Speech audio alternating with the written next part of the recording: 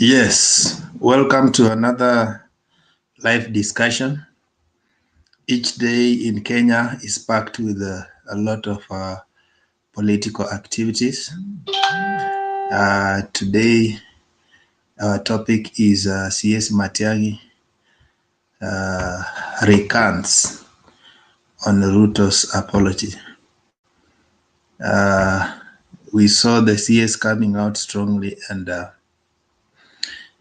trying to declare the government's position as far as the iodine investment saga is concerned. And it appears like he took a completely different position from what the deputy president was sharing with the Kenyans. And so we are seeing a government divided. We are seeing a kingdom divided. We don't know whether it will stand.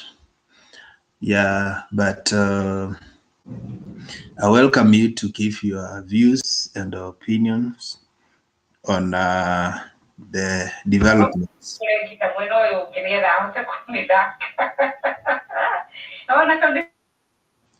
Yeah, when you enter in the studio, kindly mute.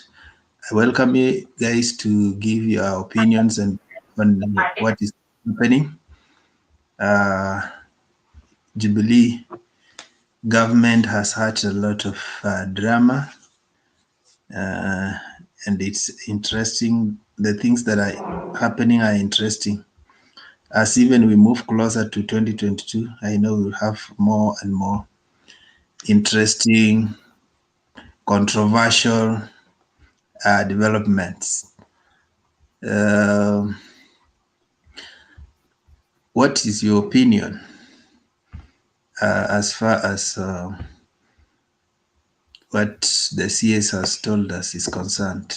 I think he came out and stated his position strongly, defending the government. Let me just share one of the clips and you hear what he said. Because any VIPs are coming, people can speak with them. Thank you very much. Right, Honorable CS, if you can respond. Thank you, Mr. Chairman, sir, honorable members of Parliament, and thank you for your observations. Mr. Chairman, they can only, if you come in without your passport being stamped on entry, it can only mean two, either of the two. Either one, that you actually came in through our porous borders, or B, you came in private aircraft in the company of some people, especially if they're VIP, and you took advantage of VIP movement and left the airport without your passport being stamped. You see, when VIP people arrive at an airport, for example, I know this may have happened to maybe some cabinet minister or some people at that level. Your passport is with your PA or with your other person, and all your passports are taken to the immigration and they are stamped there. But you see, sometimes if you arrive at some of our small airports and you walk out in the company of VIPs and the passports are left behind to be stamped there, chances are that you can fluke your entry and walk out in a situation like that. Because you know, now we have learned. I know if we did this before, Mr. Chairman, I mean, in all fairness, again, will bring about a lot of complaints and so on. We allow people who occupy particular places, we will not require them to stand there and bring their passport to be stamped because we trust them. They are highly placed people. Their passport would be with their personal assistant or with somebody they are with. And you know, if you come in a private jet and you are accompanying a VIP and so on, all those passports, 6 or 7 of them are taken there at the same time. It's very easy to omit one passport. And then, you know, people are cleared. By the time you realize that you actually stamped 6 out of 7 or 8 passports, some people have gotten out of the airport without being cleared. So it's possible that that is one of the ways. It means one of those because. But if you just allow, it's not once. If I heard you right, it's twice. Yes. Twice he has gotten into a country with a passport that is not stamped entry. And later on, stamped exit. In this, how does it happen twice that probably this is the only one that is not stamped? There's something inside there that probably we need to hear from the Director General of Migration twice. Mr. Chairman, if you may indulge me, that's why I was saying that when we, when the Kenyans have been asking, why do we take a drastic case? Like in this particular, the decision we took was drastic. We actually used a sledgehammer approach in the sense that we cancelled the work permit and completely because, twice is too much to do that kind of thing. And that gives very serious indications.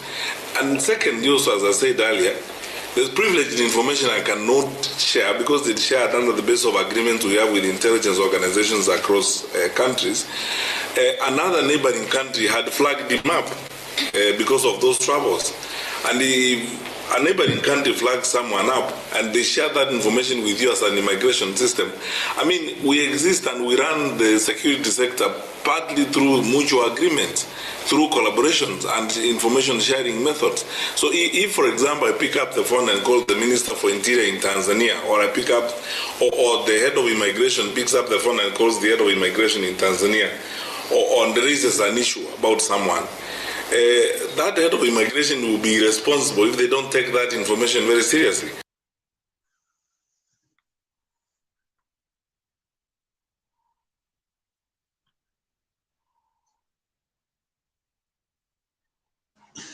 Yeah, that is part of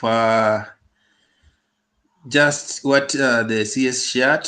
He shared a lot of information there. There are on many clips, but I've just shared one of it. I hope you are privy to what happened. Alongside with that, we have we had information that Kalonzo went to Turkey, perhaps to do a shadow diplomacy over the same. We are not sure whether it's a true statement or not.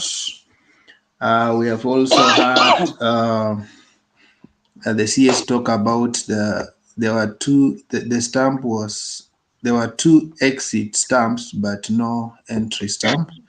So those are the few indicators that, and he was forceful on this that the whole exercise was about money laundering.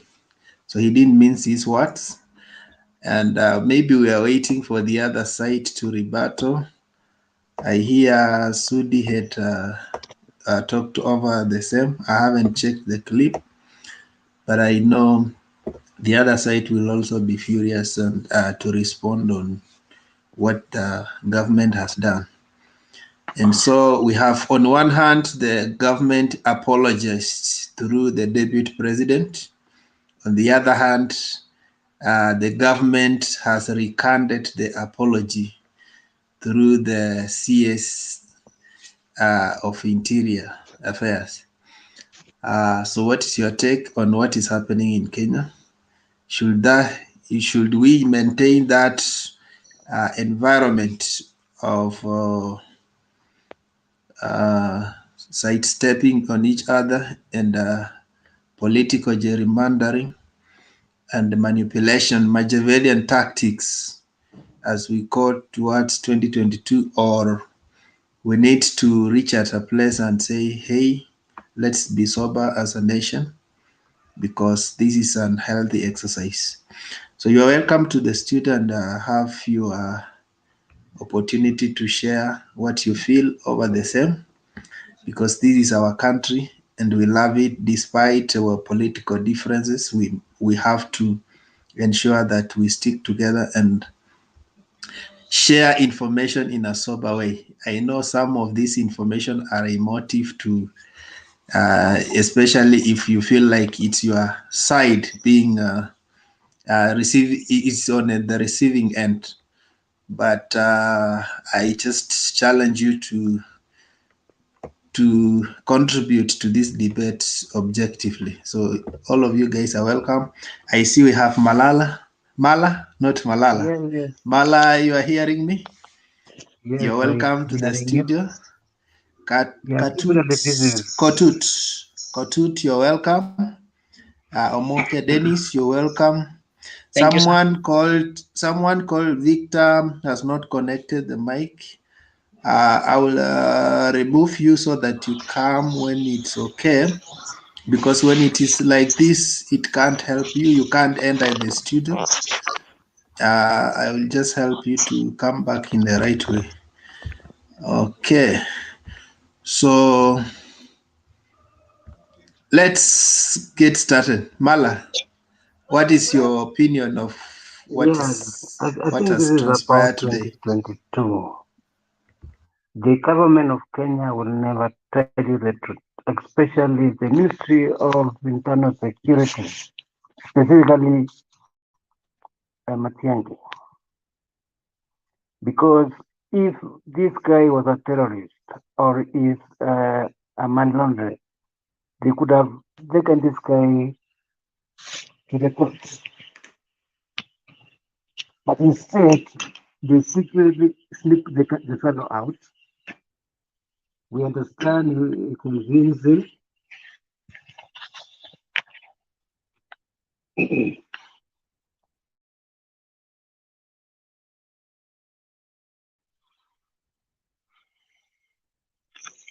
What's up? There's something wrong with my. You can hear me? Yes, proceed. You can hear me? Proceed. We are hearing you. Yes. And there are many questions around this issue. And you put it very clearly. There are rumors that Kalonzo Musyoka was sent by the president to go and apologize in Turkey. We are not sure. Just look at the social media, people sharing the passport of this guy. You dismiss what the Matiangi was putting across. So the government of Kenya appears in like group, and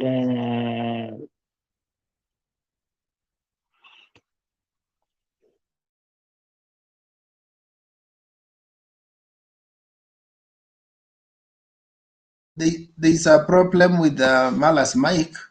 I think let him sort out and come back. Omoke, Dennis. Yes. Yes. Is it your first time to be on this studio? No. Or you've been here before? I'm a fixed asset of this show. Oh, thank you. You're welcome. Yeah. Make your submission based on what you have heard the CSA and also what you have maybe heard through the news or any other channel, because the event was live and the government was trying to put did actually the government set the record straight, or it made things worse? Okay, thank you, Wekesa. I want to start from where this problem started. We are being told Harun was an investor, but there are questions that are not being answered, or the people who are handling all these issues from the people associated with Harun are not giving us information that exonerates him. First of all, you ask yourself, which investor that doesn't have an office in Nairobi? You've been permitted to come and invest in this country, but here you are, you don't have an office. You only have a registered company, a foreign company that has no operations in Nairobi or anywhere within the space of this country. What these people should be telling us is, I had the first conference that was being from Uganda. Ndidi Nyoro and Oscar Sudi told us, huyu ni investor wa matunda. But can we be told, wacha tuambiwe amelima wapi? hii matunda yake ameweka wapi? Where have you invested in this country? Are we together? I hope I'm audible. Yeah, you are audible. One of the things that the CS said is that yes, he has a permit, Yes. and his permit. He said, actually, let me be very specific. He said his permit is class G. A class G permit does not allow him to move around other countries. So he was supposed to invest actually in Kenya. And but in Kenya, he has nothing, zero investment. So you can Correct. proceed. I was just giving you the information that the CS was saying. If you Also, have a different information, so. Also, the CS told us that this guy, in the same passport, he has,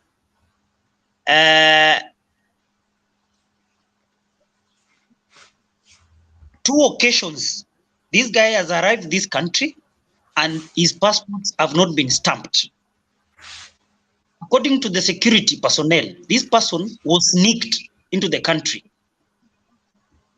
You know, what he was doing, how that passport was not, how that passport happened that they didn't stamp it is a story of another day. But be it as it may, we are told Matiangi has just confirmed that there is no apology that has been given to the government of Turkey. My brother Wekesa, you have asked a question that was it correct for him to be deported? First of all, you cannot detain a citizen of another country in this country, you know. Secondly, the CS said they were in constant communication with the government of Turkey. My brother Wekesa, these people who are castigating the government for deporting Harun, has the government of Turkey complained? No. There is no report that the government of Turkey has actually complained that citizen wake amekuwa mishandled in Nairobi. We have an embassy of Turkey in this country. The embassy of Turkey has not given a statement, you know, complaining that their citizen was illegally deported. The only people who are only giving us long lectures about how Harun was deported illegally are the people who know what business Harun was doing in this country. Is that okay, Wekesa? Lastly, so that I can give others time to also contribute, I want to touch a little bit on the issue of the deputy president being denied a chance to go to Uganda. I'm very sure all the members who have logged in at some point, you are aware or you have witnessed there are standard procedures set by the government. William Ruto is not a private citizen. William Ruto is a state officer who has security by the state, who has a staff that moves with him by the state. You cannot tell me, my brother, that William Ruto wanted to leave this country to Uganda, you know, at his status as a deputy president. You will not, as at now, you will not differentiate between the person of William Ruto and the office he's holding. Should anything happens to him outside the country, you know, how will the government respond to that? You know, people might think that he was being paraded for humiliation. He was dragged by the collar just to, in the public opinion, to be humiliated and whatever. But let us be human enough and understand that whenever you are traveling out of the, even us, ordinary Kenyans, if you are a civil servant, you will not fly out of the country without the consent of the ministry, not even the ministry, from the Office of Public Service. How comes then we are being told that William Ruto was unfairly treated at the airport, at Wilson, when he was going to Uganda? You know, thirdly and lastly, Bwana Wekesa, we understand this country when the government has intelligence. When they said that the passport of this guy was not stamped, I have seen materials circulating, and these materials were originated from the page of Dennis Itumbi. If you keenly look into those documents, there is one document that shows they have edited. They're even not sure of what they have edited. One of the document has date 70, right? And if there are some grammatical errors from the materials that they have uploaded to contradict the government that the passports of this guy were actually stamped. My brother Wekesa, the person who was deported is Arun. We have not received any statement from the person who was deported confirming that he was deported illegally. So to me, I can repeat the words he has said, that the government did what it was supposed to do. I finish my submission there.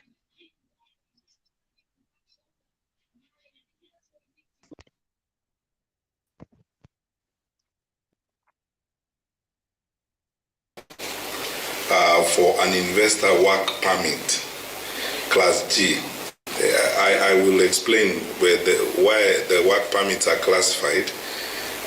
For example, shortly I will demonstrate to you that if you apply for a work permit Class G, it means that you are supposed to operate within the country according to our law, because you can apply for a different class of work permit which enables you to be a regional worker. Like now, the international companies that we have here, the IT companies, IBM and the rest, they get their managers apply for a work permit, but they are working in the region. Those who are regional managers, they move around and so on. So anyway, this national applied for Class G of a work permit on the 24th of November 2020 under a company called Unit 2 HA Investment Energy Africa.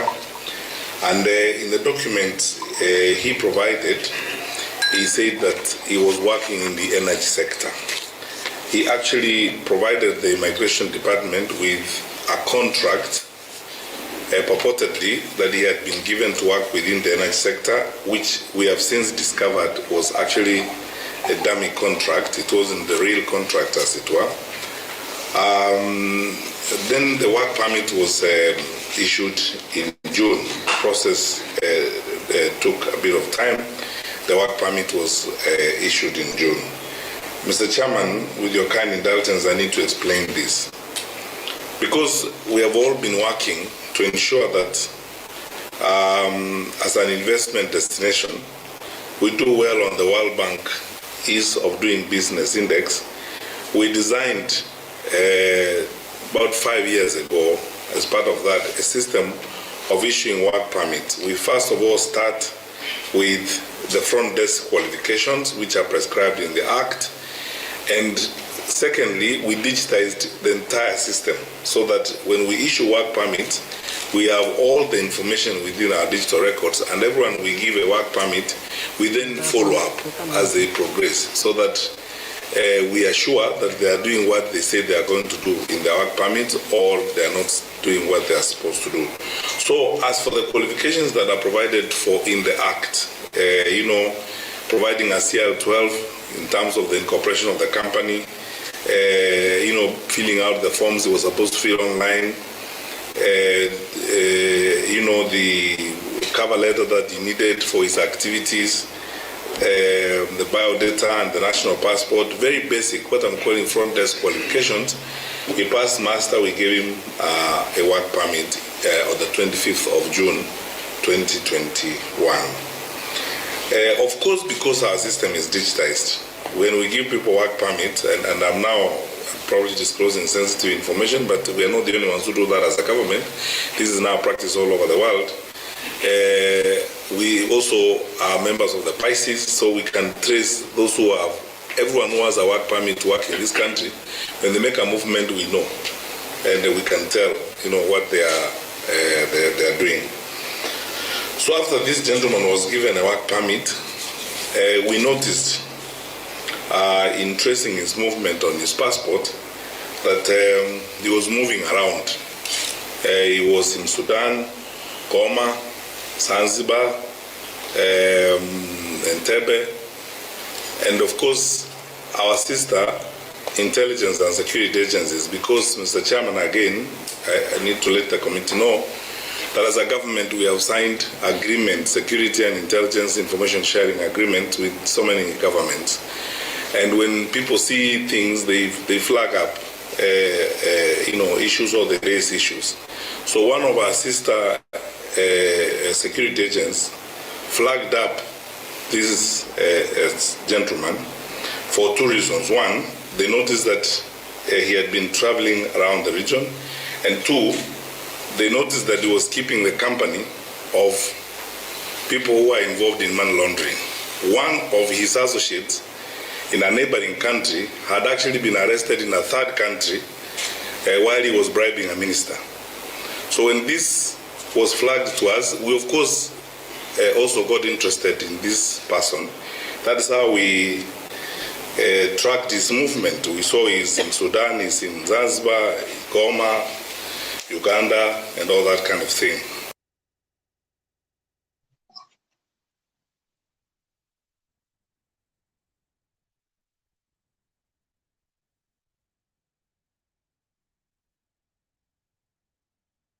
Thank you. Thank you. I know it has taken quite a bit of your time, but it's important sometimes to have a background of our debate, because sometimes I realize when people come to the studio and they don't have a background of the information we are relying on to set the agenda, then they come with their own topics. So that's why I took time to share the clip for you to get the nitty-gritties of what has happened, so that you also have confidence to make your submission based on what has happened. Yeah, I think the CS has taken much time to candidly share the information based on the government position, and we have a right to respond to it based on the facts that you have heard from the clip. I will now proceed to the guy has left. So Gisito was the second person to arrive. Then I will go to Ruben, Ayaga, Sam, Robert, Sarah, and then Mugambi. Can we start, Gizito? Yeah, thank you very much, ladies and gentlemen. Good afternoon, good evening, I think everywhere you are. But what I would like to say, we Kenyans, we need to at least calm down and come back to our senses. What do I mean by saying that? We are trying to be too much of what we think, what we assume, what we fantasize than the reality. You know, in Kenya, in Kenya is only the place whereby if you are arrested, even if you are found drinking changa, the neighbors plus the people around will tell police that you are not drunk. Even you've not even said that you are drunk.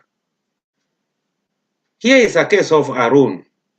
This Arun, we always discuss this. This matter is coming out of my mind because we are discussing somebody from Turkey. And you people, even we people of Africa, of Kenya, if you go to Turkey, if they deport you, you'll never hear them discuss about you. But we, as a citizen, we discuss about him. We say it was wrongly used. It was wrongly done this. Let me tell you people, maybe some of us have traveled, some of us has not traveled. We are in different countries. There are those people who are in other countries. We have done politics. We have been in politics. We have got involved of these places of deportation, these places of, and we have seen them because of politics. The deportation, before they deport you, they don't look upon everything you people are saying. The only thing they look, only one thing they find that is wrong from their country, they will deport you. And if you reach and the pilot accept to take you, even if you are from UK, even if you are from Germany, US, you will go back to Kenya. Where you will get the problem or where they will start dealing with you is your country.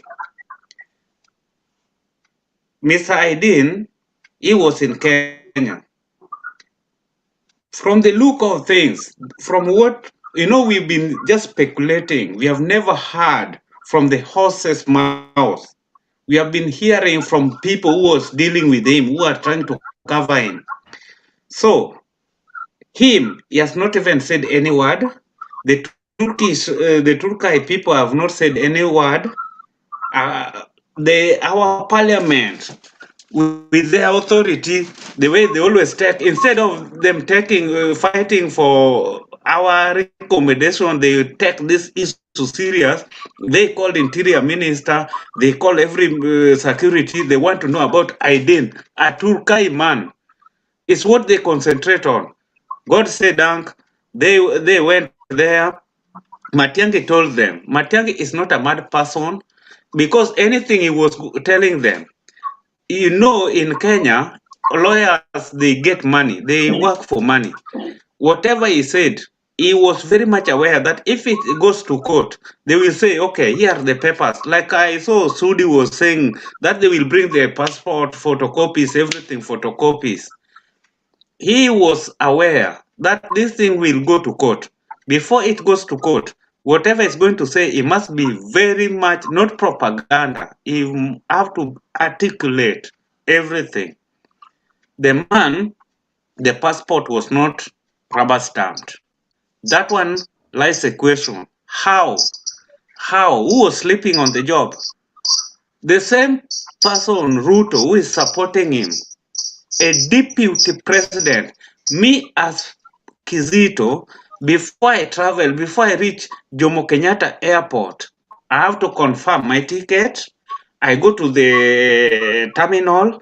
I have to check whether everything is correct. It's when I pass. How? I'm just a normal person. Somebody like Ruto, their things are being done before.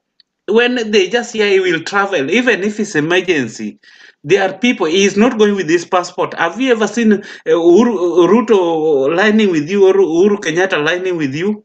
That's why they have got their special site, whereby their things have already been cleared. They come like walking with their bags, even they don't carry their bags. They have the PA carrying their bags. So we have to talk reality. To me, as Kizito, I don't see why people can suffer, can dwell so much in a Turkey man who came illegally. If we leave alone that, if I just want to elaborate, Matiangi explained that when you get a work permit, to work in Kenya. You are not allowed to go to do work anywhere in other countries, because until they give you that work permit, or he was not having East African work permit. He was having Kenyan work permit, which he was given on June 2021. He has been in Kenya even before June. Maybe the work permit delayed. Maybe it's what he was still looking for. That's why it got delayed. That one we don't know. But when he got this work permit, why did they take this money to go and invest in Uganda instead of invest in Kenya? That one is a lies. Second, you as Wekesa, anybody in this panel, Yeah, Gizito. yeah, Yeah, on the work permits, yeah, the CS had said, uh, mute, I commented, let me respond. okay. On the work permit, we have seen the CS say that the class G classification of the permit only allows him to invest in Kenya. Which means there's a different class that allows him to invest in South Africa, in Kenya, in Zanzibar, like that. But his classification did not allow him. But he still went ahead to Uganda. So, and then the CS also said that he has no investment in Kenya. Kindly comment on that. Thank you for you've just put it in another way because you've now used the class G. That is what I said. The work permit did not allow him to work in any other country. Now, when we use the class G for us to understand, even so many 100%, let's say 80% of people who are even discussing this thing or discussing anything, they don't understand. Even me, it is the first time I've heard that this work permit, they are under classes. So when you get the work permit, you just look at it, you say, oh, it's a work permit. You don't know which work permit, under what class did you get it, unless you know it. And it's work permit. When you get the work permit, even in these countries where we stay, they have to explain to you. This your work permit, it allows you when you are dealing with logistic, you are in a logistic thing. When you are doing business, which business, it state everything that you are doing, and they control it. And once they've given you that thing, you are under the, you are already in the system. They will know how many duration did they give you, and have you achieved it. Okay. In Kenya, it might be different because for you to start a enterprise or to make something, it will take time. But in the other countries, like where we stay, they give you time because they know with the period, according to specific how you've written your proposal, they will give you, they know by just looking at your proposal, you will tell them that within 6 months I've already built this thing. Within 1 year, I've started paying people. I've started earning this much. Within 2 years, after 3 years, I've started getting my profit back. Or after 5 years, I've started getting my profit back. Now, when you get this work permit, you've already explained to them you are in the system. What do? They sit down, they monitor your movement. Like the countries where we are, when it reach 1 year after you've got your permit, they will tell you that, we have checked. Even they will not wait for you to go and tell them. They will come and tell you that we have checked. You are not going to get any profit. Even this thing is not going to work. That's the difference. But in Kenya, people like to try. Like I did, but the fact is, I have only 2 points. My last points. The fact is, let us not waste our time to discuss over Turkai man who when you are in Turkai and they want to deport you, even Grogan, who is the president, will not even support you. Just first because of your color, because you come from Kenya, even if you have millions. Secondly, all the things he was doing, you hear one of his friend was already, his associate was already already been arrested, and the NIS people were following them. We have the way Matiangi put it. They have connection. Each and every country, a girl, which country you go to, they have connection with the NIS, because you don't want to tell me that NIS in Kenya and the NIS in America and the NIS in Qatar, they have got how they retaliate in the security system. That's why when you are arrested, they will explain to you that, okay, you are arrested. When you go to Kenya, they will know that you are arrested because it's in the system. Now, when his colleague was arrested, and with that information alone, they will look, who are your associates? My associate, one of them is Aidin. Aidin, where are you? Is in Kenya. That alone is enough to deport the person. That alone is enough to deport the person. But now what is coming out is just this propaganda, because it touches untouchable. It touches people who want to promulgate the thing to let it look so much big. I don't hate them. Business, you can do it in any way we are used to. We are African, you can do any type of business you want it. We have been used to Moi era, whereby Moi said, sell your goods the way you want it. That is the mentality we still have in Kenya up to now. If we can stop that, nobody could have questioned why Aiden was deported, because nobody knew him. How much money did he come with?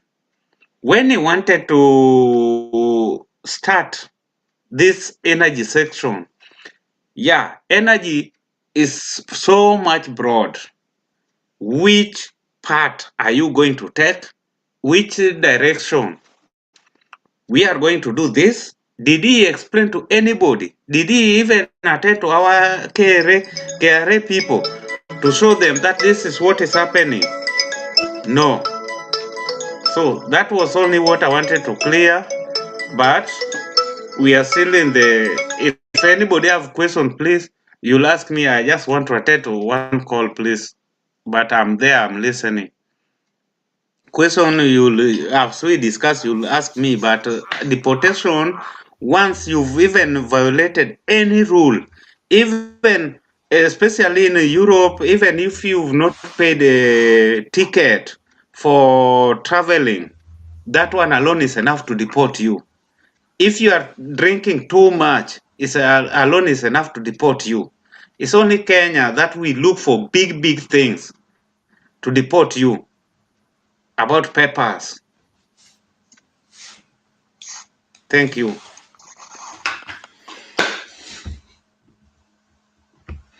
Next person is Rupen. Kindly make your submission. Okay, thank you guys. I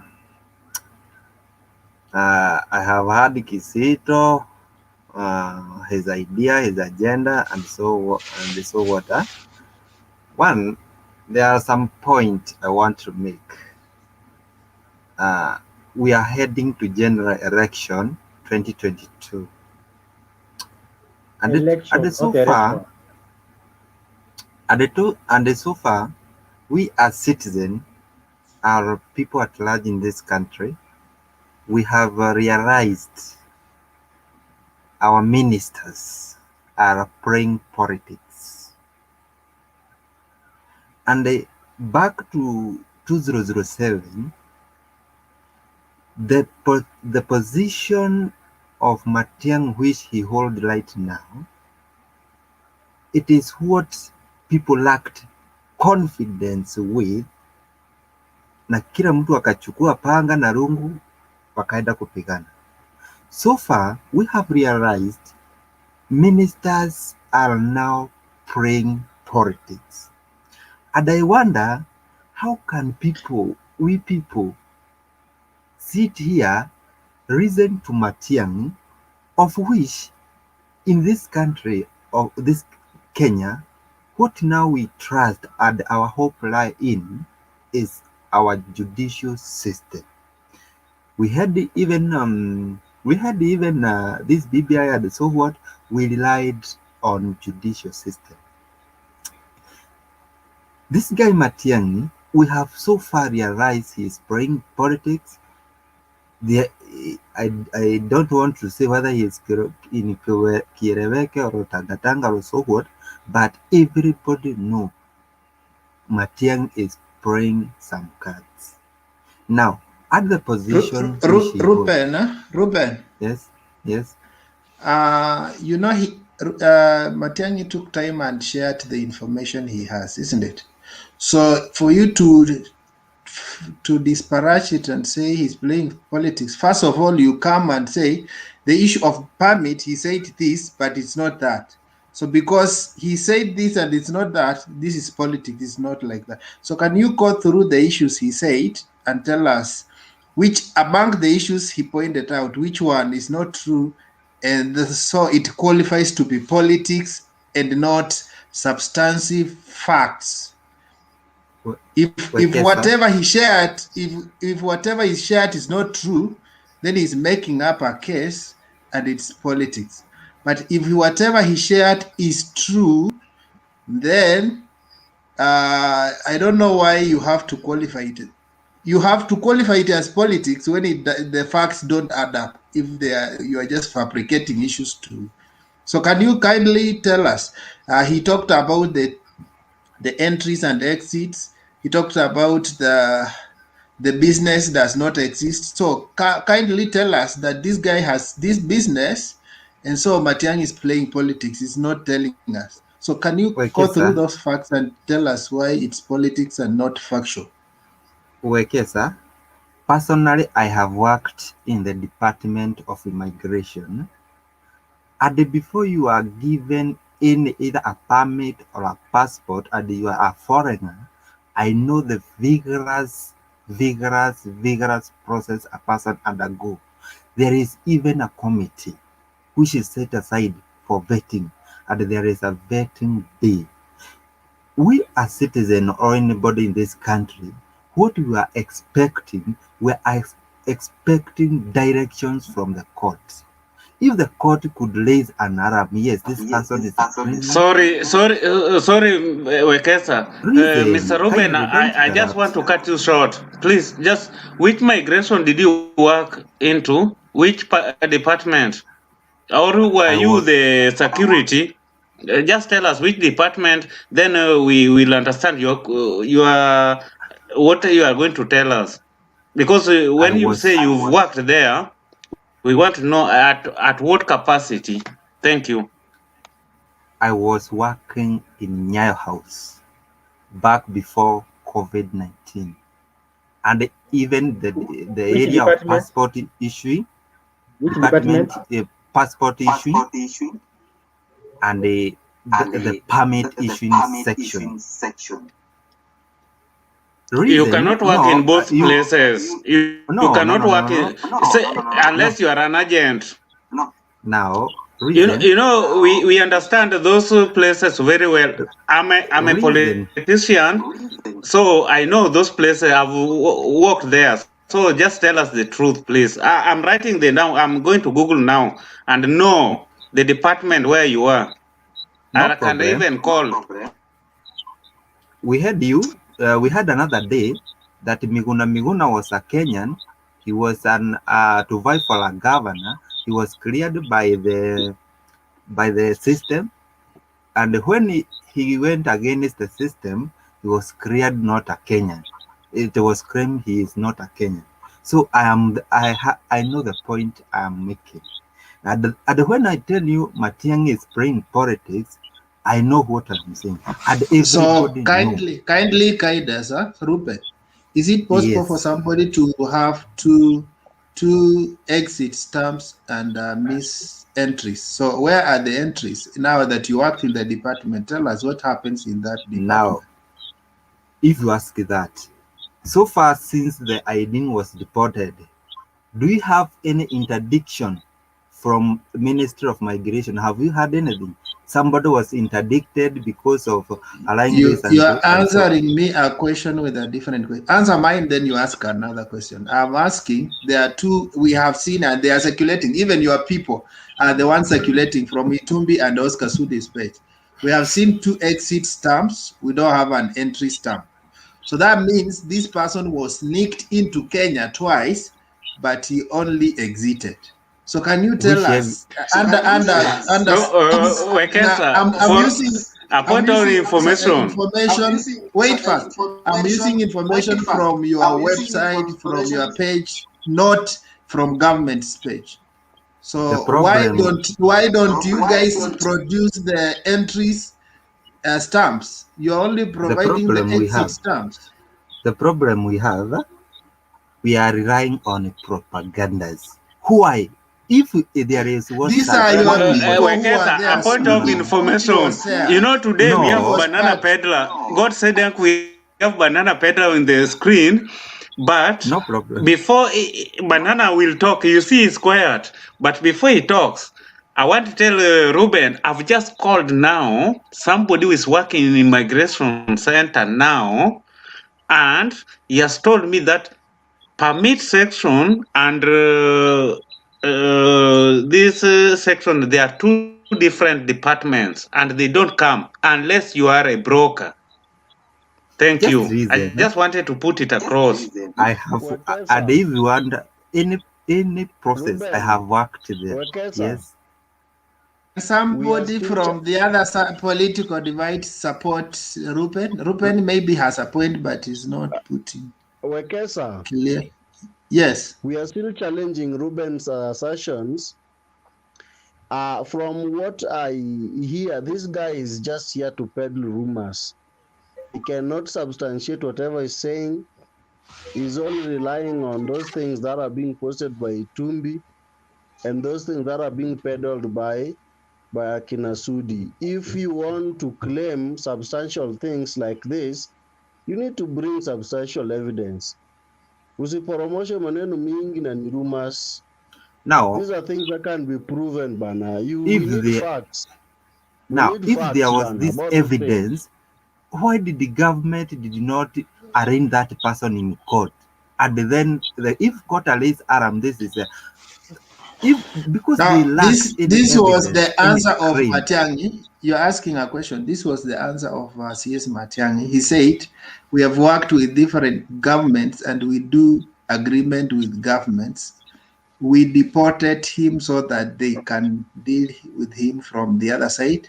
Yeah, he said it's not the first time they have 40 cases they have dealt with. And then he also said there are Kenyans who are arrested in other countries and the government asks them to give them to them so that they can be detained in their own, okay, they can be jailed in their own or taken to court in their own country. Kindly respond now that you worked in that department. Does it make sense? One, Matiangi, I told you from the beginning, he is playing politics. And Now that no, listen, any for explanation me from him it is is the narrow and information. void. For me, it is the information you will share to us that will determine whether we believe you or believe Matiangi. So you can repeat it 100 times, is playing politics, but as long as you're not sharing substantive information to this page, nobody will believe you. So share issues so that people can, based on your evidence, we can say, afadhali even Itumbi normally share some information. So you don't have any information. Share information and tell us based on this information. I think the guy is playing politics. Otherwise, repeating that word, even if it's 100 times, doesn't make it politics. Do you understand what we are saying? So each side, if you are supporting Matiangi, share as based on the fact. If you are not supporting him, based on the fact, so that the discussion is substantive. So far, Okay. we know Yeah. Matiangi and the Kibisho, they are just they are playing politics, nothing else.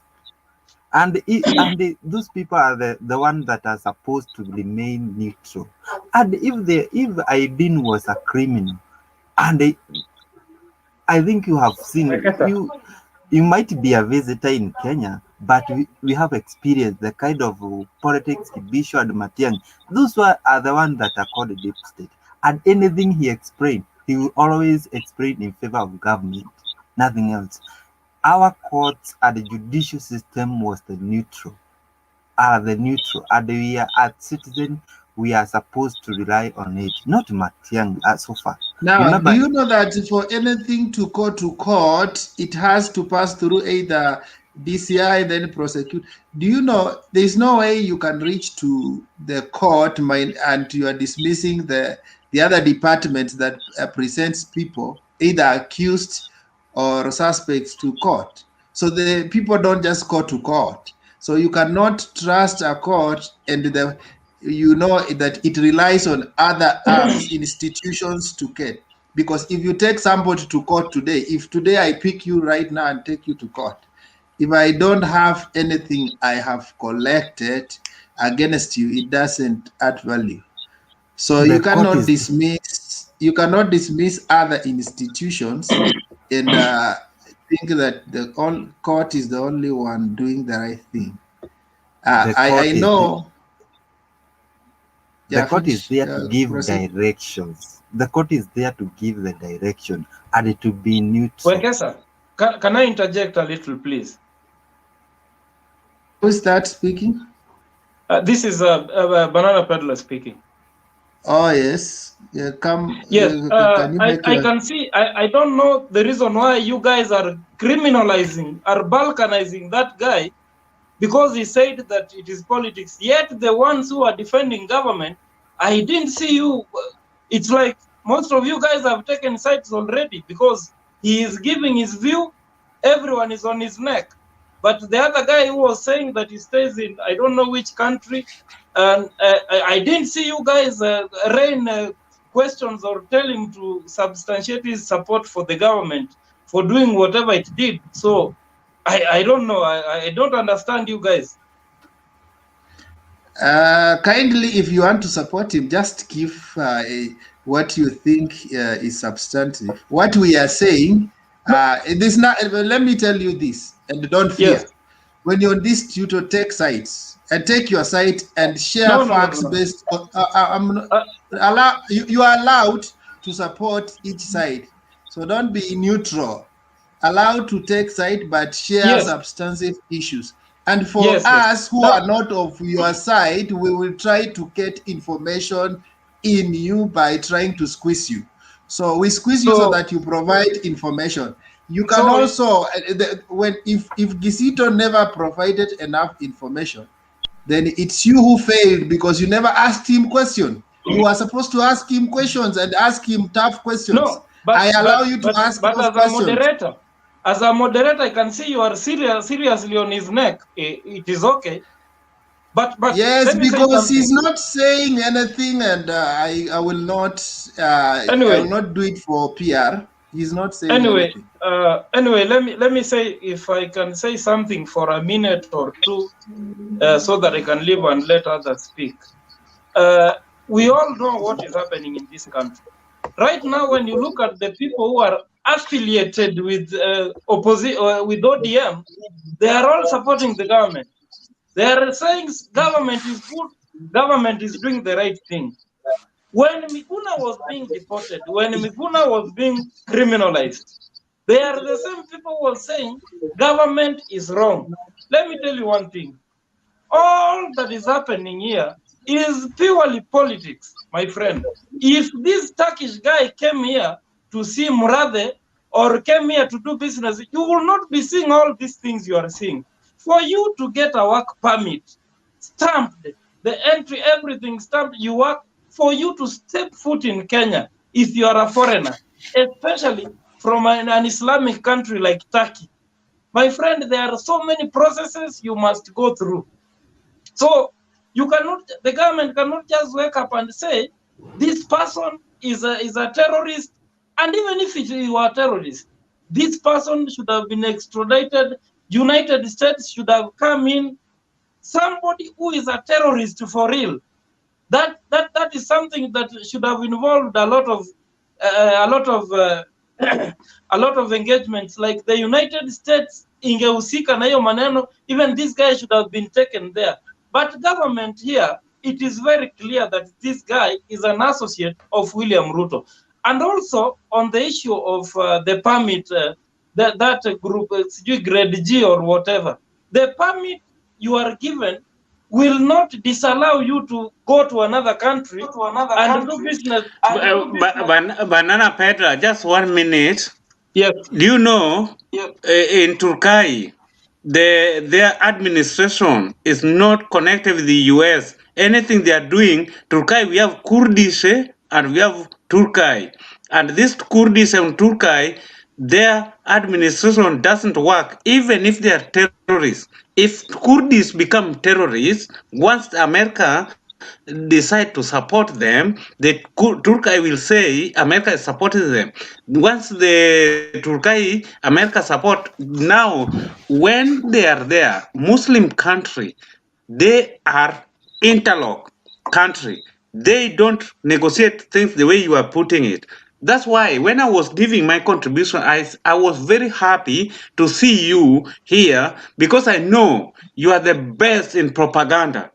So I want you to give us the propaganda to tell us, help your brother Ruben, because I know you with the propaganda. You know it, you are the best.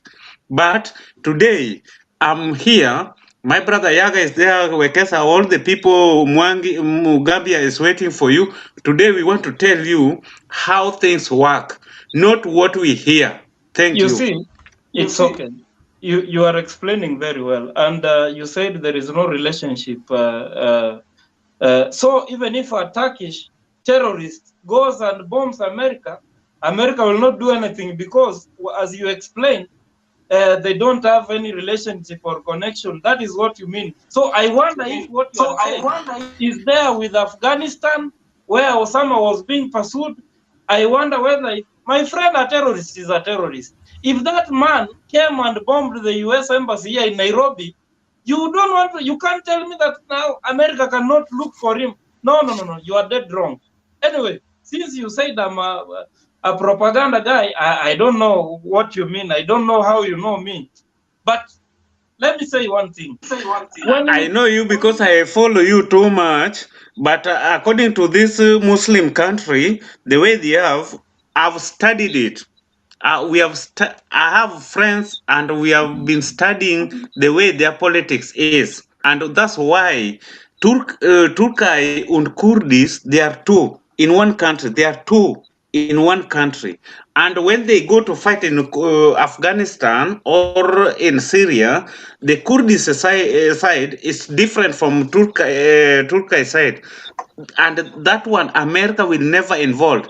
Even Erdogan, who is the president for Turkey, he told America point blank that when you try, we are going to hit. They wanted to hit another country. And how do we call it? This country next to them. They wanted to hit it when America talked. So you have to know there's no relationship between them. That's why because I've studied it, I've heard it, I've seen it. So I have three things that I can base my argument on. Thank you. Allow me to let Bedlam finish. Allow me to ask Kiziko a single question. No. Wait first, Ruben. Listen, this guy was cleared at Wilson Airport.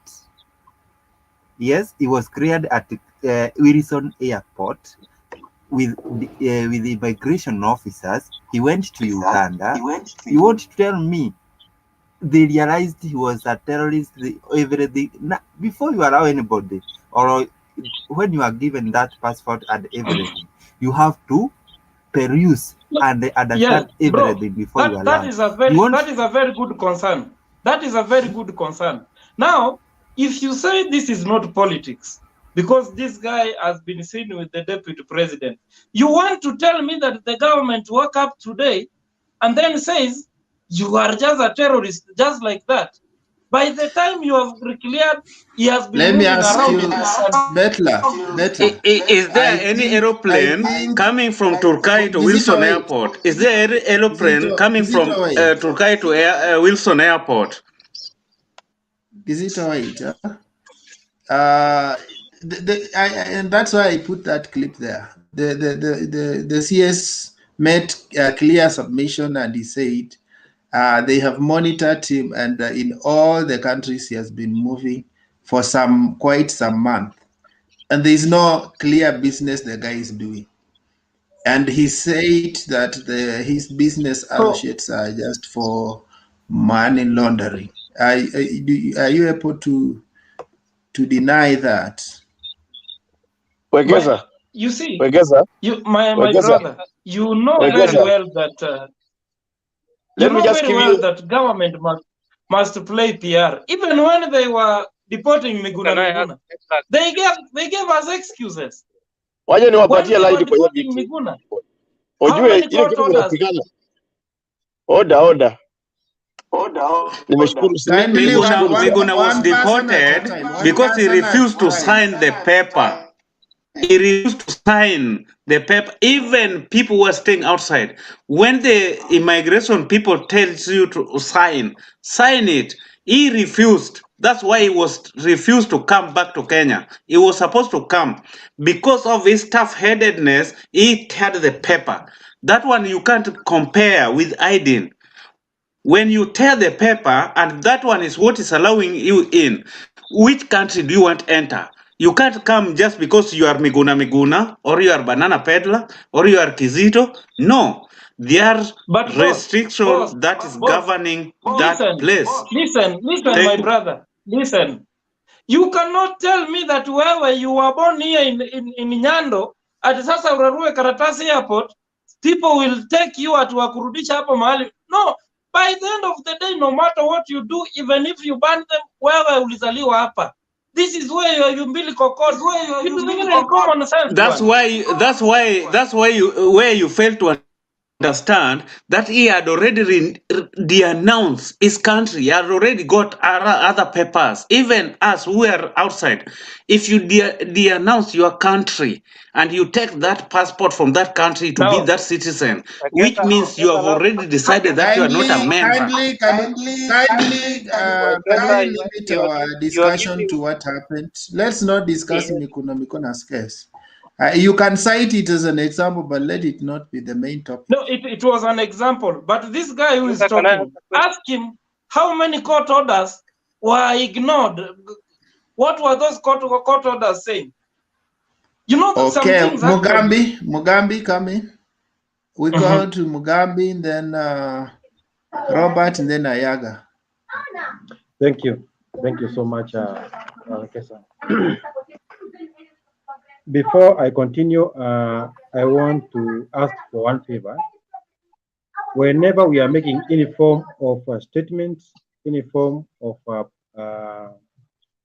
opinion, let us base whatever we are saying on facts. Because whatever we say here may be used against us, may be used to confuse other people. So let us use facts on whatever we are saying.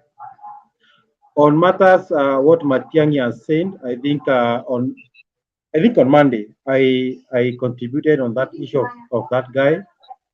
I gave quite some information, some of them which Matiangi has given today, like there's no way you are a foreigner in our country and your passport is not stamped either in exit or entry.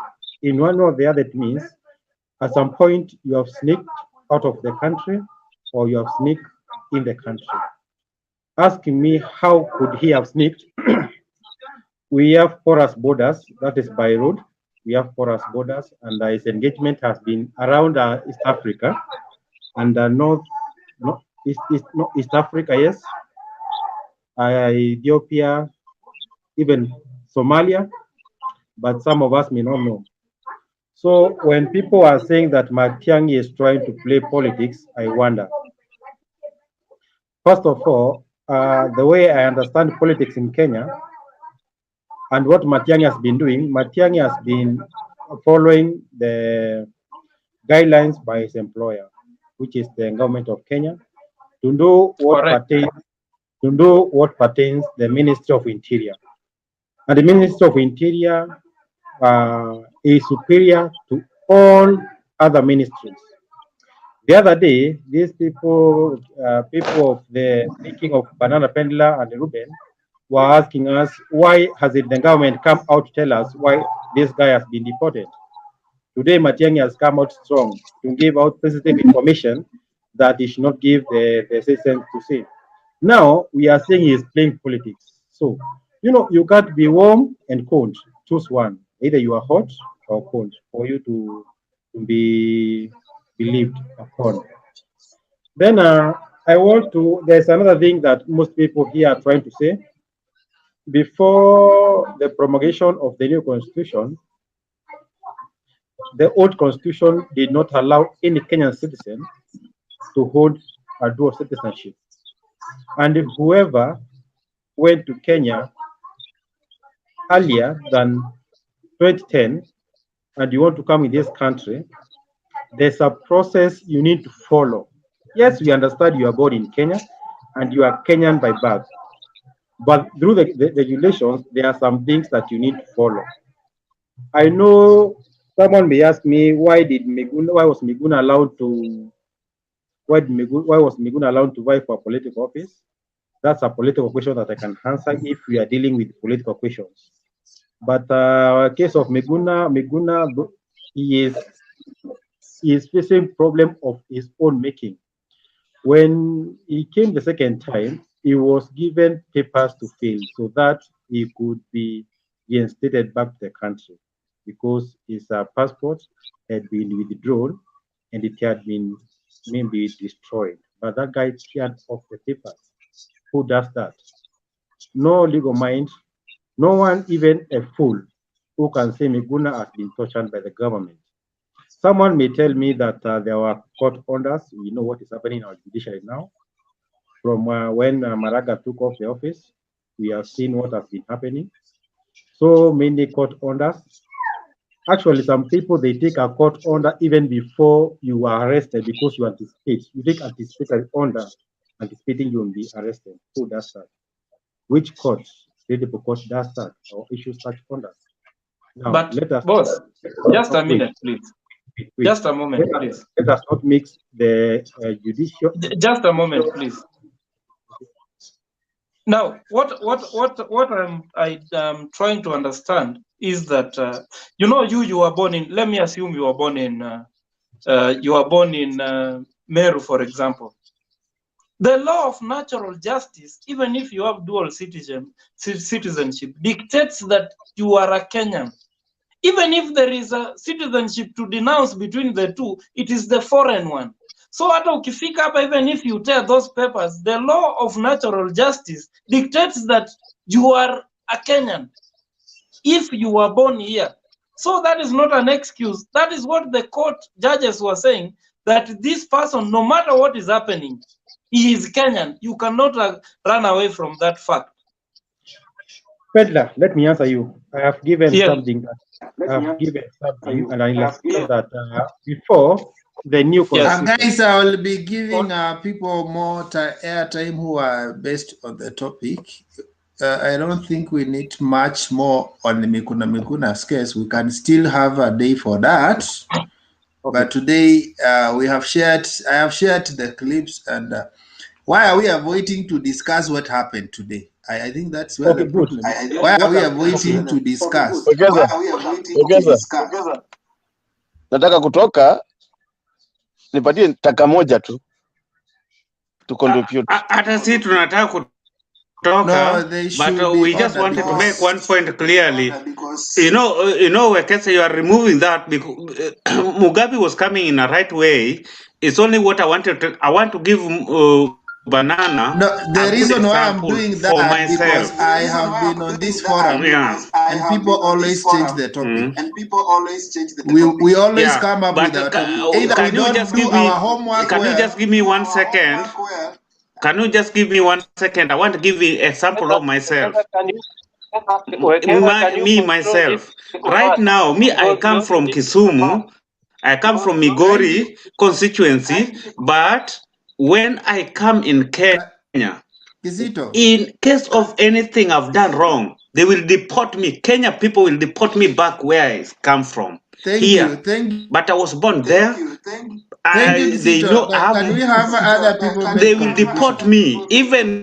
Even during I saw even during Deport you to this where? post-violent election, they came Boss, to pick you don't know all what you are talking about. of us Just stop. of whom we were started in Kenya. They pick all of us and they brought us here. Why? Because we have the papers from here and we have to be here. And that's why Okay, they thank came. you. We Thank were you, taken to Kisito. embassy. That is the law. Robert, It's the law. It's can you not make your where you were contribution? born. Robert Ndenayaga, kindly. Thank you, Wekesa, for this opportunity. Mine will be very short, and I will be shooting straight to our topic today. Matiangi has come out at last to demystify some of the rumors that have been going on online, and he has stated his facts that indeed, one, this guy was given a permit, Class G, and was allowed to conduct his business within this country.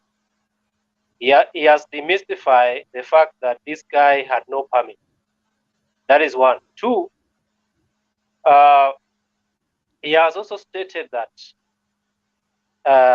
once he was given this permit, he has been moving around other countries or other neighboring countries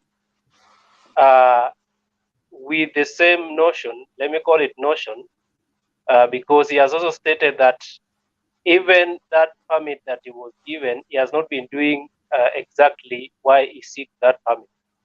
So Matiangi has stated facts. And for those people who are also saying that this guy was a businessman, this guy had businesses in Kenya, they should also come out and also tell us where are those businesses. If it is in the energy sector, which department, which energy sector did he maybe engage with in terms of his business? If he was trying to create maybe the business that we earlier told that of vaccines, do we have maybe a go down here in this country with his name as the one who has actually owns that go down, and it contains the vaccines as we were earlier told? So let's not beat about the bush. If the government has stated their position and you have a different position, nobody nobody is barring you from stating your position clearly and substantiating it and supporting it with facts according to what you know. Now, from what we are seeing,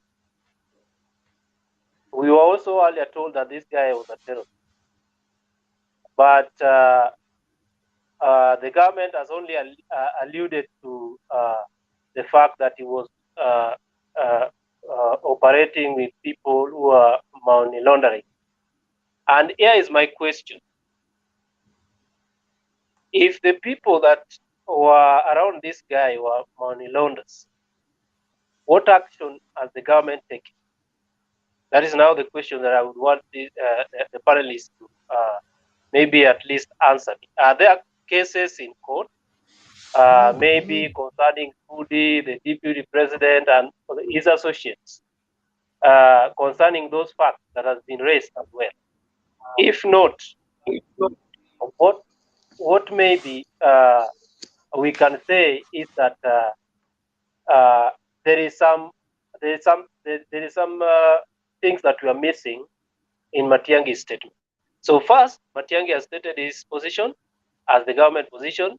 He has come out with facts, but the other side, like the banana peddlers side and the Ruben here, you also need to come out with facts, not just by saying that these people are playing politics.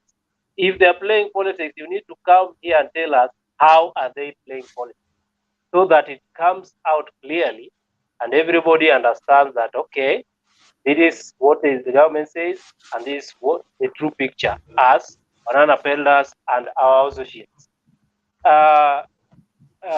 Wekesa, just allow me to mention something because it has been mentioned in this debate, and I do not want to maybe just dig deep into it or take a deep dive into it, but just to mention that Miguna's issues is an isolated case. It is not a case that you can compare with whatever is happening here. There is that; those are totally two different cases, and we should stick to the facts that concerns the Turkish guy and how he came into this country, whom he came to see. If it is business, as we are told, he was given a permit to go and work in the energy sector. We need to try and dig deep. If it is in the energy sector, whom did he meet in the energy sector? Because we have the energy ministry, and we also have people that work around that ministry. If it is a project that he had in this country, we also need to know what project that. Did he do anything? And if he did not do anything on that project as planned, what made him not to proceed with his plan in this country, so that he left the option that he had in this country to pursue other options in the neighboring country? So those are facts that we need to know. And the only persons that can tell us these facts are the associates. And the associates representatives like Banana Peddlers and Ruben who are here, just come out clearly and tell us this so that we clear the air. Back to you, Ekesha. Okay. Any one or two questions, and then we move to the next person. If there's no question, then Ayaga.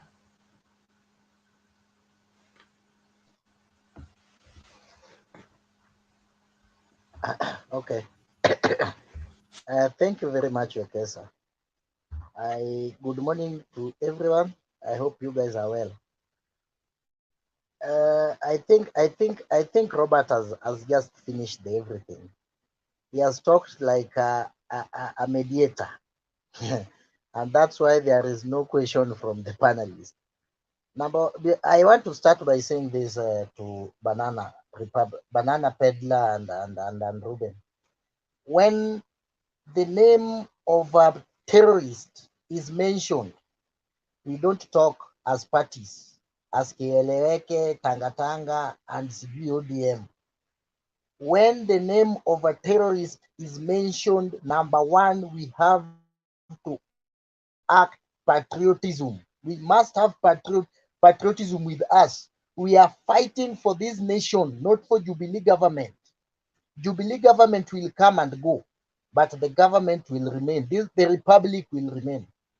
Now, when we are supporting the government, we are not supporting the government because this guy is allied to a certain politician. That politician can die tomorrow, but this republic will exist. So we will not allow terrorists here that one day will harm our kids or our grandchildren because we were told because somebody want to be president so much.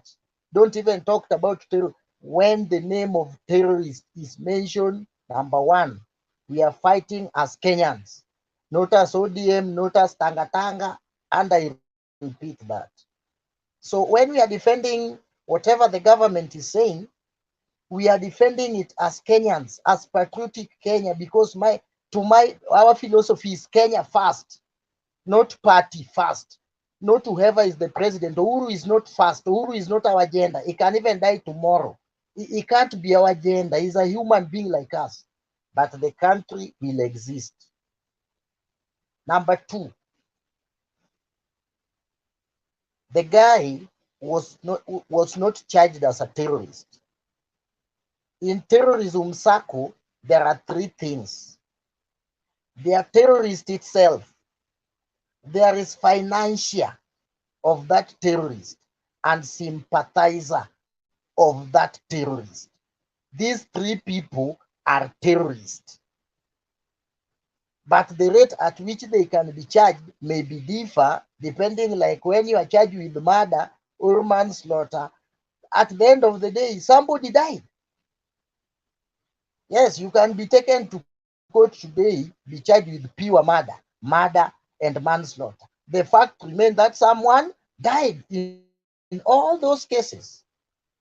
The punishment may be differ. So that guy was charged because of financing a terrorist. Because why can't you wait the government? Now the government has started speaking. Yeah, if your side is so confident and so sure with their facts, why can't they wait for government to explain to Kenyans? Because I don't think Matiangi was addressing those who vote for Jubilee alone. He was addressing Kenyans. Yeah, why can't you wait? And when the time comes, you tell us. Number three, Turkey is in a red line in this country. That is not the first Turkish national to be deported. We have deported so many Turkeys. So this is not the first, and it will not be the last. Turkey is in a red list in this country, if you don't know. Number four, I want to tell you this.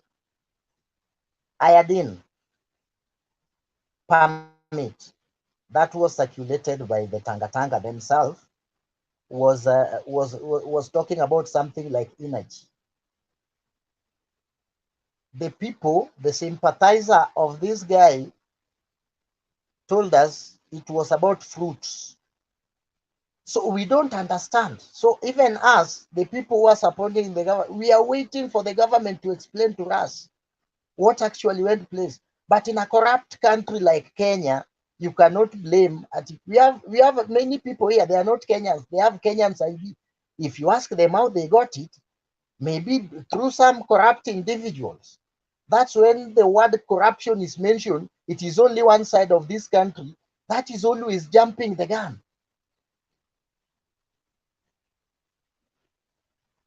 Finally, Thomas Sankara says that you cannot push a vehicle while inside. You cannot, huwezi sukuma gari ukiwa ndani. William Ruto cannot push a government that sits inside. In fact, Thomas Sankara alisema ni ujinga zaidi kujaribu kusukuma gari yako imekwama katikati ya highway, wewe uko ndani na unasukuma hiyo gari na una expect the same vehicle to move. This guy is right in the government. He sits in the Security Council in this country. He has not told us he left.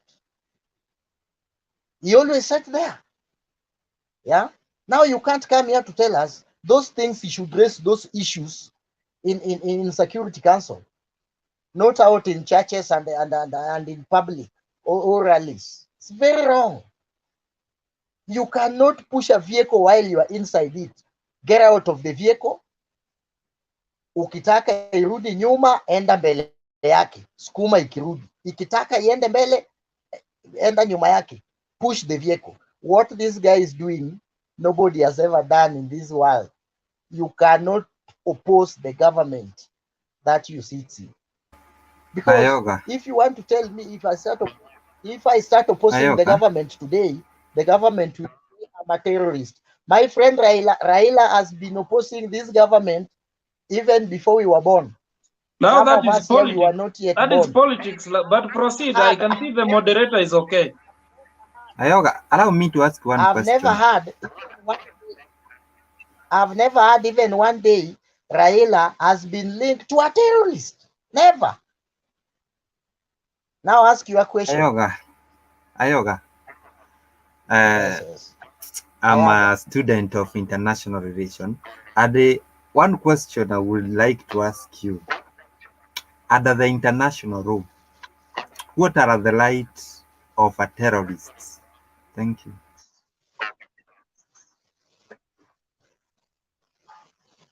Who again asked a question? Banana Panda, you don't have a question? Okay. Ruben, in Germany, the information we have in Germany, the same Ayadin was arrested with guns linked to a terror activities. It is not Kenya, only Kenya in this planet Earth that has complained about this guy. And if Which other this country? guy could have Which been other country has deported, complained?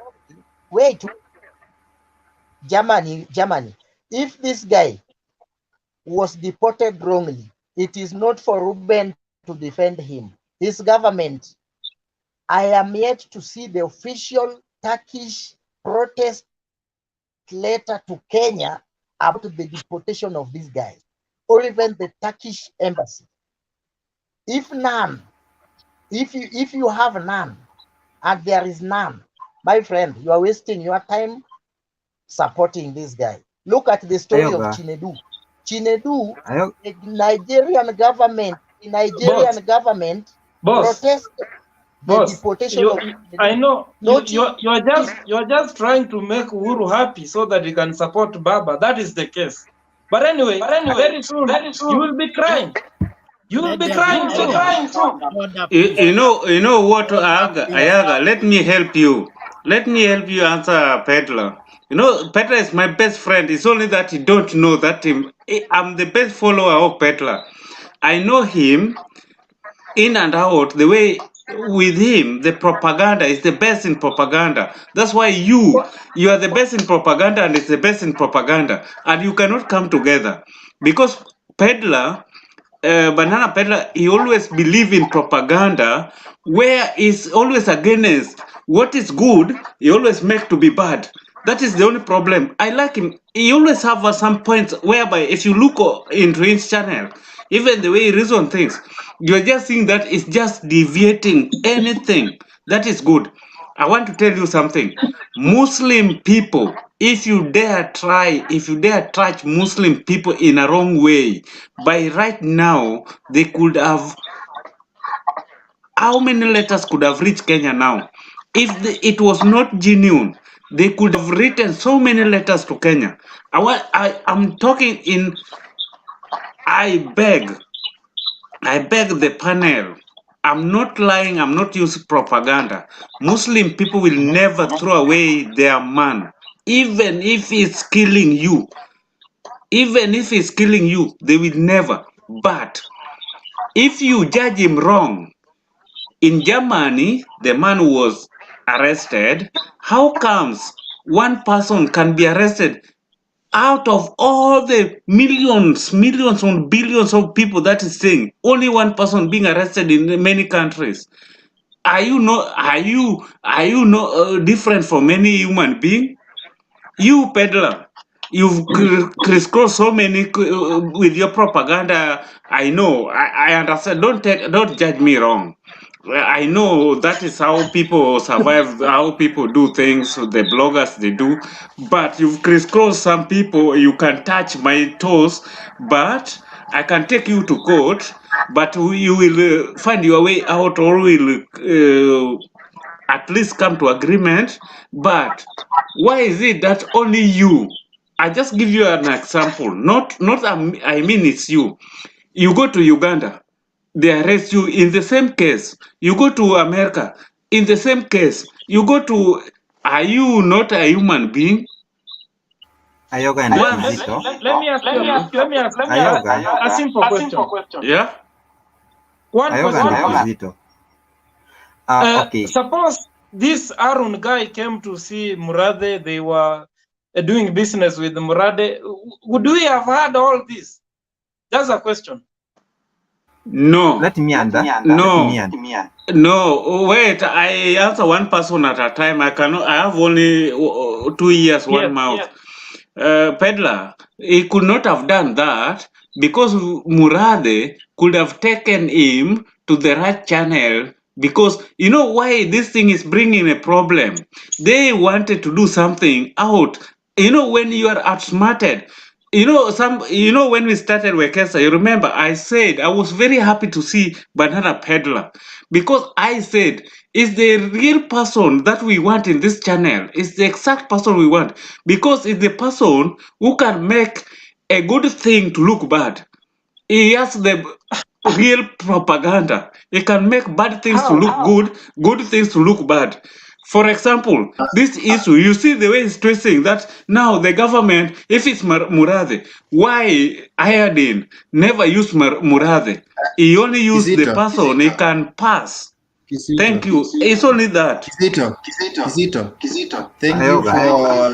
for Betler to confirm that actually it's not the government that is playing politics, but it's him, because he's looking at the government side for herself. If the person who is in the whose character is in question has come through the government, then it will be okay. When he comes through opposition, it will have an issue. So for him, he has already taken a political stand. I have I've shared the information that is here. He has not prosecuted any one fact. He has not told us the issues to do a permit. He has not told us the issue to do a business. Is he a fruit farmer, modern fruit farmer? Is he a vaccine investor? He has not told us anything to do with the facts on the ground. His issue is he has a problem because the government is against Ruto. And why if kindly somebody mute? Yeah, if we go that route, and then we will not get anywhere, because anybody can try to play politics and we just be here accusing each other. But if we systematically say that these issues we are raising have no validity, therefore we disqualify the whole issue that Matiangi was saying. We disqualify the issue of investor being in money laundering, because he has actually a valid business, and this is what he has done in the last 6 months or in the last 2 months. We are not arguing in that line. We are just seeing Murathe and Matiangi. We are just seeing Ruto versus. Why do we want to do that? Because we know when we go into solid facts, we don't have any. When we go into substantive evidence, we don't have any. So we just want to play politics around and we look for sympathy. I'm sorry, but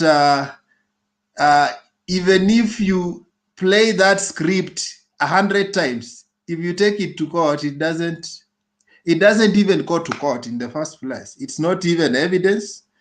It's not factual. So can we have somebody who is supporting Ayadin tell us that this guy, Wekesa, you are very right. You are very right. Just from the little point you've given, if you add too much, you will confuse peddler, the banana peddler. He will not answer. Please, banana peddler, can you come out? Don't talk about politics, because I know the only problem that banana peddler is always criticize, just the way I said before. Anything good is always against. Anything bad, for example, right now, if you tell people to wear a mask, banana peddler will tell people not to wear a mask. After you die, it's when banana peddler will tell you that government, people are dying. But it's the same people the person who is telling them not to wear a mask. Banana peddler, can you answer this? Well, that's a I don't question. my questions were rhetoric. I don't want him to answer. I want to move to the next person because he has not demonstrated that he can answer. Demba, can you make your submission? Thank you so much for the time, and everyone else, good evening, good morning, good afternoon from wherever you are. I wish to start by addressing myself to the topic of the day, that is if CS Matiangi recanted an apology from the DP. I say he didn't recant anything because it was the first statement that was officially coming from the government. And the government from itself, it hasn't offered anybody an apology. Now, the tragedy of our time is that we have a DP who is talking too much. You know, I wish he could be advised that it is important now. He doesn't just speak on everything. That will do him a lot more favor. But it's up to him. I don't want to pretend, like Bernard said, we don't want to pretend to advise them. So I'm not pretending to do so. The other thing is, even their propaganda machine has seriously flawed itself. If you looked at their source and what they presented to us, I actually keenly went through the entry and exit. So Aidin enters on 16th February 2021 to Kenya. There's no exit. He enters again on April 1st, 2021. You can go to Itumbi's page to check that out, or Sudi. He enters again on April 2021 first. There's no exit. He enters again on June 24th. So that goes in. Then you see now the next thing, there's exit on July 5th. There's entry on July 5th. There's exit on July 7th, UG. There's exit Kenya, entry Kenya, July 7th. Then there's exit 23rd of July. There's entry July 24th. Now there's two entries. 24th is entering Kenya, and 24th again. There's no exit Kenya on 24th, but he's exiting TZ. Now, I mean, what they have shared by itself from their own sharing, they are trying to maximize on the stupidity of Kenyans, probably, as much as they told us that Kenya has gotten short of people who are stupid. Yeah, but they're trying to bank on the idea that there's some people who will just be emotional about it. Already they have a perceived opinion about the government. They will not interrogate the information they're sharing. They'll be emotional about it, and then they'll be out, bashing the government, bashing Matiangi, without looking at facts. I would wish for a moment, every time we get information, when we interact, we interrogate that information. I want to say this, with all due respect to the UDA supporters. Your principal has been generally faltering on many statements that he walks up and says. The Kimarere thing, he once came and said only 7 billion was lost. But you see, that is a lot of money in the first place. He ought not to have spoken, And right now, he goes ahead, issues an apology. Before investigation, he should have allowed the processes and systems of government to process the person, and the official communication of the government to be issued, Which apology? Which apology are you talking about?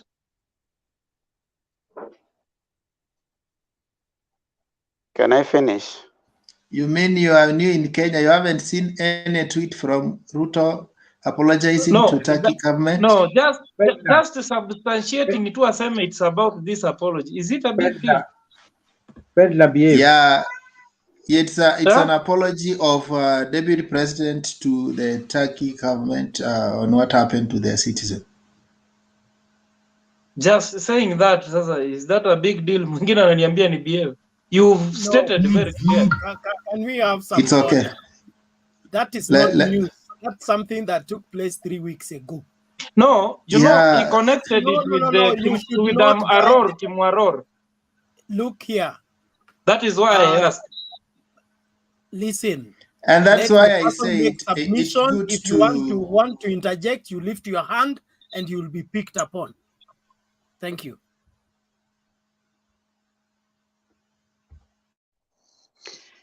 Yeah, so I was thinking again. I was trying to highlight on the mishaps that their principal has done in the Kimarer. He spoke earlier instead of having waited. Then later, as the government was now giving the real facts, things were falling apart. But for me, I was trying to say that he seems to be speaking too early on some issues that he ought not to be involving himself in. In the first case, he ought not to have said that the person came to him and he called. I think that's a very bad behavior of a person in his stature. So those are some of the things that I say put us into where we are, and probably he's going to be left with an egg on his face. Now, when the government is coming in with a different kind of explanation and is part of that government. So for in summary, the question that has been given about the government, giving an apology, I don't think there was any that was being recanted. Now, finally, I wish to say though, when these people say the government has not spoken, and then when the government speaks, then it is said that they ought not to have said this. It shows what Wekesa had said. There's a preconceived idea where whatever it is that the government said is politics. So let me ask, is Ruto playing politics right now? Does he want to become president? Does he want to become president unopposed? Now, if you are a thief, or if you have done something, or if you are accused of anything, should you not be taken to court, or should you not be done for anything simply because you know Ruto? Should you be let free? Is that the system of governance that you guys want us to abide with? That if you are supporting Ruto, even if you're a thief, even if whatever it is you're doing, nothing should be brought against you because it is politics. Thank you.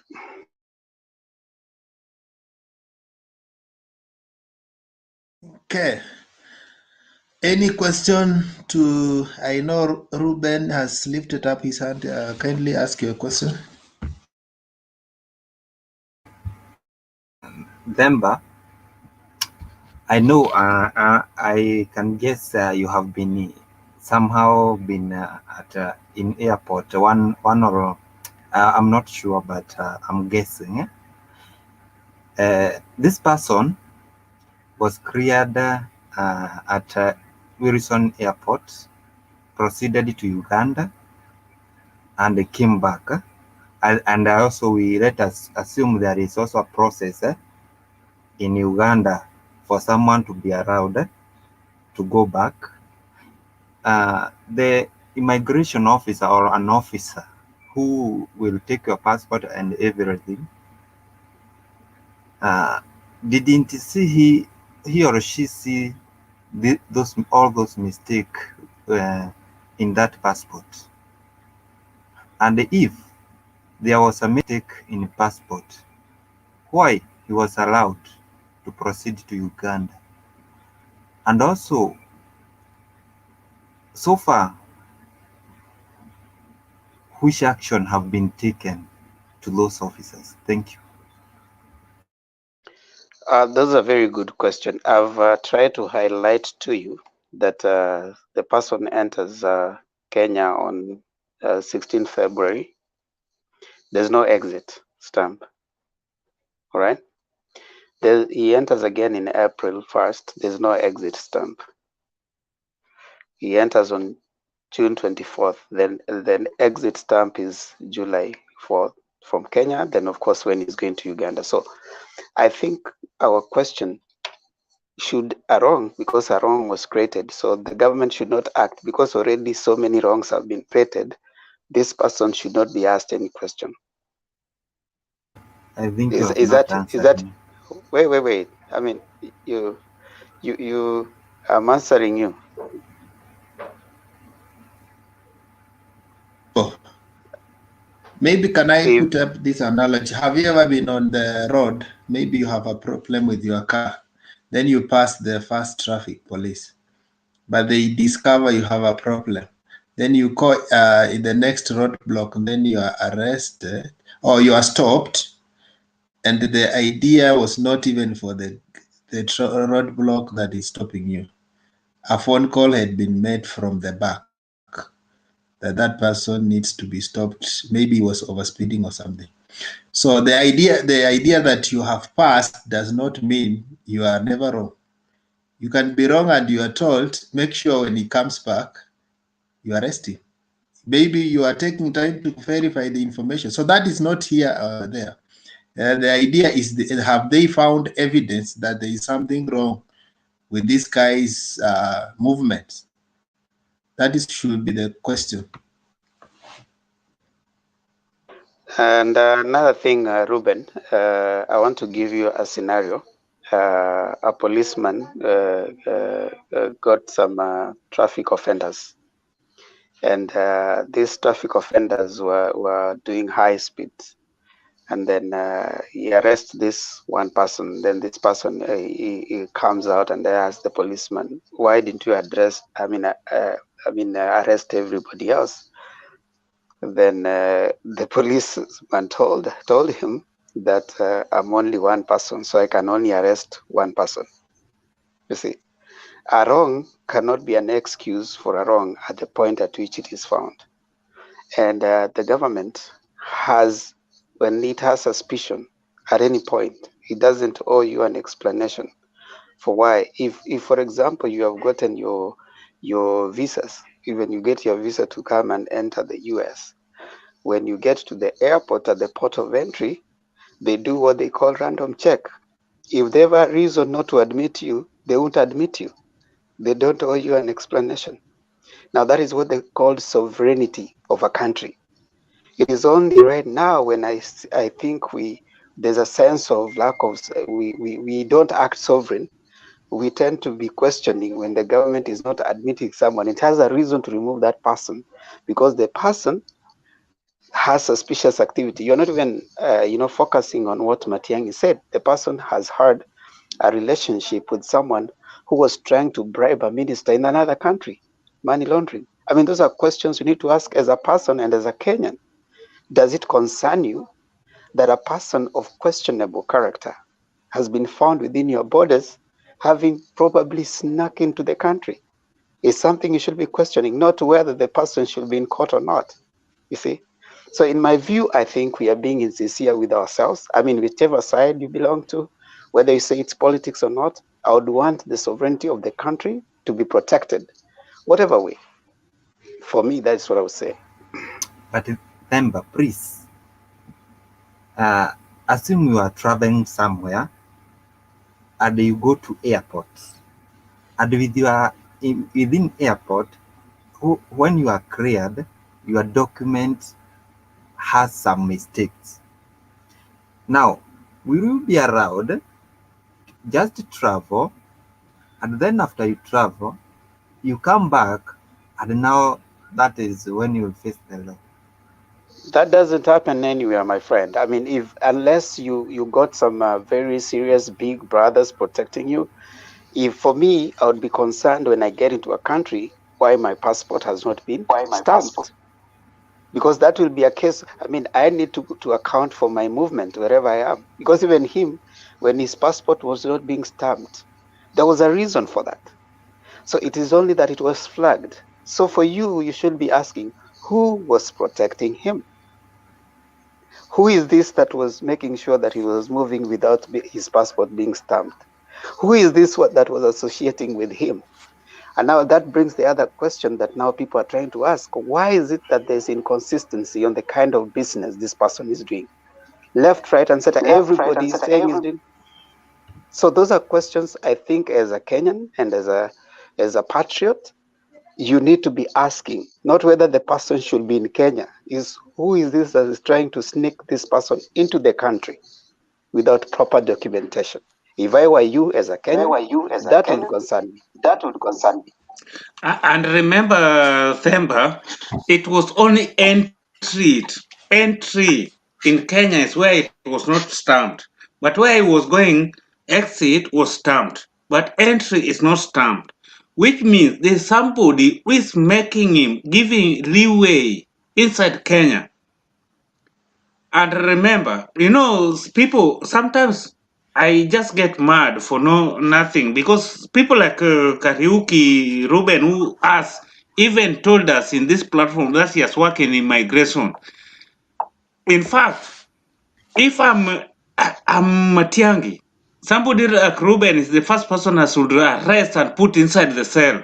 Because if you can be talking like that, that's somebody from entry, which means you are not working. You are taking Kenyan money for nothing. A tax we are paying, you are taking for nothing. Because it was entry in Kenya. It was not exit, entry. Which means in this position, there's somebody sleeping at work, and you are now fighting the person that you have to be here. While you don't see the log, the big log in your eye, you don't see. You are just seeing a speck in somebody's eye. Somebody who is taking your money and taking to Uganda and going back to Turkey. You don't see. And here, you remain in Kenya, you say tax, petrol has been increased, everything has been increased, unga. My brother, shine your Thank you. eyes. Thank you. No. Thank you. I want Bernard to have his submission on the topic, and then other questions can come in also after that. Good evening, everyone. Thank you for the opportunity, Wekesa, and the rest of the panelists. Mine is very brief and very simple. The DP's office needs to be investigated, because if it's coming out to defend an illegality of somebody entering the country and exiting irregularly, then there is much more to this case than what we are being told. I have never seen, in my years of traveling, there is nothing so scary than entering a country without being stamped in. If that happens, you have to correct it within 24 hours of your being in that country. So if somebody can come into the country and, he has entry, he has no exit, he has entry, he has no exit, there are things he's bringing in the country that the immigrations people are allowing him to come in that are not valid.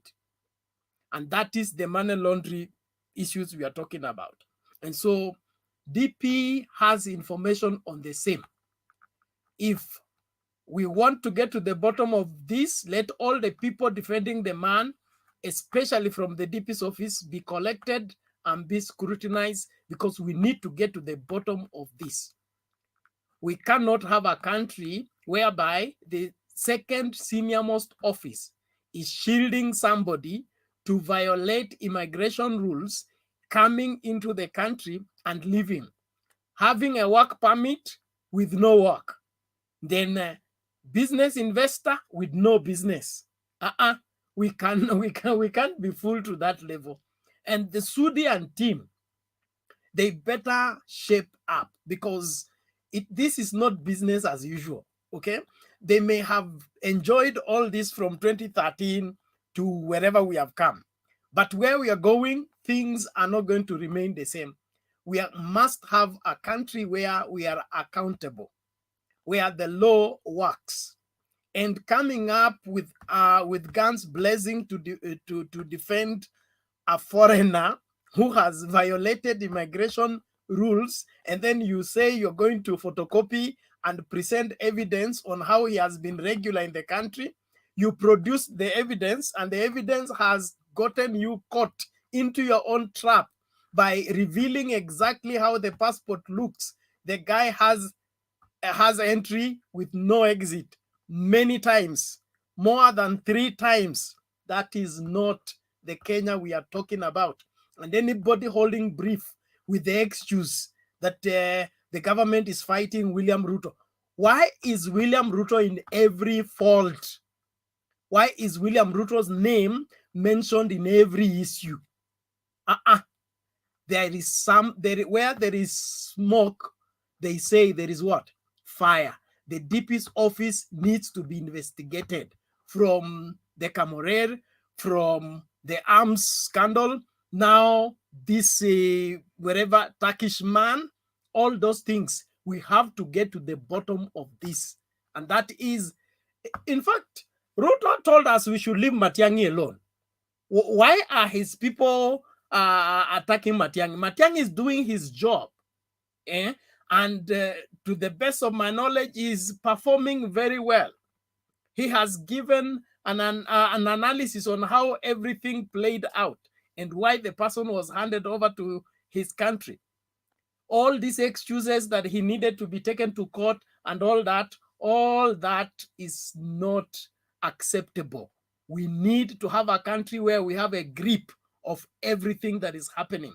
And if the DP's office is shielding people to violate immigration rules, get in the country and sneak out, bring in things, we will not accept that.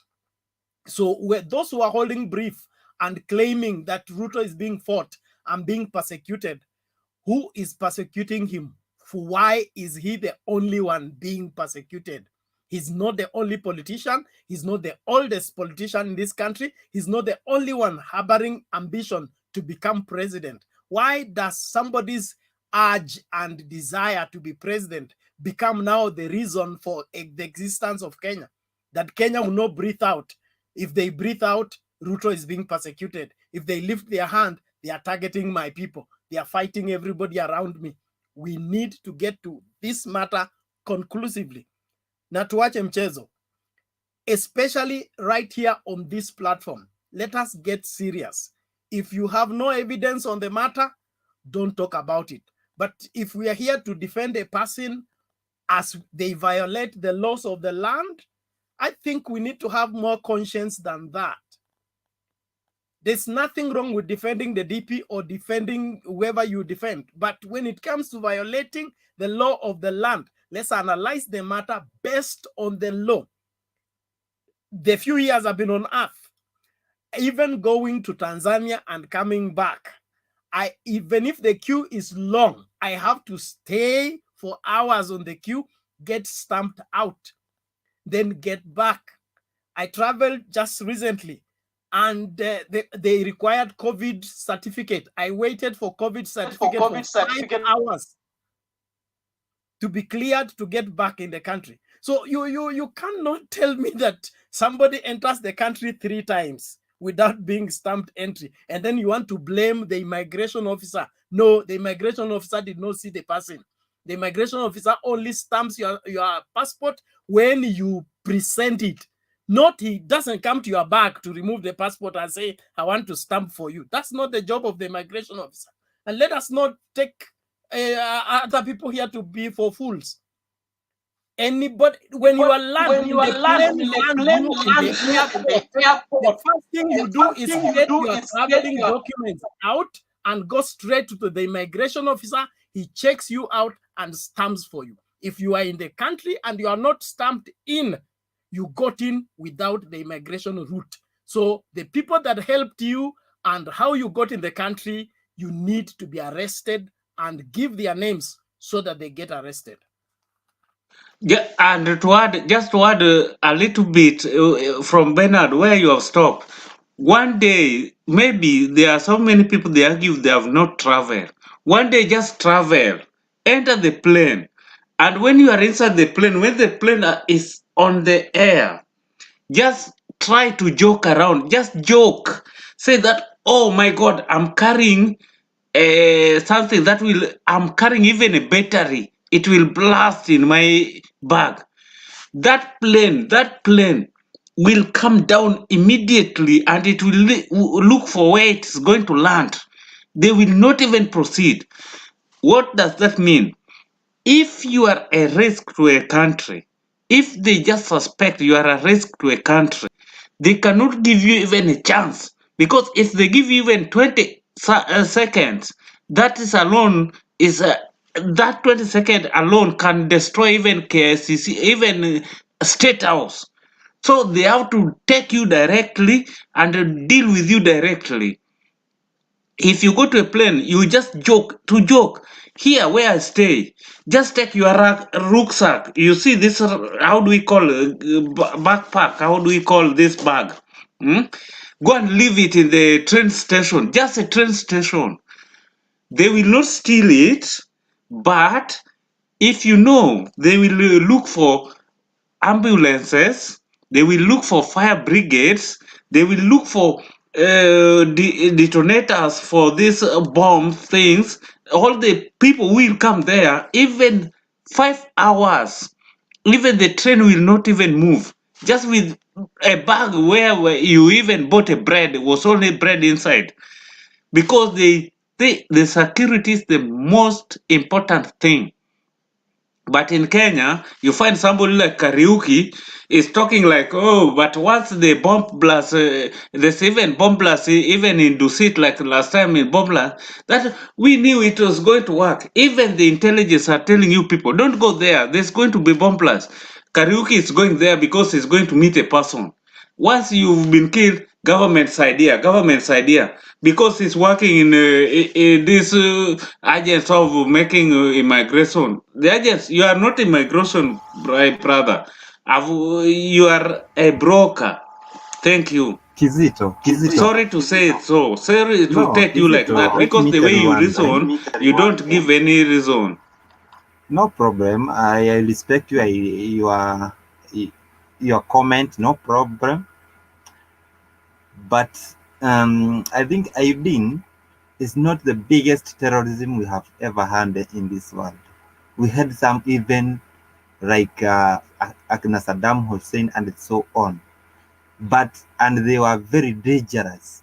But they were given a chance for trial, despite their condition, despite their ability. So telling me about Ayuding, that one does not make a sense to me. Karaoke, my brother.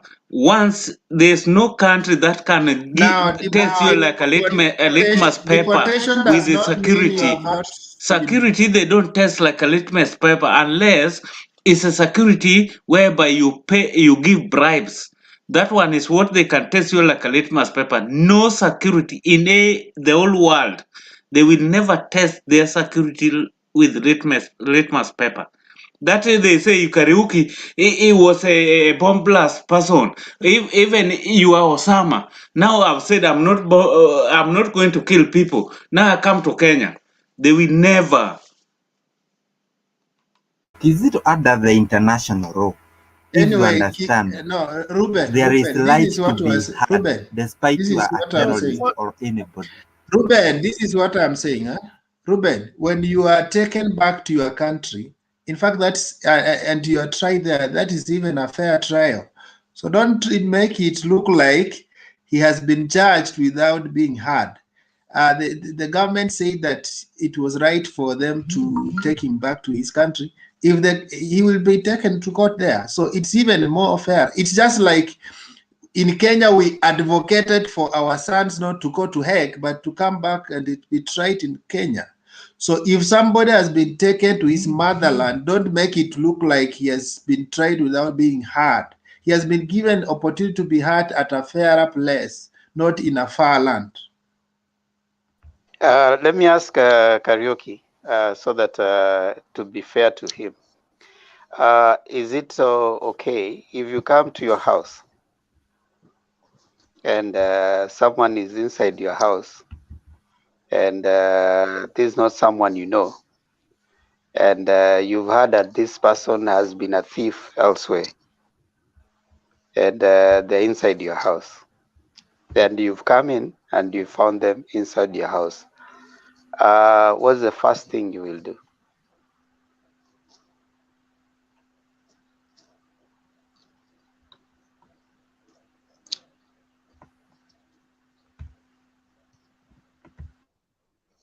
Ruben, are you still there?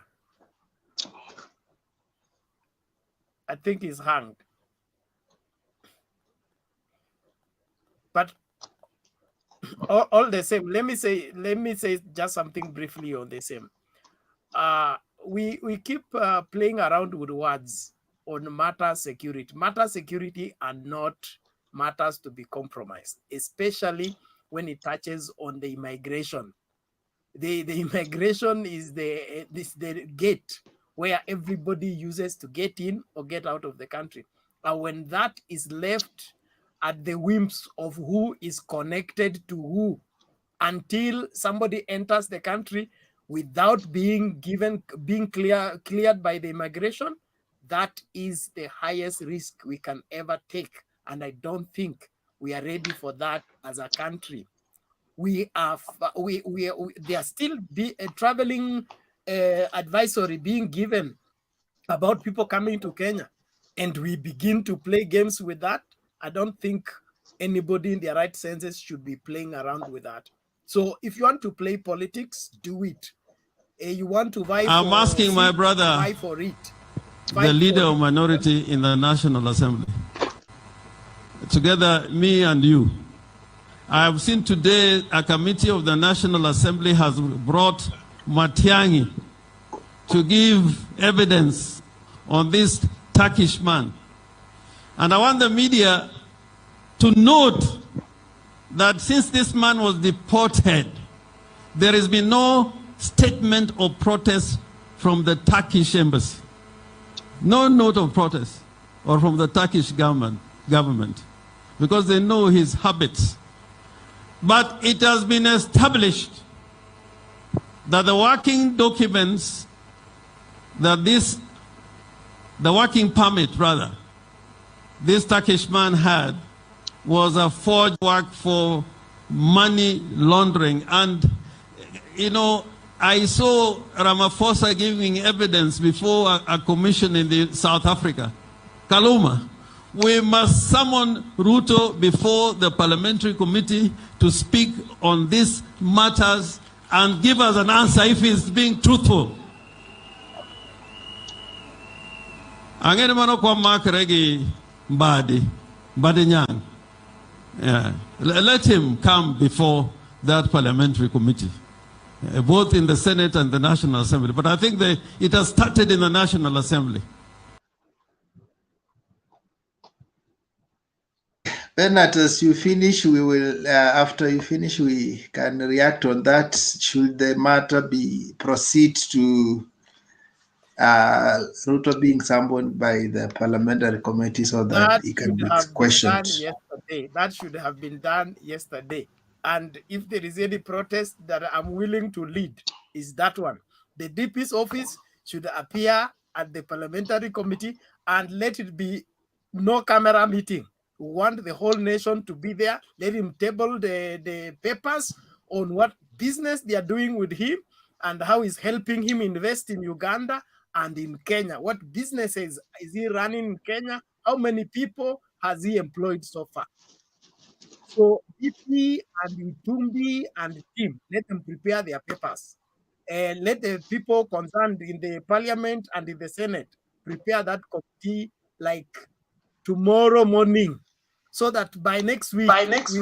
Even last week they could have been there. What they are saying, they could have done it even last week, because DP Ruto is just a human being like us. It's only that we elected him as the deputy president. We gave him the mandate. But when there's any question touching him, he could come out instead of going to Barasa, going to funerals, going to churches. Church, we don't need them. They go to parliament, they explain to the security committee that this man was like this, he has been deported in a wrong way. He has been doing this business, this is the papers, this is this. That is how things work. Not only to go to Rasa, to go to funerals, and go to roadsides and you talk. What we want, let DP Ruto come and talk in front of this committee and tell them, here are the papers. What Sudi was saying today. You sit in your car, you talk, you'll bring the photocopy. What do we want with photocopy? Come, tell us, this is a banana he was selling, this is the energy he brought.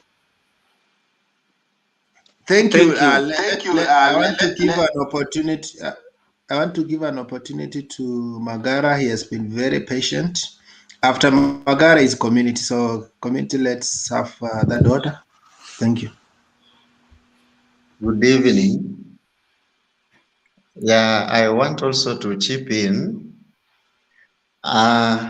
First, before I chip with what I wanted to speak, I wish to request probably you mute Kizito's microphone a bit, at least wengine wachangie pia. Amechangia sana mpaka anaingilia wengine. Sasa sisi tunabaki tukiwatch from a distance. Anyway, veteran unasikia? Yeah, about the matter at hand, I'm a worried man. How much we defend a foreigner, and yet when these ills are done on us, one of us Kenyans, we make little noise, and those who make noise, we bash them sometimes harshly. Like I remember, it was not long ago when this man in Canada, even though he was hata kama alikuwa msumbufu, lakini uliona how he was bundled to Canada, huyu Miguna. And I remember some guys, Kinandindi Nyoro, saying that Uhuru needs even to be a dictator, so those people should go out. And history is repeating itself, that now we are not even defending Kenyans. It is Aidin, a Turkish. I don't know, up to now, nobody has come out to give us the data, the personal, who is Aidin anyway. We don't have any information. We're just seeing people fighting for him, that is an investor. An investor, I thought, should come with money to invest, but he comes and he borrows money from Equity Bank. He does not invest in Kenya. He goes to Uganda and invests there. And he does not come from Turkey direct to Uganda. He passes through Kenya. You see, as a student who did critical and creative thinking, I find our country iko na shida. Hata kama sisi ni wajinga, sincerely. Hata kama sisi tunapiga siasa kila wakati. Sometimes let us be sensible. Let us be sensible. Aidin mara analima matunda kulingana na Ndindi Nyoro na huyu jamaa mwenye ameweka hizo picha, huyu mbunge Sudi. Ruta anatuambia anatengeneza vaccine. Leo nimesikia mkisema eti alikuwa anakuja Kenya Power. I don't know where kesho tunaenda.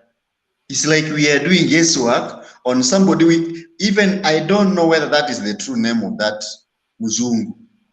Is that person a Turkish? Who is he? Because I feel this is a person that was being brought to us so that to siasa ipiwe kidogo. So mi naomba tu kama tunapigania huyu jamaa pia tufungue files. Kuna kipindi na nakumbuka huyu Wanjigi alikimbizwa eti akona bunduki kwa nyumba yake kule Mombasa.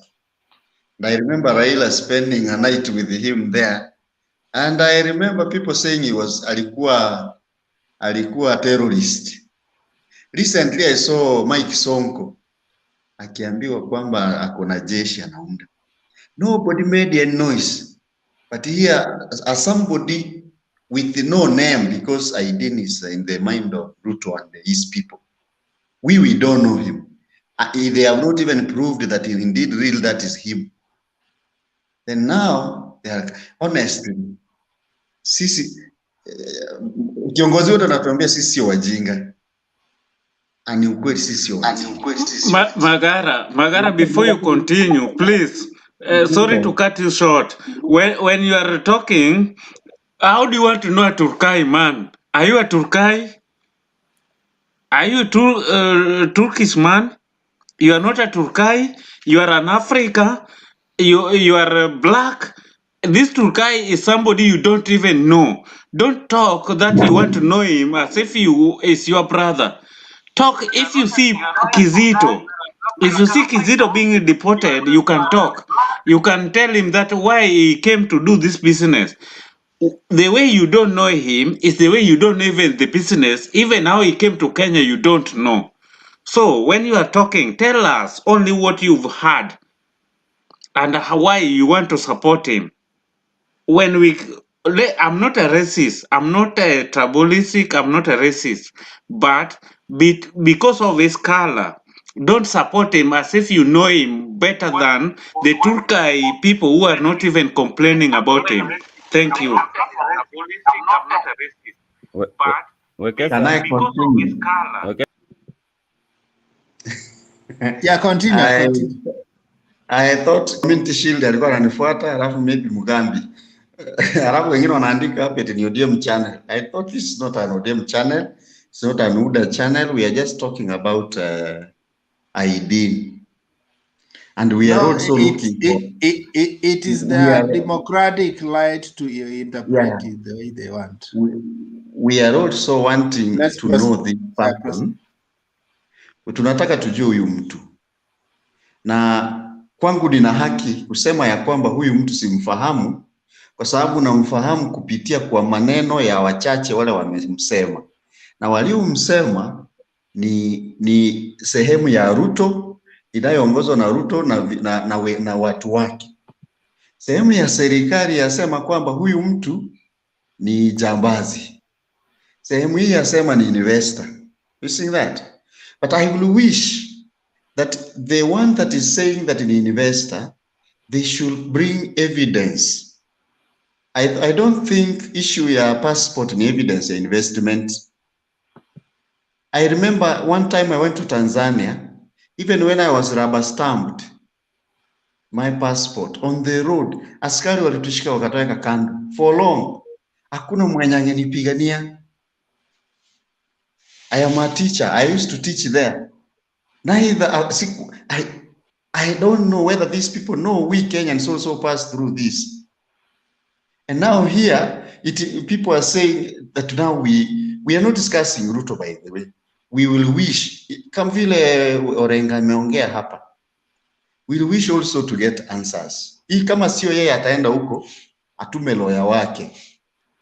Kama sio lawyer wake, atume kina hao watu wake. So long as we get answers. Again, the government of the day, which Ruto is part of. Remember, his lawyer don't know this person. It's only Ruto who knows the person. Ruto and Sudi.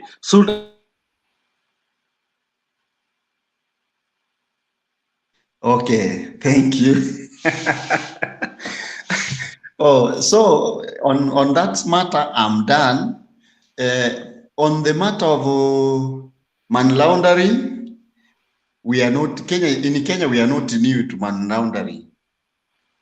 Kenya, pesa imeoshwa. I'm sorry. Allow me to remind you of two investments that nimeangalia nikaona ni pesa imeibwa ikatumika. Nakumat. Kuna Bidco. I remember when there was Eurobond. Wakati Uhuru na Ruto walienda sijui ni country gani kuleta pesa. It was around 400 whatever billion. A lot of money. I remember those companies became very strong. Very strong. Until kuna muindi fulani alikuwa Bidco. Alikuwa anaapia kwa TV and the companies were too strong. But wakati watu walitoa pesa zao huko ndani, those companies went under. Right now, I've never heard of Bidco. Nakumat is already dead. Recently, Tuskys passed. I don't know which other business is dying soon. Because that is hiyo ndio biashara ya hawa watu. Na angalia 15 billion zinatolewa kwa benki ya Kenya. One time, it was analyzed in the TV about the 17 billion. One of the mwenye alikuwa mtangazaji akasema ukipanga hizo pesa zingetoka Mombasa hadi Nairobi. 15 billion ukiweka hiyo note moja moja mpaka Nairobi unafika. Now which company again inaenda kukufa? Maybe Equity is going. Look at the number of jobs that that Equity has given Kenyans. And then here somebody ametoa pesa pale 15 billion. Suddenly kwa sababu ni ukora, huyo mtu amefukuzwa, we don't know hiyo pesa kama itarudishwa, and then maybe our siblings who are working there wataacha job. Look at how these people are really looting this country. Is it true that they also walikuwa na mambo ya hii arms scandal? Was it true? Probably. Was it true that money was lost? Because now what was appearing not true, because it's becoming repeated and repeated and repeated, it's becoming a truth. Honestly, for me, I feel, were it not for the 2022 case, these guys should be inside. Wanafaa wawekwe ndani. Hizi matters zianze kufunguliwa tangu hiyo Eurobond ya kwanza, because tangu Jubilee ingie 2013, it has been issue ya pesa kukuliwa tu left right. Of course, let me ask you, Magara. Yes. Is there a time a politician will be prosecuted without politics? Of course, because anytime an issue arises on a politician, if we try to prosecute the issue, the whole thing, you are told that you are playing politics. Is there a season where a politician will be prosecuted and there is no politics?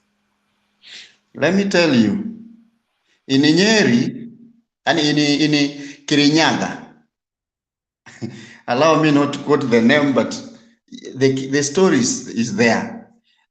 Madam was accused of corruption, but these people said ni wetu. They rewarded her with a post, Her Excellency.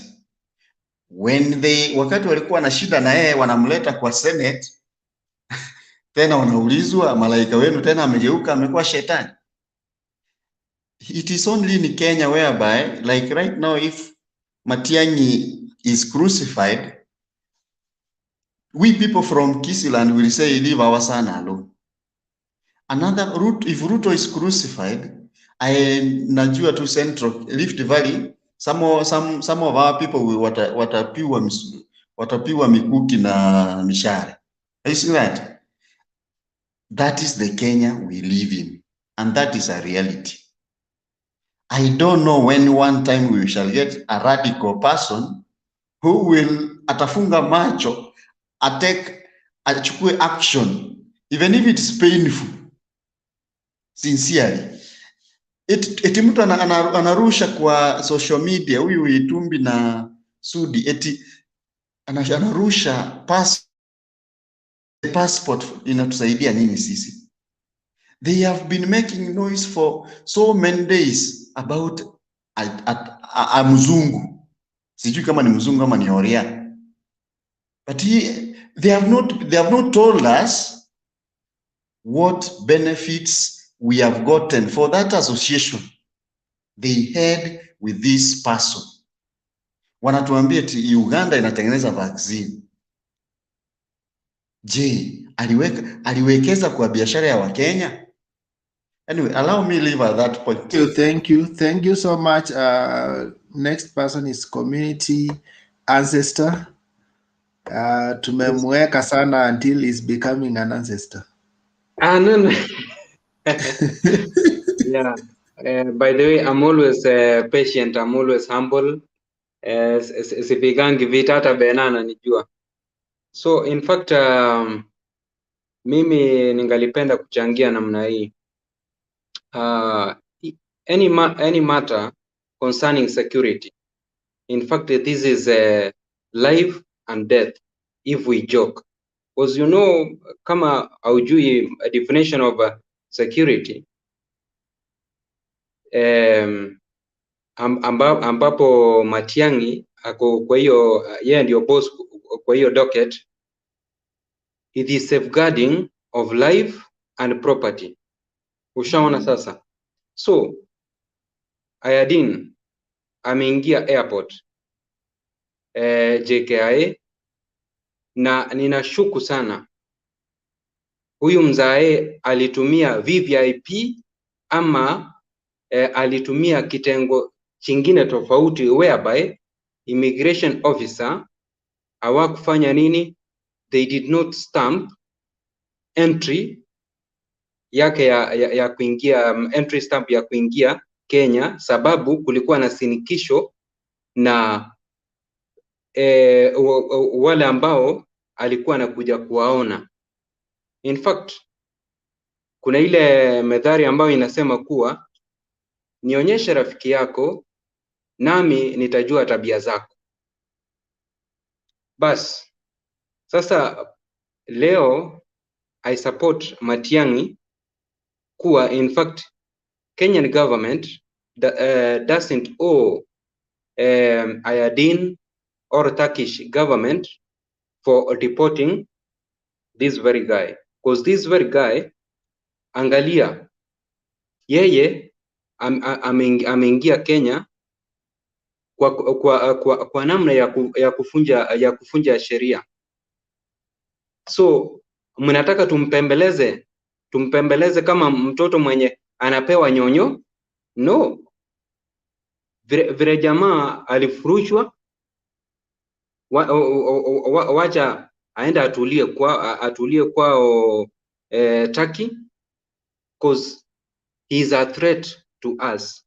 Someone in fact ana enter into the country, hatujui alikuwa amebeba nini, because you know when you enter, your luggage must be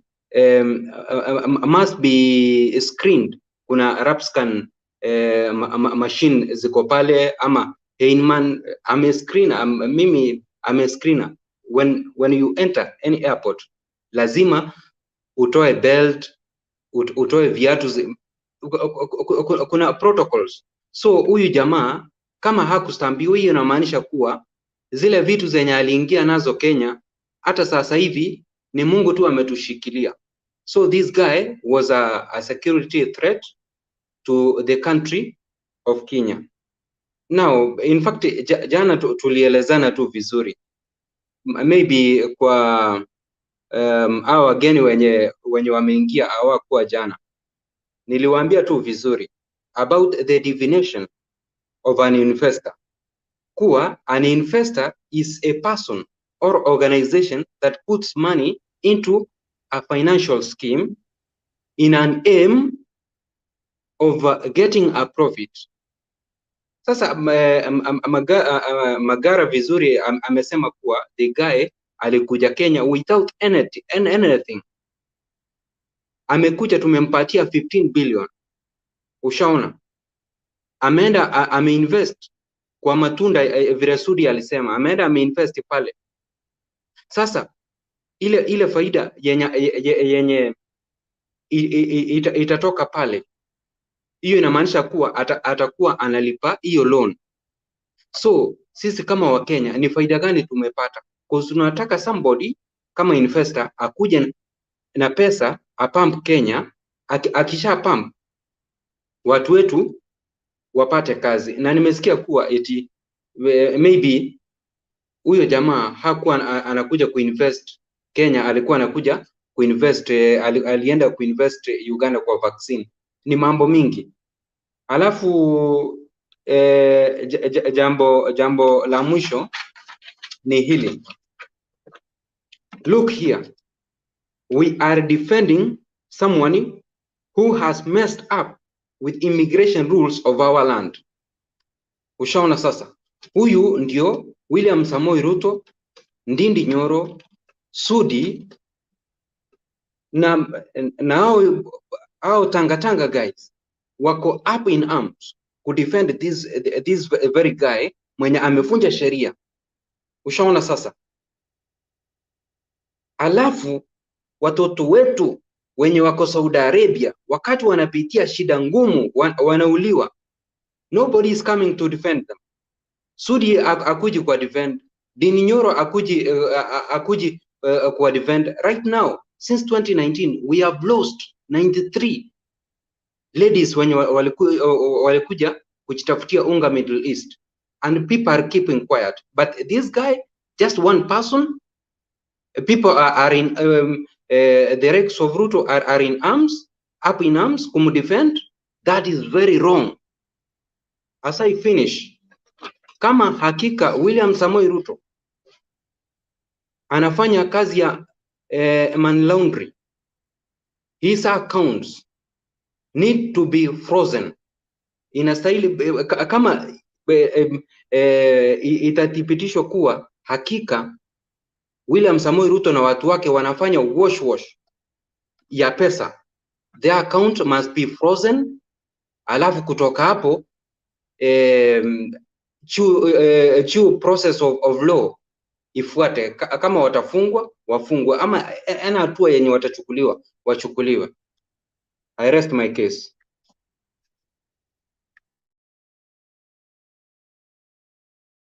Okay, thank you for your contribution. Kuna swali moja hivi ama we go to the next person ni Sarah.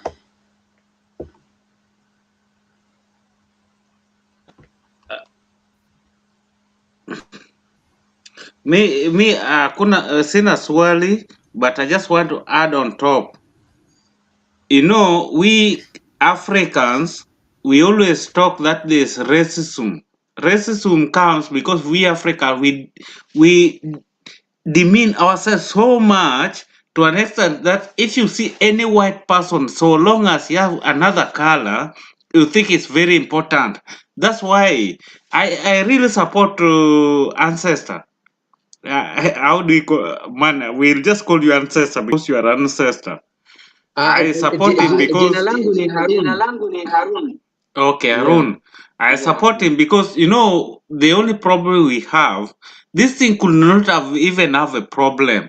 But African, when they see anybody who is white, be it a Turkai man, be it even a Bolobo, they will respect him more than you who is black.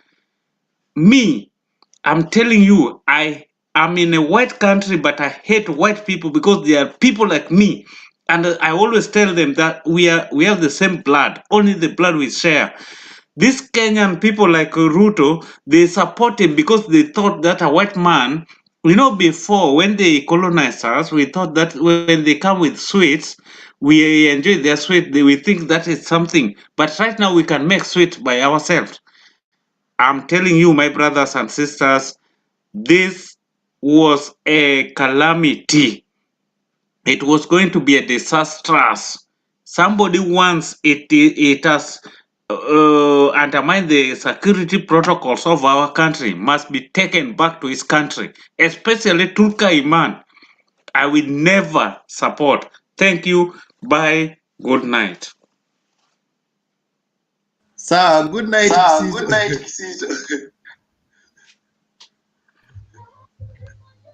Hello, good evening, guys. Okay, yeah, Sarah, you are welcome.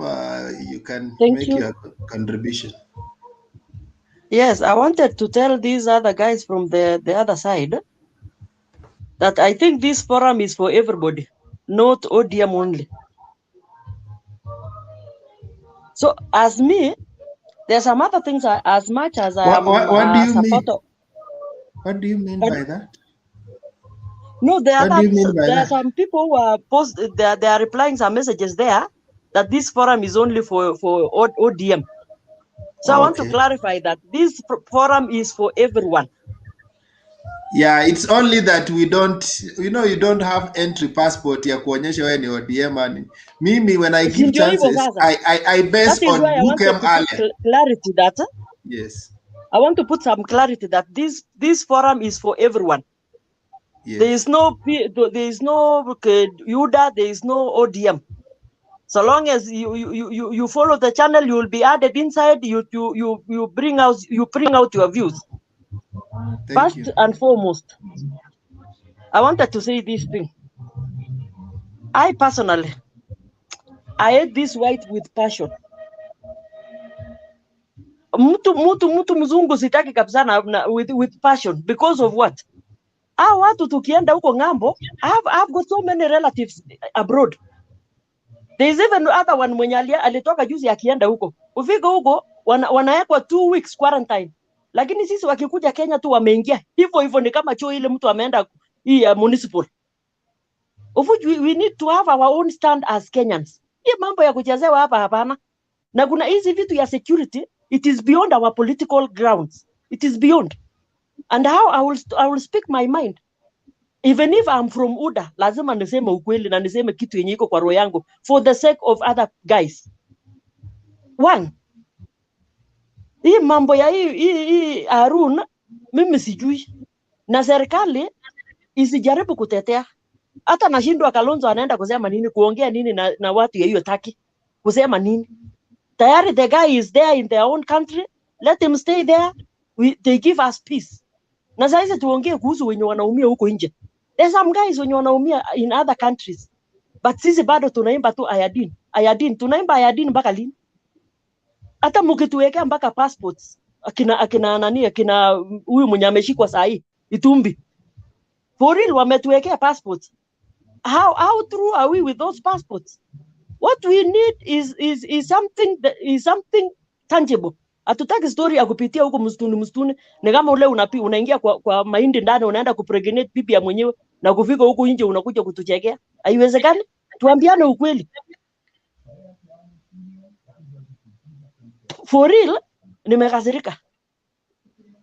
Ukifika politicians wote mwenye anaiba kuku atafungwa. Politician mwenye ameua mtu anatolewa. Really, are we in Kenya? Ama sisi wengine hatuko Kenya? Na labda kuna hii Kenya watu walishagawa title deed, kila mtu yuko na yake, na sisi wengine hapa tunasema tuko ni wa Kenya, kumbe hatuko wa Kenya. We need to speak the truth as human beings. Because kuna watu ukifika saa hizi kotini, unakuta mwingine anafanywa kesi unashangaa. Na huyu mwingine amepita mlango ya nyuma. Or mtu anasema there is phone call from above. Which above? Is it from God? And hata saa hii yani, I wish Raila angeenda handshake. I wish Raila amepambariwa mpaka amesahau sisi wengine. Hasa yani wale watu wa huko chini. Raila angekuwa yuko handshake. Saa hizi Kenya ingekuwa imenyoroka. Angekuwa shatoa vitu zingine, siri zingine zenye zimefichuliwa. So saa hizi akitaka kuchipua hiyo siri anakuwa pampered. Akitaka kufichua hiyo siri anakuwa pampered. So jameni, kina Bernard, can you tell our boss there, your boss ODM, akuje tu akae kando ingine, atutetee. So sasa akitaka kusema mambo ya iodine anakuwa pampered. Sasa hii ni maisha gani kweli? Can we please we talk these things once and for all? Tuseme ukweli, mimi ni mtu wa UDA, lakini kuna mahali siwezi kubali and I will not pamper. Kama ni mbaya ni mbaya, na kama ni mzuri ni mzuri. So lazima tuambiane ukweli. Na mimi sitakangi hii vitu ya kuficha ficha.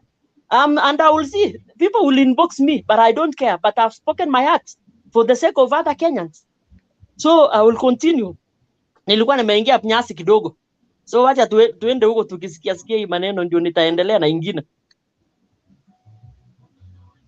Thank you so much. I like your passionate appeal.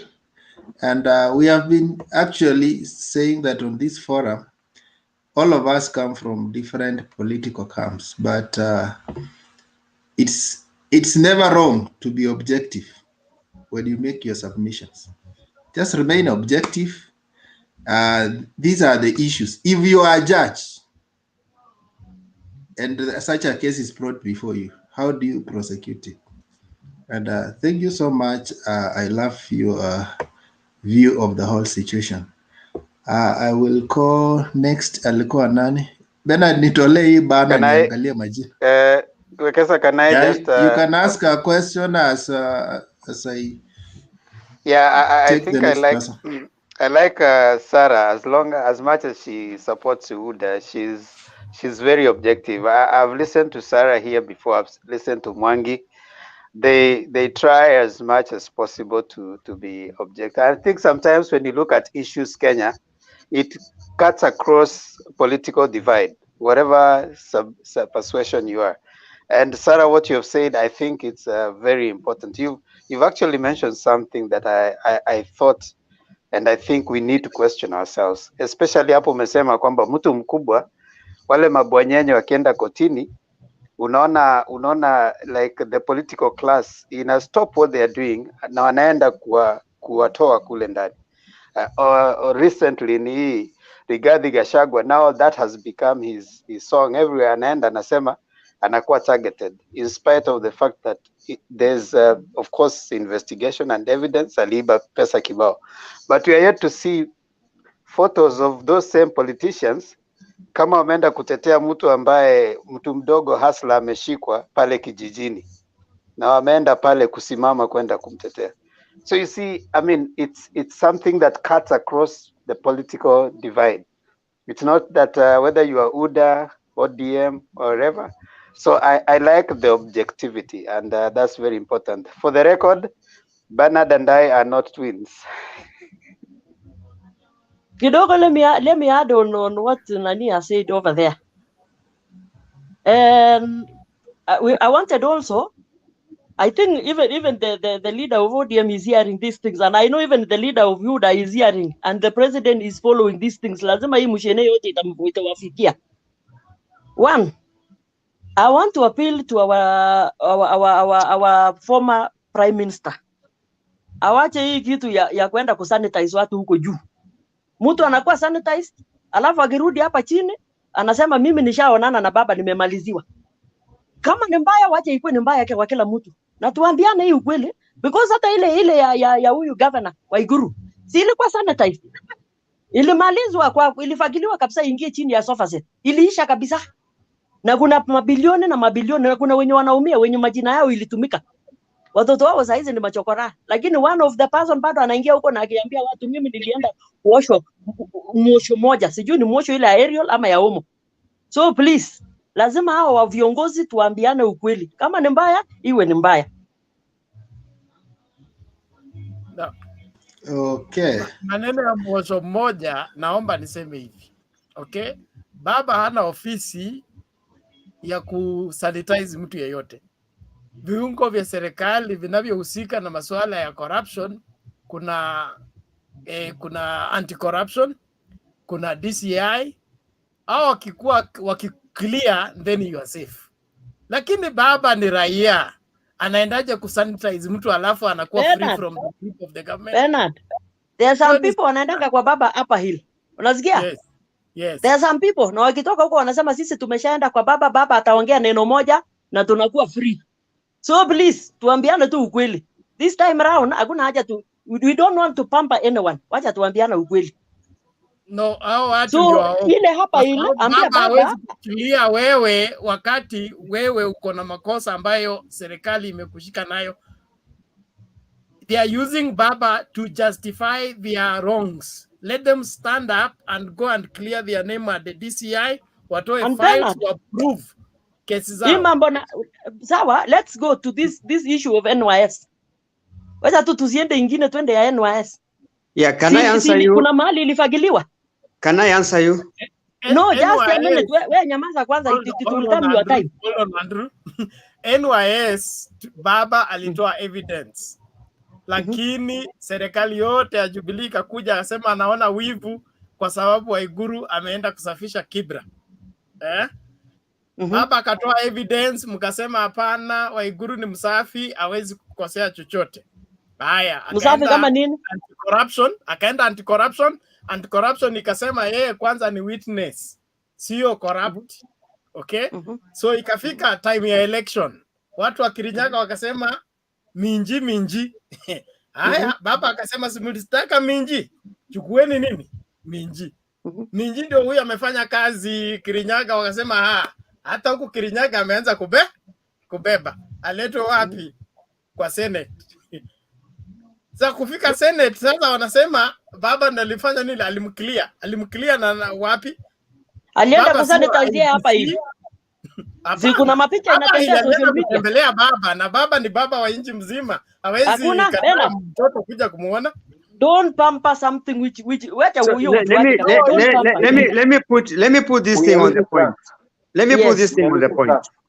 Listen, let me tell you guys.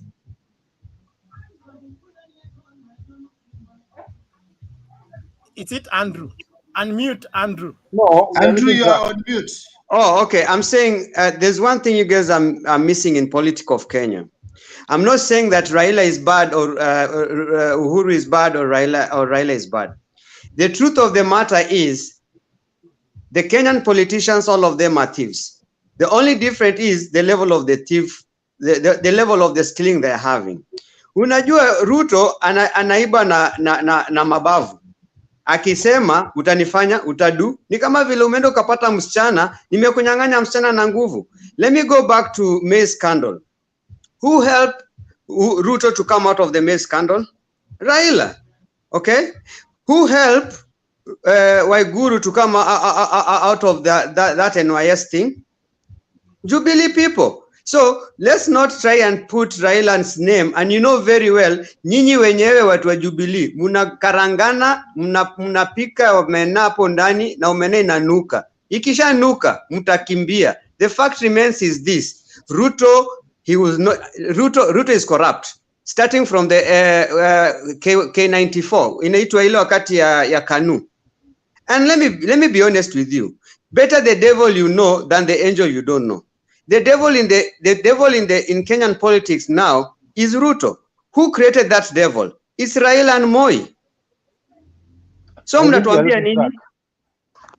I think we are losing track. Okay, sir. Take control. I think we need to be wanaruhusiwa kuingia kwa show.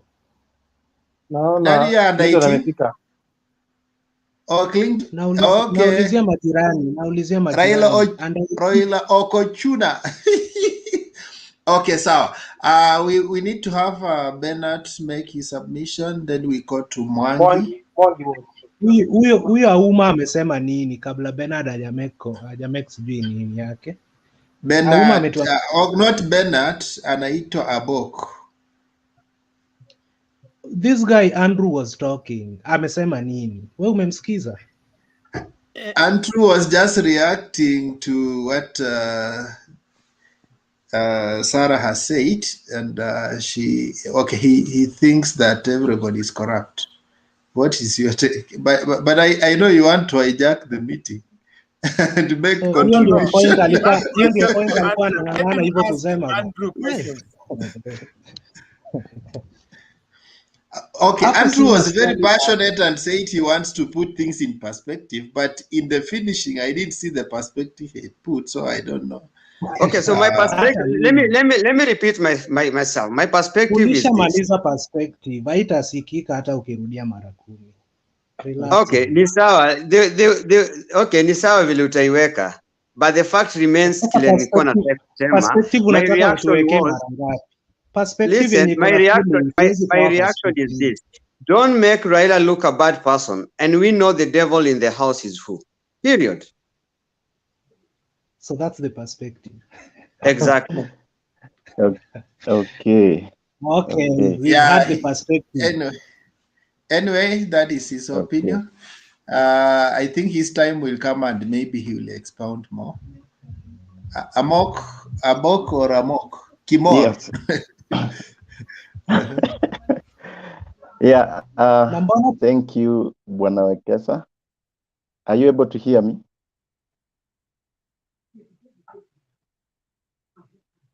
Okay. I must first say that this forum is very, very informative, at the same time very explosive. Listening to people discussing issues, and especially my brother Kizito. He mentioned the word that caught my attention, the Turkai guy. And I was still wondering, who is this Turkai? And unfortunately, he has left without telling me what is a Turkai. But, I just want to give my submissions regarding this Turkai guy, if I use Kizito's words, that, Kenya is just like, it's a big family, and it's a family of 2 parents. And currently we have Gimoro our father who is Turkai ni Kijerumani, inamaanisha Turkey. Kizito ni Mjerumani. Okay. Yeah. Thank you so much. Thank you so much. At least at least I've learned something. Now, Kenya is a big family with 2 parents. Unfortunately, these 2 parents are not in good terms at the moment. And I just want us to go back to our smaller family units where all of us come from.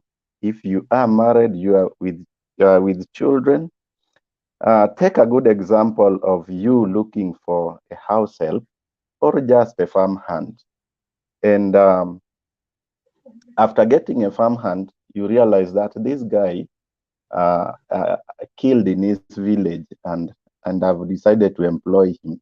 How will you feel with this guy in your compound that he has killed someone and he never revealed that, and you are staying with him in your compound?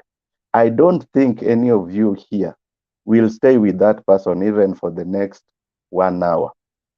We will all react and send this person back to the village. From there, now, looking for a house girl, for example, you realize that this house girl was a thief or is a thief, but she didn't reveal to you that she is a thief. So, what do?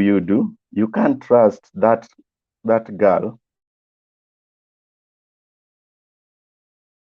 with your children or even with the small money you have or anything. That means you will have to take everything to the bedroom when you go to work and clock it. And when you come, that is when you can access your belongings because you fear. In a bigger family, which is Kenya, all of us, and depending on the parent we alienate ourselves to, either Ruto or Uhuru, we now come to a bigger family where we want to defend thieves and those who have got history that we don't even understand. That is the hypocrisy of Kenyans, including some of us here. That because we are more, we lean towards UDA or we lean towards ODM or Jubilee, we want to justify things that we cannot condone at family level, at household level. If you can't employ that house girl with bad history, why do we want to trust a Turkai guy whom we don't even know whether those are his real names? So that hypocrisy, actually, those leaders up there represent who we are at this level. The Turkai guy was deported, and it's very clear. Even the government spoke today. I don't know between a deputy president who spoke then and Matiangi who spoke today, who is representing the government. By the utterances, I would try to agree or to incline to Matiangi's sentiment that is representing the true position of the government. Now,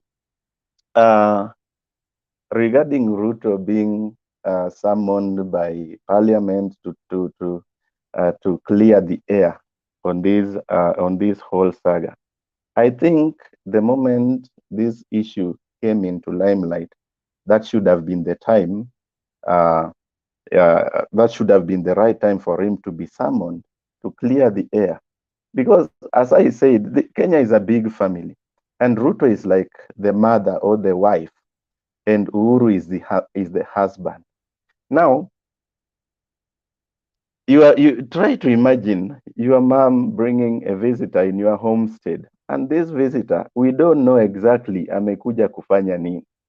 And when the father asks, then siblings or children are divided along the parent line, the father or the mother. Sisi tuko hapa, sisi ni Wakenya, sisi wote, without looking at the political alienations. How do you look at this thing, even broken down to that level? It's not a good thing that we can expose ourselves to the mockery of even small people like Ayadin guy or that Turkai guy. I don't know kama hiyo matunda yake alikuwa anauza wapi. sisi ndio tunawauzia, I don't. So thank you, Bwana Wekesa. Can I ask a question, please? And I just like the way you have put everything into perspective. My thing is, why is it our Kenyan government talking in two mouths? Because as much as I agree with what the government have done with the deportation for the root of friends, but we have the same part where we are, I don't know how many years down the road, that Miguna, who is our Kenyan, was deported. Why is it that now, if I was on Matiangi place, then by now they should bring even Miguna back and say that, okay, as much as we deported this person from another country, here we are bringing our own back at home. The way he said today, they are dealing with a lot of cases outside the country. The Kenyans that who were being deported, but they intervene so that they can just come voluntarily. So why is the government talking on both eyes? It's something that we as Kenyan, me, you, and the forum where we are now here, to at least question these things, whereby tunachukuliwa wajinga to some extent. Can you answer the question?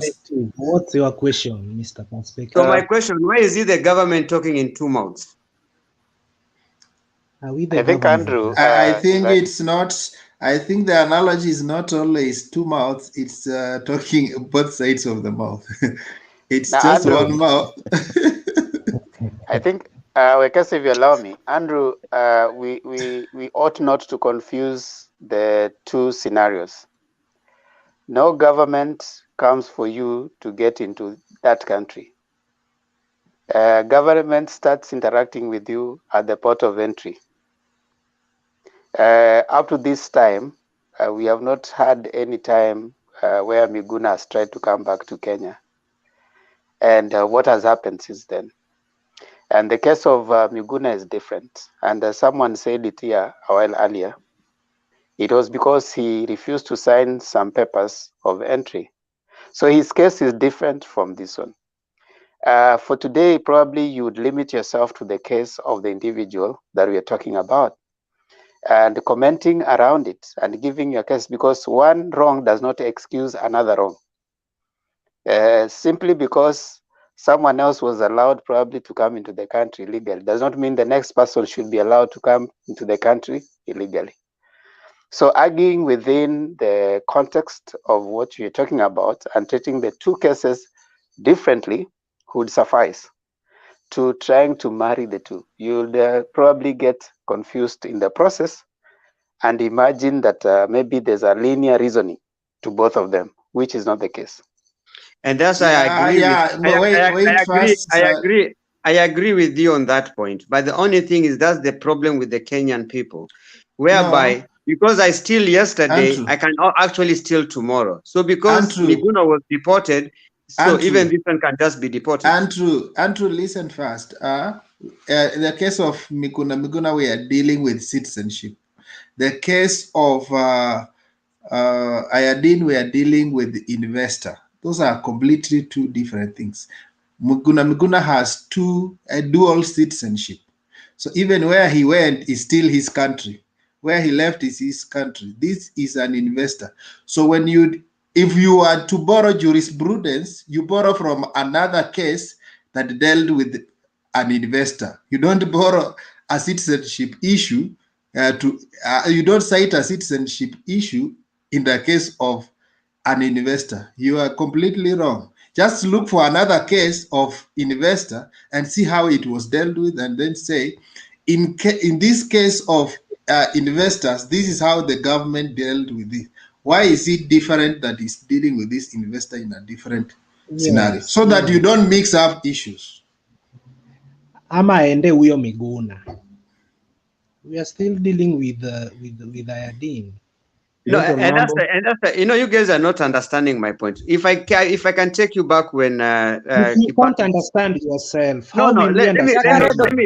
Let me talk. The topic today is Ayadin. You've brought the okay, fine. So I'm giving you another. I'm giving another scenario. Mr. Perspective, you won't go where you want. The two of you. Now, look, Bernard, let's have some order You here. give us a Bernard. perspective, you give Okay, us a stop scenario. calling names. Next, what are you Hold on, giving? hold on. You won't run with our Andrew minds from Miguna to Carol. perspective to scenario to I don't know what. We won't Okay, allow okay. you. That's okay. No, not allowing me, but I'm just trying to. Please, I am saying we are going to have order on this Bwana, platform. next time tuwe tukiuliza because watu we una are miaka being watched. mingapi, then you contribute. Bernard, I said we kindly must have order. tell Jakaredo to give us his face. We cannot talk with someone who we are not seeing his face. Okay, the question has reached his ears. He will respond. All the same, please, we need to have this some order so that debating we move. for the profiting of the viewers. Okay, there are people watching this to know what is happening in Kenya and what is happening. So it's not just a matter of exchange and going around one point.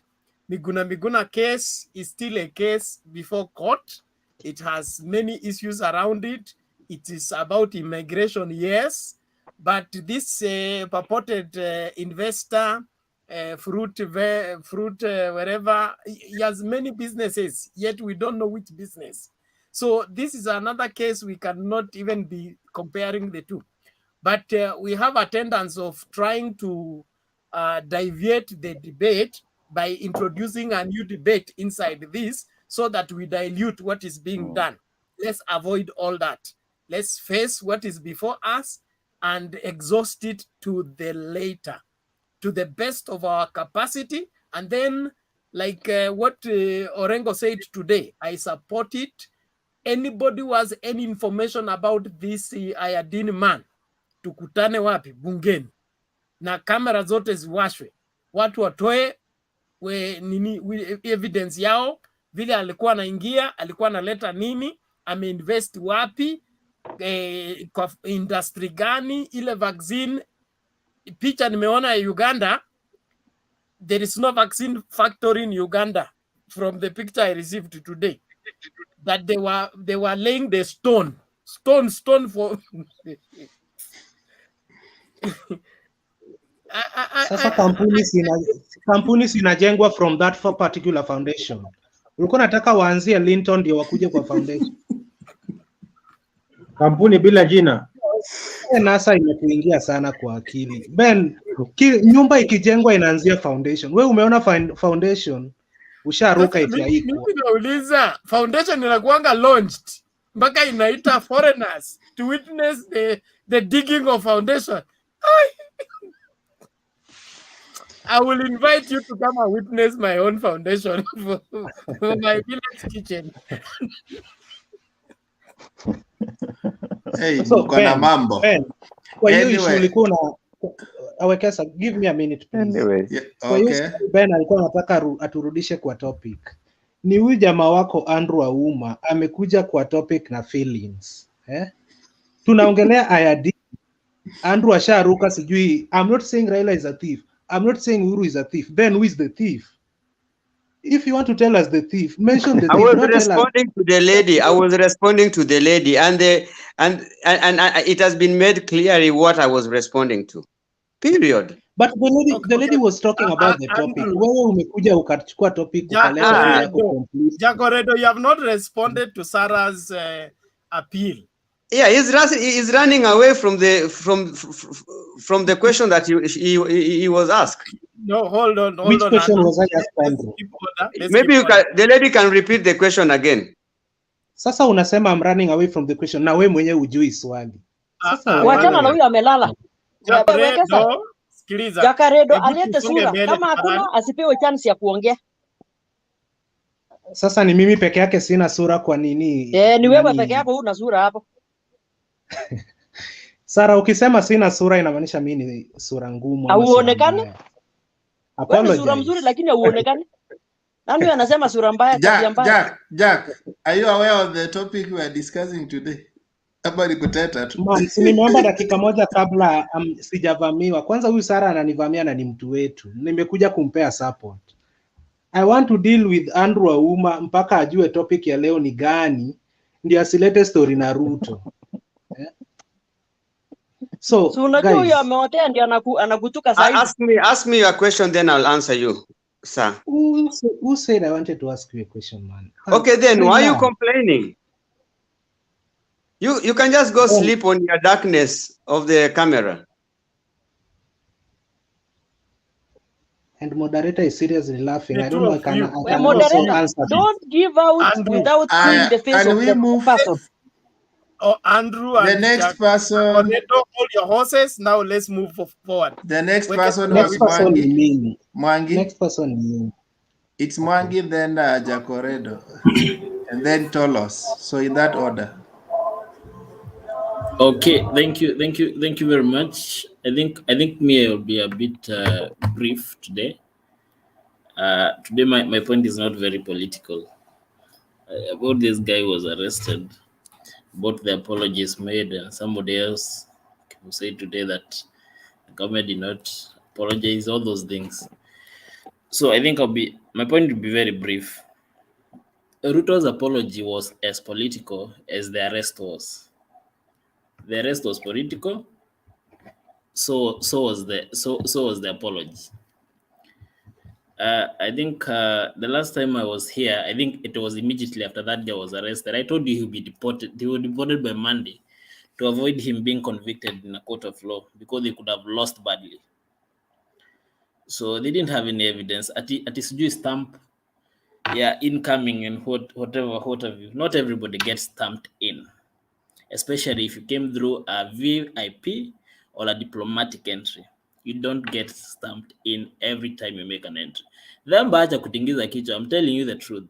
No, you are lying. You are lying. Let's not lie. You are lying, sir. I'm lying what? How many times have you moved out and how many have you come in? I'm telling you the truth. Not every passport get an entry stamp. It is, my friend. You are lying. You are lying. I can prove to you are lying. Listen. I can prove to you are lying. No. Listen. Any person who passes through the terminal VVIP may not necessarily get that entry stamp. Any person who gets in Mr. through Mr. Mwangi, you are saying stop insisting. No, stop insisting. You're lying. You want to understand very well. Okay, let me lie. What is the purpose of stamping in and out? Listen, let me. The general purpose of stamping in and out. Let me give finish. it to me first before let you go me finish my lying. Let me finish my lying, then you make your point, okay? I just want you to clarify there. There is no, stop lying. Stop lying in front of us. You guys, you don't. Somebody even cannot express his point because you guys, everybody. But he's lying. He's lying. When you're a foreigner, the moment you start speaking, you start opening your mouth. It's not a point here. It is an immigration law. We have traveled around the world. You cannot tell me that there is a particular place where you enter without being stamped in. You have guys, can we have some order? Can we have some order? Can we have some order? Can we have some order? Can you finish making noise and then I tell you how it works? Angi, you have a right to your own opinion, but not your own facts. Okay, let's allow Mwangi to make his submission, then we respond. You know, some people are making noise here. Let's allow him to make. Let's allow him. Some people are just making noise there. I will give you time. I will give you a chance to respond, guys. Kindly let him finish what you say. Unajua, some guys here are just making noise, and even spelling a word passport may be a problem, leave alone having one. Let me tell you guys, not every person gets an entry stamp. And get that from me. Not everybody. Not every VIP goes and gets an entry stamp. There are so many of them who have an exit stamp, depending on how you exited and how you entered. You can continue shaking your head, and maybe you've never gone out of Kisumu. That is a story for another day. Now, no, you must substantiate it, not a story for another day. No, Mr. wait, I finish. Substantiate on what validates you to get in a country without being stamped in. Bernard, I have said. You substantiate. You don't say that is a story for another day. Substantiate I've already told you on this platform. I've already told you with a VVIP or a diplomatic entry, not everyone at all time gets a stamp. Mwangi, wacha uongo Mwangi. Can I respond? Can I respond? Wait a minute. Wait, my point. Hold on. I'm not holding on. I'm continuing to make my submission. That was not even part of it. Here we Kindly go. just give him like 1-2 minutes. He finishes what he's saying. I know 2 you will minutes for respond. lying. 2 minutes for lying. Okay, just write down. Write down. You respond. Write down what he's saying. No, because this Uma guy shut up. And make. Please, can we give Kindly, him to this talk, and then tutor we has respond to him. rules. If you are These going other to things talk cannot before help I us. give you permission, I'm This going guy, to put you in this guy backstage. must be a student. This guy must be a student. Yeah, I'm saying is anybody who has guys, I will put you on backstage. Allow Mwangi to talk. Auma, respect other people's opinions. Shut up. Get rights. Get to hear men talk. Then you can bring up your things later. Now this is it. I said here the last time that guy was arrested, I think the same day, that the arrest was political. If it were not political, we could not be having a diplomatic government agent sneaking out through Dubai to Turkey to negotiate for whatever things we don't know. It couldn't be that way. It couldn't be that way. It was political. About Ruto apologizing, you are very dumb if you think it was government apologizing. It wasn't. It was Ruto. And it was just it's just a political statement. It wasn't an apology. And I support Sarah, what they said here. We must distinguish sometimes between bad politics and good politics. Andrew, I'm not saying it's right for somebody to get into the country without a stamp, but I'm telling you about the many times it happens, especially in Kenya. The diplomats that are in Kenya right now don't have stamps, most of them. Some of who I know. VVIPs as well, so many of them. So if this guy was well linked up, I'm telling you, he could be moving on. And he's not alone. The others, he's only the one that was alishikwa na VP. The rest, where are they? The rest, when wanakuja na fake gold scabs from Dubai, you think they have entry stamps on their passport? Who told you? I'm telling you, it happens every day. So I'm not arguing this to tell you that it's a must to get a stamp. I'm telling you there is a leeway in which you cannot get stamped and yet be in the country. That's what I was trying to say. Another thing, Matiangi made the right statement and wrong at the same time. He said it was not government, it was true. He said it was wrong. There's a way to articulate a sensitive issue rather than just going to whatever conference or to, I don't know, it was a committee or whatever, and then trying to give something of a sensitive issue as a cabinet secretary, more so of interior, to the public, and then start saying that it's not the government that apologized. We know it was not the government, but he didn't have to say that. That's why I was saying it is right. He was right. It's not the government. And I said you'd be very dumb to think that Ruto apologized on behalf of the government. It was political, just as it was the arrest. However, even the deportation was still political. I think by now we are all clear. We should all open our eyes. And I've been here very, very categorical. Me, I don't defend corruption.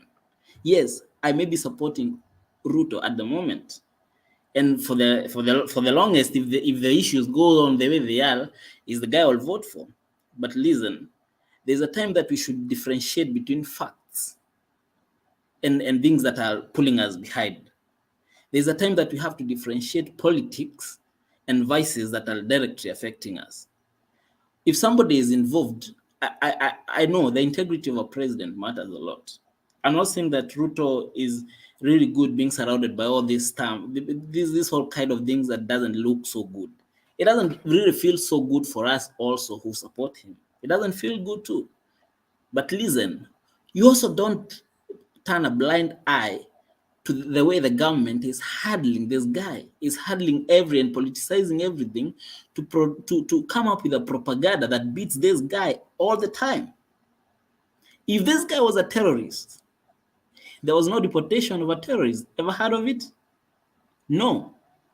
The guys who are not linked with terrorism, akina Atul, they were drug dealers to be precise. Those were, and actually they were directly attached to the state house by then. I think the daughter of the wife of the former president was directly attached to them. They were having government escorts, GK vehicles in their compounds. They were deported just like that.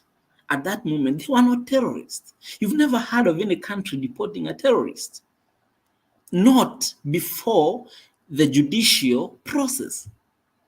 If indeed this guy was a terrorist, they could have aligned him in court, given out the evidence, probably sentenced him, then transferred him to prison in his country. That's how it works. So if you're all here saying that this was not political, you are all trying to hide. It's an ostrich trying to put its head in the sand. This was political. A full thing that raised a propaganda that will be so hard for William Ruto to face against. I'm telling you, this is a very hard propaganda for William Ruto, against William Ruto. And these are guys working strategically for this. That's why you have guys like, we all know the good guys that are doing this, the bloggers and all that stuff. We all know the guys who they try to find the least of the thing that comes out. And now you know the system is working against Ruto at any given moment. So anything spec will be magnified. I'm not saying that he was right to make a dealing with us, a money launderer suspect, or somebody who have ever been shortlisted as a terrorist sympathizer. By the way, he has never been shortlisted as a terrorist. I think it's a terrorist sympathizer through indirect funding, actually not direct funding. So we have to start arguing with facts. Let's not atikurusha mdomo ati umu unaanza kubishana ati guys are not here without my brother. The kind of diplomats right now in the country without entry stamps, you'll be shocked. You have called my name. Can I respond or because you call my name? Wait, you'll respond, no problem. I was just clarifying because you are the one who was like so shouting and you don't even have facts. So I was telling you it's so much possible if you are connected, if you're using a private jet, if you're using so much connected that I wish you know how things are cleared even in this port. Me, I'm in Mombasa right now. I wish you know how things work here. I wish you just know. So let's stop politicizing every aspect just because it's Ruto. Naona Matiangi umetoa statement. Na nataka nikuambie ukweli ya mambo. Wacha kudanganya watu. Wacha kuwa conman, cheap conman. Nilisema mimi mwenyewe nilikuwa hapo. Hata ukiongeleshwa ukaruka ukasema watu wanapenda kukuekelea maneno. Tuache hiyo. The real issue Matiangi, shida yako kubwa ndio umetoa statement ni kwa sababu unajua yale inakufuata. Ukirudi nyuma leo na utuambie ati ulimudeport, mara mlimudeport, mara hatukumudeport, mara tulimpeana, sijui mara passport yake haikustambiwa kulingana na investigation yenu. Mbona hamkuleta huyu mtu kotini? Kwa sababu tulikuwa tunaongoja sana tujue mtamstaka na nini? Hiyo passport haikustambiwa wapi? And I want to tell you, I will make sure before the end of today, hiyo passport yote copies tutatuma. Ndio Wakenya wajue tunaongozwa na conmen wale wakubwa katika taifa la Kenya. Hawezi ukafurusha mtu ya wenyewe kwa sababu hiti unasema ameonekana na William Ruto. Hii story ni simple as this. Wakati mulikataza William Ruto kwenda Uganda, wakati mulimublock, wakati iliwalupukia, wakati mulirealize mumefanya makosa, mukatafuta diversion, mukadivert kwenda kwa huyo Mutakish. Badala munyamase tu, munyamase chini ya maji, ili hiyo maneno tu itaenda hivyo, ishajulikana ukumbavu yote ni yenu. Sasa umerudi tena unakuja unasema ati una revoke kipali chake cha kazi hapa ama ya biashara kwa sababu unataka kuonesha alikuwa na makosa. Kama huyo mtu alikuwa na makosa, mbona hamkumleta kotini? Mbona hamkufuata process ile inatakikana? Mbona mlimpembeleza usiku mkamwambia ajikatie tikiti? Si ati ulimpeana ati mlisikisana ati sasa unatuambia unadaisha sasa leo ati serikali ya Kenya na ya Turkey. Siwaambie tu Wakenya ukweli. Serikali ya Turkey ilikuwa inataka ikufuguse ambassador wetu na watu wetu kutoka Turkey. That was the story. Mbona sasa unajifanya ati serikali ya Turkey ilielewana na serikali ya Kenya? Wewe Matiangi, sikia na usikie. Deal na mambo yako ya Rwarakaland. Najua hiyo ndio imekuprovoke leo umeongea. Rwarakaland sio sisi tulisema uliiba, ni kotini. Na Rwarakaland, Matiangi, can you own your problem? Kama vile unasemanga watu ni waizi.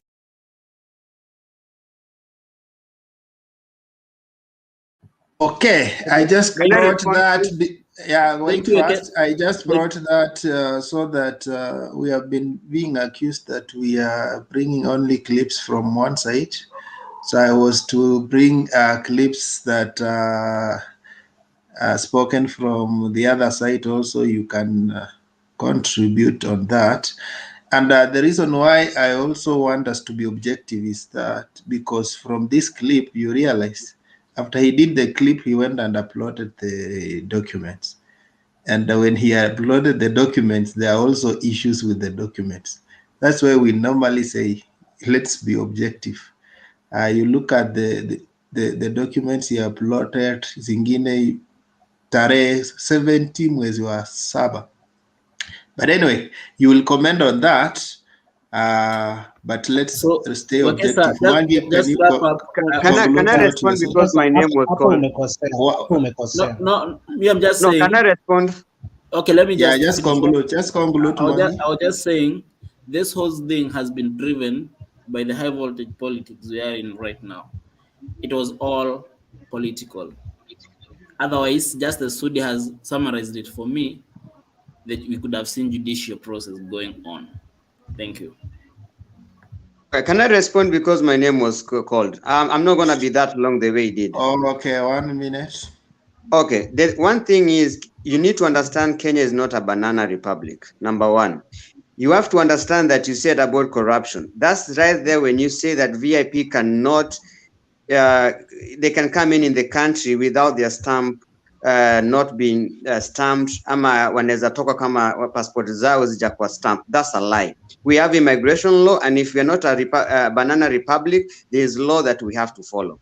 Let me tell you one thing, and I'm going to tell you this. I know you are in Mombasa. I know how shipping comes in Mombasa, and you can pay somebody and umeweka blanketi na kitu ndani, unasema ni blanketi na ni gari. It has happened that zikapatikana zikenda Uganda.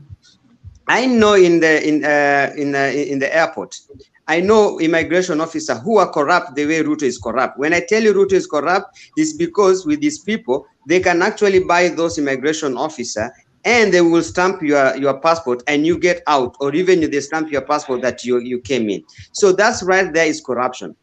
So when you're trying to say that these people are not doing anything that is not corruption, just know that Kenya is not a banana republic, and whatever they are doing is corruption because they are buying somebody, they are selling something so that they can get away with it. Thank you. Wekesa, Uganda iko na port gani yenye jamaa aliona blanketi imewekwa kumbe ni gari ikatoka Mombasa kwenda Uganda port? Port gani iko Uganda?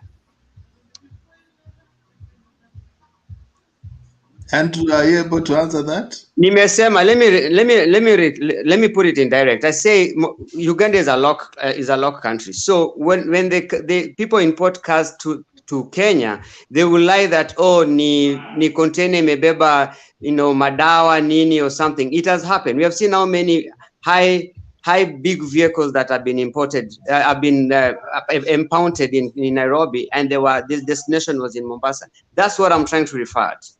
Thank you. But Uganda inaingilia wapi sasa? Uganda inaingilia because that's where these people, I'm trying to tell the person who is in Mombasa that the chances of corruption in Kenya, you can do anything with immigration, you can do anything with the port of entry, so long as you have money and you have connection. That's why those VIP and those people, the diplomats who comes in, one thing, why, if you're doing a clean business in Kenya, if you're diplomatic, you have a diplomatic person. Why don't you wanna? If you're going to the VIP, why don't you want to? That question doesn't need. That question doesn't need all that explanation. Yeah, but I'm just listen. The person who have just talked. Listen. The person who have just talked. Andrew, you made your point. Thank you very much. Yeah. So let me tell him, because sababu hajanijibu. Let me Jack, it's even your if time, you so want to as you lie. answer, you make your submission. No? Okay, thank you. Even if you want to lie, you should not be that courageous. Na unatuangalia tu hivi na macho, umeweka tu yote na unatudanganya. Lazima ujue Uganda haina port. Sasa hata ukituambia uliona blanketi wametumia kufunika gari wakaweka kwa container wanapeleka Uganda, bana, we feel ni kama sisi ni watoto. Sasa unatuelimisha na ni uongo. So just find your facts right. You know, umekuja hapa kwa show kuwatshine kila mtu, but unaona tu venye unajilet down. So tafadhali angalia hiyo mambo. Back to my point. Wekesa, sasa mimi Andrew need to remember your face. Can you bring your face? You know, unamshambulia sana na ajui ni giza inamshambulia ama ni mtu. Acha tu nibaki kuwa giza. Anyway, nimetoka job, nimetoka Wekesa. No, huyo ni mtu wa Ruto anajificha kwa behind UDA. Sasa Ruto inaingilia wapi kwa picha? This guy bana, hapo kwa Uganda ndio nimekoma kuongea na yeye juu. I feel so much okay. Wekesa, let me say the following things. An immigration attaché at the High Commission of Kenya in Berlin provided the following information on entry and exit stamps to some researchers. One, there are two principal stamps immigration officers use in Kenya to stamp travelers' passports at the entry and exit points. Entry and exit points in Kenya ni places kama airport, land borders ama seaports. Tofauti kati ya entry stamp na exit stamp ni kwamba entry stamp iko rectangle na exit stamp ni hiyo ya kona tatu inaitwa triangle. And then under certain circumstances, when an exit stamp is not available, of which mbona ikose kuwa kuna mtu alienda nayo nyumbani akaisahau. The entry stamp can also be used to stamp a traveler's passport on the departure. And when this happens, the immigration officer codes the entry stamp as exit. Two, these two stamps have been used by the Immigration Department of Kenya for a very long time. Three, it is not regular to Kenya entry stamps endorsed in one passport without one having left the country. So hapo Ayadin ama huyo Harun ameanguka. Point 4, it is not regular and proper for a person to re-enter Kenya if his or her passport bears no exit stamp from his or her previous trip outside the country. 5, this is because all travelers to Kenya ought to have an entry stamped immediately on arrival in Kenya and an exit stamp immediately on departure from Kenya. Finally, there are other stamps used by Kenya immigration officers at the immigration headquarters in Nairobi and the regional offices in Mombasa and Kisumu. These include the re-entry pass stamps given to residents, work permit stamps given to non-citizens working in Kenya, among others. So ukiangalia hii story yote ya Ayadin, you cannot come in ukuwe na stamp ya kuja, utoke na urudi, ukuwe na ya kurudi, lakini ya kutoka huna. It is not possible. So I think the guy deserves to explain aliingiaje. Kuingia nayo alionekana akiingia, tukadhani ako ndani, kumbe alishatoka, akarudi tena, mnipigie ndio hii nimerudi, na hakutoka. So I think the government wameruka hiyo place, but the explanation could have helped. The reason as to why I support this Bwana Wekesa, I had an opportunity to watch this game, Real Madrid versus Manchester City in the Champions League 2 seasons ago. Hiyo 2 days alafu corona inaanza. Karatasi nilipewa hapa kwenda kutravel nayo ilipigwa hizi passport hizi nini mbili. In fact niliwauliza, I won't even sleep, I will spend like 150 minutes in Spain. Mbona all these processes? Wakasema umeingia but lazima utoke, so tafadhali tuomba karatasi tuweke stamp. Nikaekewa pande zote mbili na ninaishi within that circle called Europe, of which wangesema tu huyu ni mkazi wa hapa, acha aingie, hiyo ya kutoka maybe tuachane nayo, but they insisted umeingia sahi, umetoka this particular time, so that tracing you becomes easy. Na hata hiyo karatasi yangu ya kutravel kwenda kurudi pia ilikuwa na time, singerudi on 27th ama 30th, I was to come back the following day, ikichelewa sana. So I think Ayadin alikuwa Kenya illegally, hata kama mimi ni mtu wa Tangatanga, lakini hapo napo mmetufinya. Na hiyo story haijaishia tu kwa Ayadin. I think kuna pesa, handshake siku hizi hawataki kuona pesa na macho mawili. Kuna venye mmefinya mabilioni zetu mahali.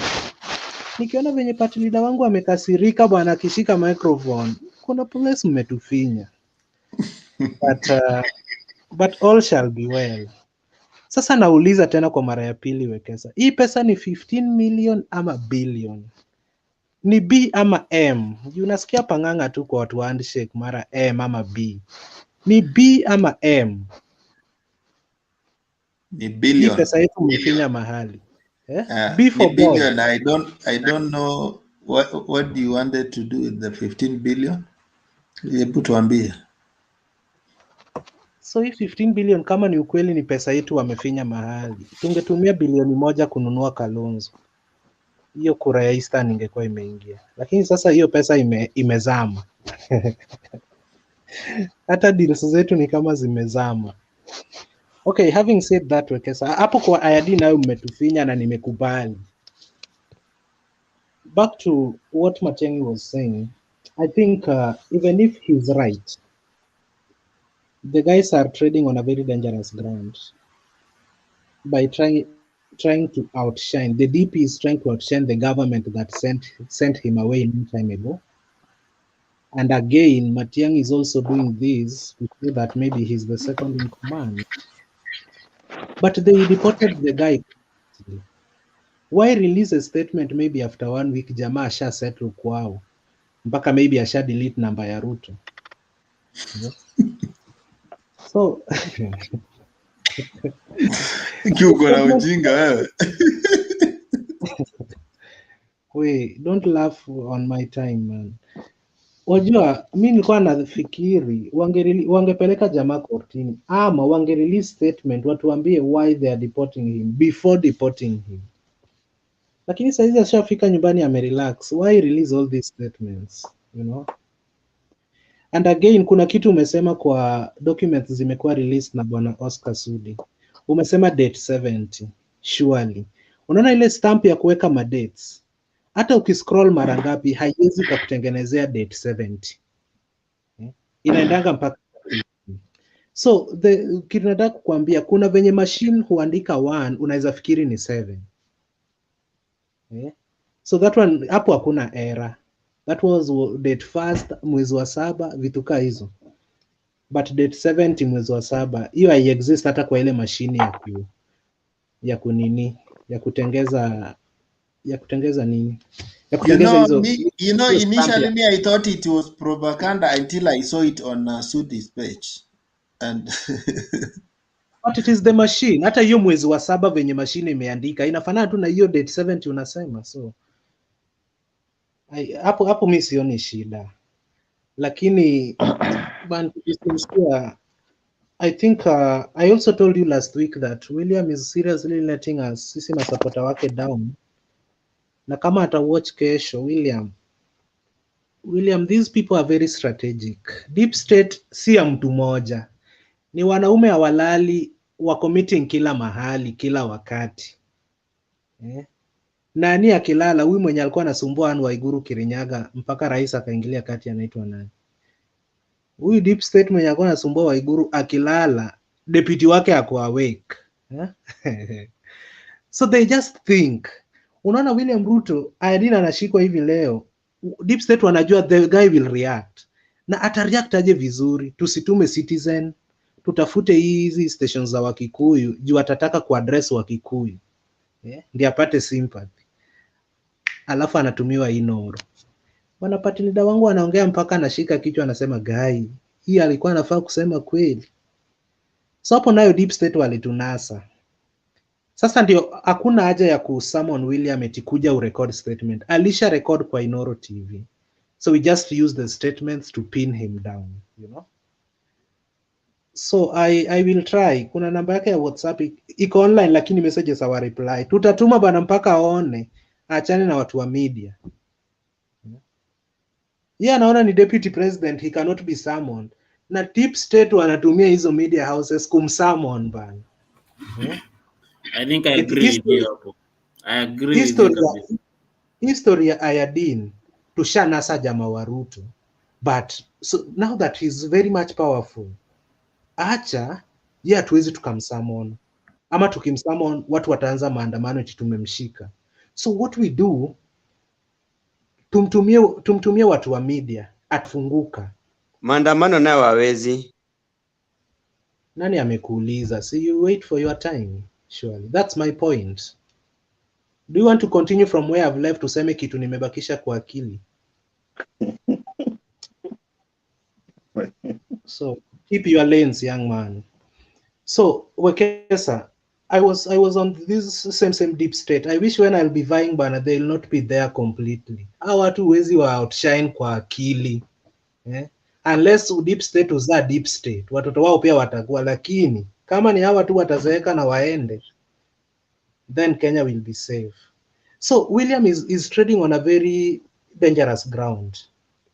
And all these statements amekuwa akisema since 2018. This is what will be used to pin him down. Na wanajua kumchagulia. How will this guy tell us this? Interview. Kuna time Ruto alikuwa interview na KTN, sijui Citizen, haijachukua 2 weeks, ametumiwa station nyingine.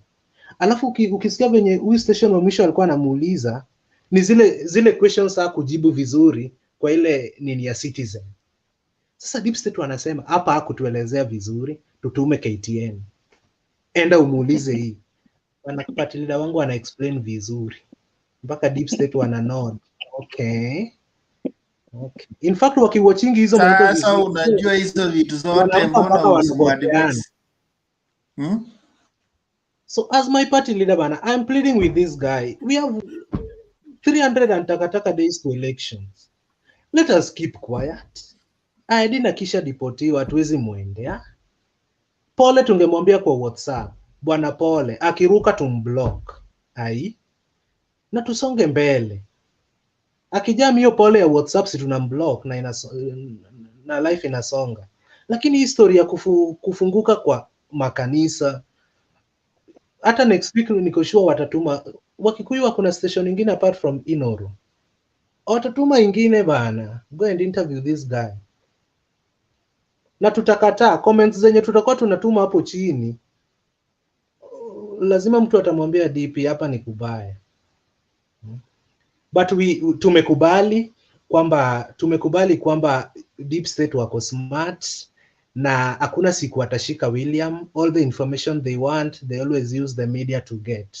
Wakituma Citizen useme, you've not explained another point, they will send another station with the printed out questions. We moderator, enda ukamuulize hivi. Akijibu hivi, tunajua anaweza kajibu hivi. Lakini akijibu hivi, weka hii swali lingine hapo. Until they get what they want. Kama historia ya Ayadin, Ruto angeruka eti mimi jamaa simjui. Si mpaka saa hizi tungejua tu William ajui jamaa. Lakini bwana party leader anasema bwana, I know the guy is a business partner, nikamtumia 15 million. Acheni kutuharibia jina, ni million. Nikazipiga simu ikakuwa akapewa mamilioni, tukapeleka Uganda. Hapo pia sasa alitunasa kabisa. Mbona ongezee neno Uganda? Si angesema tu akainvest hiyo pesa na eke full stop. Sure. Mbona Uganda inaingilia wapi? Jagodero, where the mall? Are you sure you are for William? Where the mall? No, You are a mall. I'm criticizing my party leader positively. This is not a negative criticization. You are advising him. Let me Thank you for good testify. Let me advice. testify. Very good advice. Let me testify to you something, Wekesa, in 2 minutes time. Unaona wakati seneta wangu alikufa, Seneta Kajwang, kulikuwa na hii msemo eti watu wanataka a seasoned politician kama Philip Okundi. And then hiyo time ilikuanga time ya njaa, mtu akipea mbao amekuokolea. Juu ungeenda ukule mandazi 2 na supu ya maharagwe ni 10 bob, ubakishe 10. So tukaekwa kwa lori yenye haina dirisha. Mnajua zile lori zinabeba mchanga na iko deep, huwezi ukaona juu. Tukaambiwa endeni Homa Bay Stadium, baba akijaribu kusema Moses tosha, nyinyi mshout eti tunataka free and fair nomination. Na akiinsist eti anainua mkono wa Kajwang, then tuliambiwa hapo tufanye kitu. My friend, kufika hapo Homa Bay, kama ushafika Homa Bay Bank Road, tukakutana na supporters wa baba. Wakazingira lori, wakasema watu wametumwa kwenda kutupia baba mawe, tunachoma hii lori. My friend, uoni nje na wale wa jamaa, ukitoa hivi shingo unaona hiyo lori imesimama kwa petrol station. Wamama wenye walikuwa around ndio walitusaidia, waliuliza hao vijana maswali. Sasa ukichoma na kuna maybe ndugu yako ndani, alafu nasikia wasi wa pikipiki wana reason enyewe, but watoke tuwaone. So kufika stadium, baba ameinsist bana eti haya, anainua mkono bana wa Moses. Nikasikia jamaa mwenye ananuka bangi na sigara combined kando yangu, nilikuwa nimebeba mawe kwa mfuko hivi, akisema aki Mungu, mimi naweza kufia Raila Odinga, mtu ajaribu kurusha mawe. Nikasema yenyewe hapa ni kubaya. Ikabidi nifinyilie mawe zangu kwa mfuko, zilikuwa kokoto zile sharp, zikangukia huko kwa longi ndani mpaka kwa kiatu, for me to be safe. Juu ungeonekana na mawe na mwenye ananuka bangi ashatangaza rasmi kwamba mimi niko tayari kukufia Raila Odinga. So my criticization of my party leader Ben si kitu negative. Hope umeni support because ama ni Mwangi alini support. Mwangi, it was very strategic from the deep state. You have to agree with me. Yes, I agree with you. It's a real strategy that seems to be working kidogo here and there. Yeah, then kesho yake kuna interview. Then ukiangalia huyo dem alikuwa na interview William. Wakati William amelemewa kuexplain point mpaka anaangalia chini, yule dem ana smile na mtu wa kamera anasema enyewe tumemnasa. Deep state wanasemaje hapo kwa comments? Huyo mama bana namchukia mpaka wa leo. Nikirewatch hiyo clip naona ana smile venye amelemea DP na maswali, na DP peke yake anapenda ma interview hivi. So hapo bana, tutamwambia tena na tena aachane na interview. Hii interview ndio imetupea hii shida yote, tumepunguza kura sijui nusu milioni juu ya hii interview tu yenye tulipewa ya kwanza. Deep state wali extend your interview, haikwenda 1 hour kama kawaida. Mbona wali extend? Juu walikuwa wanatafuta information. Interviews inaendanga one hour, lakini hii ingine nalala na amka DP anaongea eti live. Man, I was not happy. DP angeruka IRD, nimekuambia tungemuomba apology kwa WhatsApp. Tumwambie IRD, we are sorry for what happened, man. Nikichukua urais, I'll sort you out. IRD akileta nyenyenye tunataka pesa zangu, kula block. Atatupata wapi? Alafu story ya Ruto hatungeleta kwa IRD. Lakini IRD ananaswa leo, kesho asubuhi 6 ushavaa koti eti you want to address Kenyans. Hata kutu address si mbaya. Ungeweka sentensi fupi, tulifundishwa kwa Kiswahili bana. Sentensi fupi. Mimi ninakuja, full stop. Wewe mwingine akuulize unakuja wapi? Lakini wewe umeulizwa unakuja. Mimi ninakuja mpaka unasema time. Eti 15 billion to Uganda. Ingekuwa tu 15 billion full stop.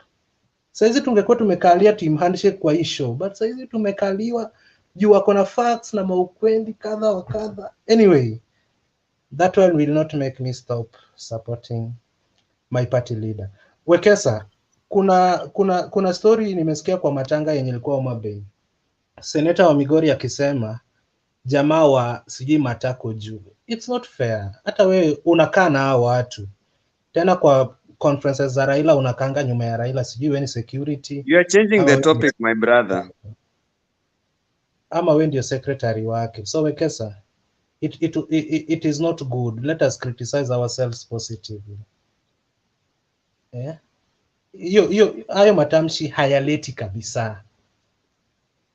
Hata kama tuliwaibia bottom up na mmekasirika, amfai kusema eti ni hizo vitu mnasema. Are you done? There. Thank you guys. Okay, swali moja mbili, we move to the next person. Tolos, are you ready?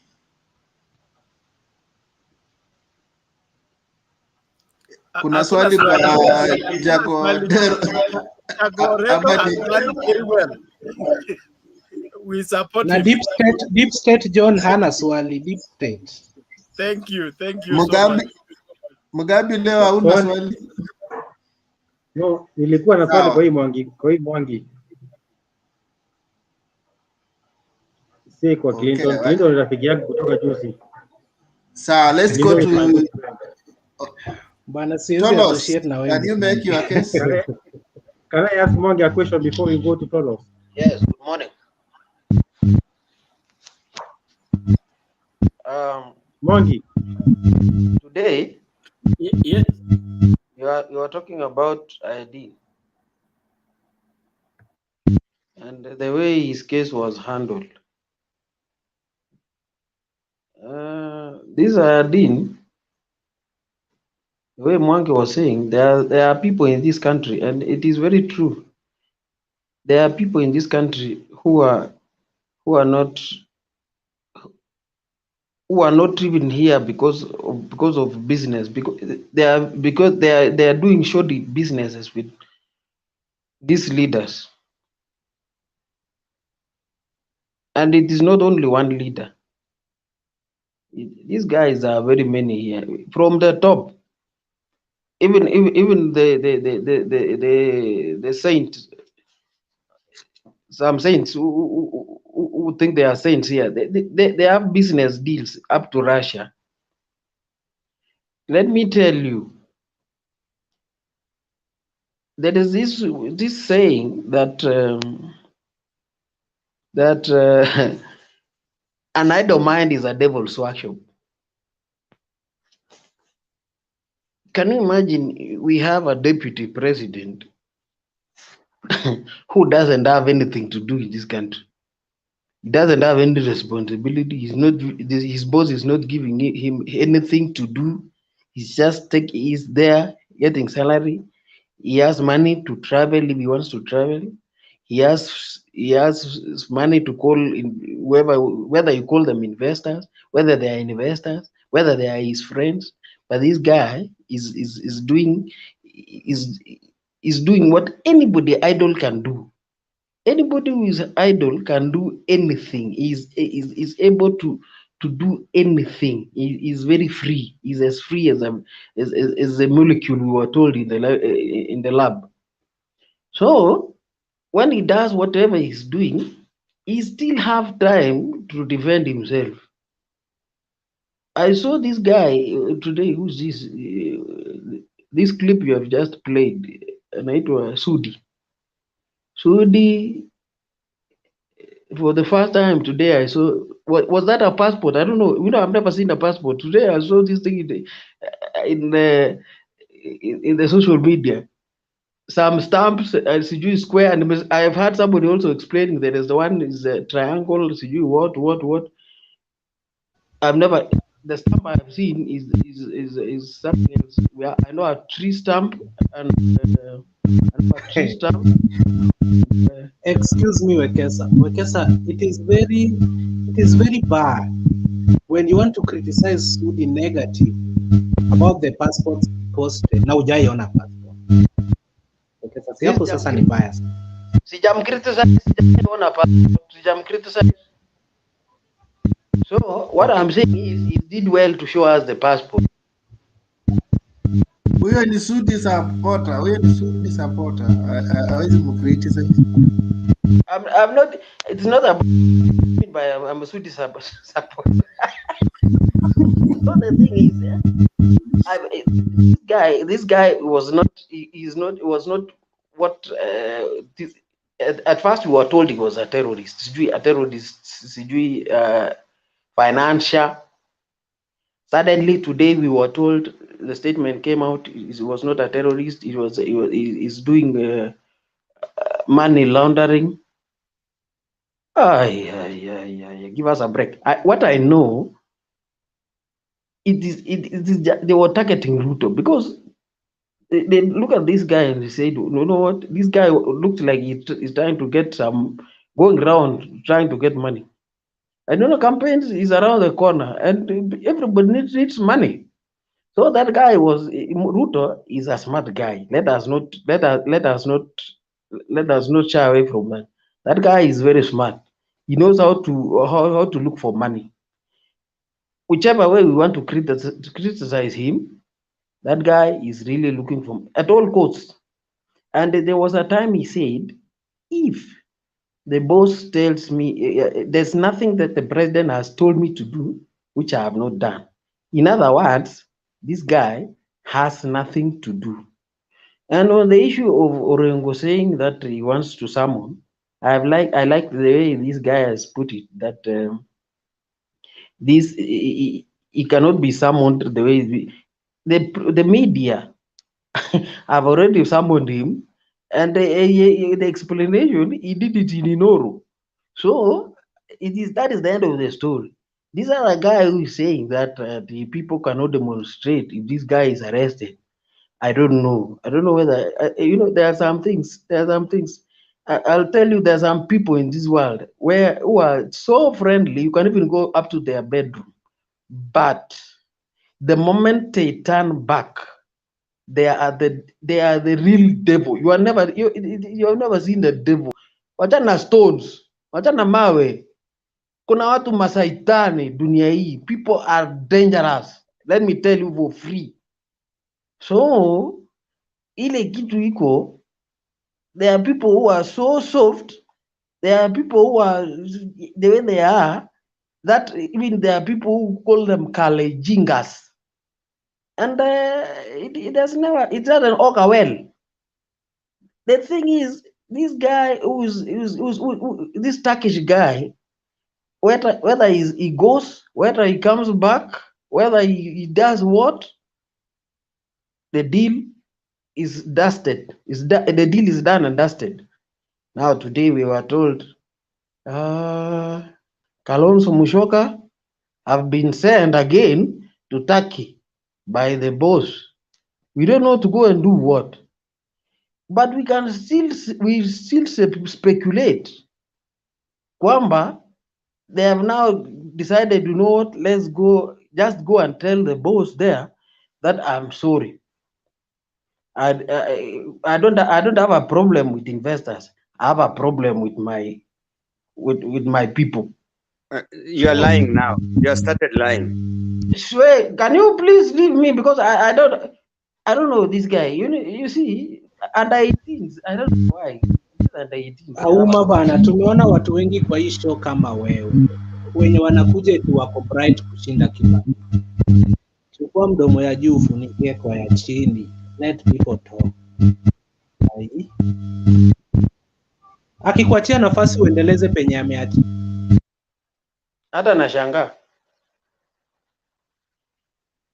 So ile kitu iko, mi nataka tu nimalizie, because this guy, the moment a human mind is like a computer. The moment you start typing something else, it start again. So I don't want to start again. What I want to say is this: the issue of now sending this guy to Kalonzo Musyoka to Turkey, that also should be made public what he was going to do there, because he is not an I don't know what this issue. Then we Oka, I don't know whether it's true. They are going to announce the presidential candidate, and this guy is overseas. I don't even know what. Si atakuwa amewachwa kwa mataa haki. Anyway, thank you so much. But look like I'm not going to sleep early today. Let somebody else also contribute. Thank you so much Tolos. Kuna swali kwa Tolos? Uliza briefly. Mimi naona ameingilia hapa. Umenipea time ama huyu Auma wako bwana Wekesa? Ni mimi ama Auma? Yeah, okay. Who comes first? Auma uliza swali and then My question is, how do you know that can you tell us how do you know that Kalonzo was sent by his boss? That's number one. Number two, do you know the purpose of the visit? Because with the government they have wako na njia mingi ya kutuma watu kufanya vitu zingine. Maybe ameenda kutuombea more vaccine. How do you just pin it down that ni mambo na deportation? When you ask a question and then you put an answer like he has gone for vaccines, then we are also the same. Then you don't ask a question. I say, how do you know? I've said, how do you know that maybe has been sent because of vaccine? Badala ya vaccine ungeweka suti. Taki na vaccine zinaingilia wapi? Ungeweka suti za taki hapo. Na mbona anatupea options za vitu Kalonzo anaweza katumwa? Siulize swali yako na ujibiwe. Na si nimeuliza swali. Kalonzo ametumwa na mkubwa wake. Kama ametumwa na mkubwa wake, how do we know that nini ametumwa? Even in the referendum, we know where they are. So just answer the question. Stop going around.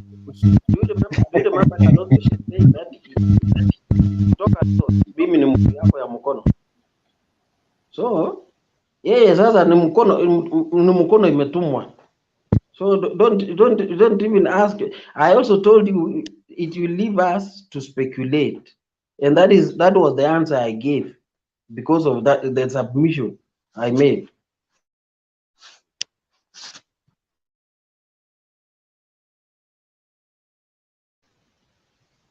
Jack Odero, kitu Kalonzo ameenda kufanya. Umenipea chance sasa. Jack, ask your question. Yeah. Okay. Kitu Kalonzo ameenda kufanya itajulikana wazi atakapokuwa amemaliza hiyo debate yake na Waturuki, wapige picha. The Turukian government will release a statement. Sana sana kama ni hiyo ya iodine, watajifanya kimbelembele, watapost kila mahali. So we will know the truth. And then kuna kitu jamaa amesema about the passports that Sudi released. I think Sudi in as much as tunamjua venye tunamjua, the people around Sudi si wajinga sana vile, unaelewa? For him to release all these things, anajua vizuri nikirelease hizi vitu maybe watanikujia niende ni explain. Sasa kama nazi-release, are they facts? Yes, they are. Let me now put them. So I think hatufai kujudge eti kama kitu imetoka kwa Sudi. Tukiona tu jina Sudi, hiyo kitu ishakuwa fake hata kabla haijaona light of the day. Thank you. Swali kwako, Jack. You are holder of a passport and you've been deported from the country. How will your business partners have access to your passport, scan it, and display it on Facebook? And do you know, yes, they are my business partners, yes. I associate with them. So for me to prove that I was deported illegally, I can do it myself and send them that you can show Kenyans this, you know. Thank you. And that is why we take that document to be credible, because it is sent from the owner to the partner, and the partner shared with the world. And then even the pages he chose, they are the ones that prove that he was in the country illegally. So that means there is no investigation needed. The man provided more evidence to prove that he was justified to be kicked out of the country. But Ben, the law of deportation, Ben, kama Ayadin alikuwa terrorist, No, tumemshika Kenya. Wait. Tumemshika Kenya kabla hajatupiga na hiyo mbom, inaitwa mbom yake, yeah? Tunafaa kumpeleka kwao ama kumfungulia mashtaka ndio tuseme the guy tunamtransfer kwa jela yenye iko kwao. What are we doing to Turkish citizens? Si anaweza piga hadi kwao.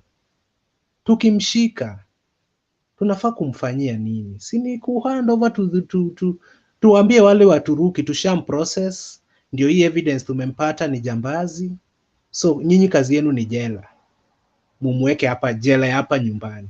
Lakini tunachukua terrorist tunamfikisha kwao kwa airport, tunamwacha anaingia anajumuika na watu. What if akasirike kwa hiyo hoteli aliingia next, na ailipue kama ye ni mlipuzi inavyosemekana Nairobi? The evidence about terrorism was proven otherwise. The main reason why he was deported is his questionable immigration status. And you know, like I know, that anywhere you are found with questionable immigration status, you will not be, I don't think they will even process the papers to take you to court.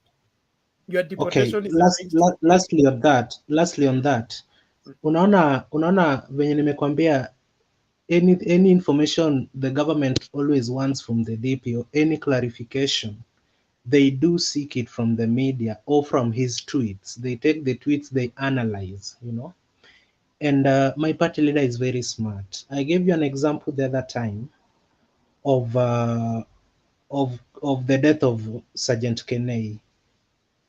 I'm not linking him to this in any way, but the moment investigations zilianza, my party leader alisema something that we didn't expect. We knew there is CCTV, tulikuwa tunapiga kelele in the streets, waende hiyo CCTV tunataka kuiona vizuri. DP akasema ni CCTV. Kumbe alikuwa anajua kila kitu kwa ile CCTV. Akatuambia apart from the 23 minutes na 6 seconds zenye Chesa alikuwa hapo, the DCI should explain to us what next. DCI kuja na vipindi vyao kwa media kuprove, tukakuta DP alikuwa anasema ukweli, kulikuwa na 23 minutes na something. Sasa ametoa hii discussion yetu kwa mada ya Kenei to 23 minutes. Unaelewa? Na tulienda kwa 23 tukatoka kwa Kenei. Kuja kwa history ya Ayadin, serikali inaongelea ujambazi, DP anaitisha media kesho, anatuambia a very serious business partner to an extent that I acquired 15 billion from Equity, akaenda kuinvest Uganda. Sasa hatujui tuanzie wapi. Tuanze kwa kukemea investment ya Uganda ama 15 billion ama serikali kuonea Aidin ama nini? So is your party leader smart as mine? Question for another day. That kind of smartness, that is why he's where he is right now. You need to be smarter in such a way that you will have defense when questions are raised. But when you must guide people on how they should think on an issue, it means there is something you're hiding. And that thing you're hiding will come out and finish you.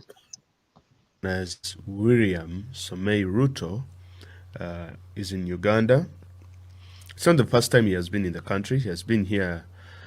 For those of you who have been following politics regionally, especially Kenyan politics as well as Ugandan politics, he has been coming to the country quite a number of years now. He came when he was still the member of parliament, and then he came in the 2016 election while he was vice president and campaigned for Museveni in eastern part of Uganda. And then he came recently, I think in 2019, to launch the William Ruto Institute of Leadership at Makerere University, where they even laid a foundation stone, but nothing came of that. And it seems that Ruto is now becoming more Ugandan than he is Kenyan, which is quite interesting. Now, personally, my own understanding of the situation is, okay, let us first understand what is happening.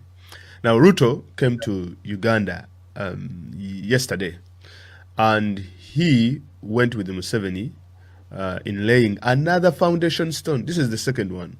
The first one was for his leadership institute in Makerere that never happened, and Museveni contributed 10 million Kenyan shillings, like they say.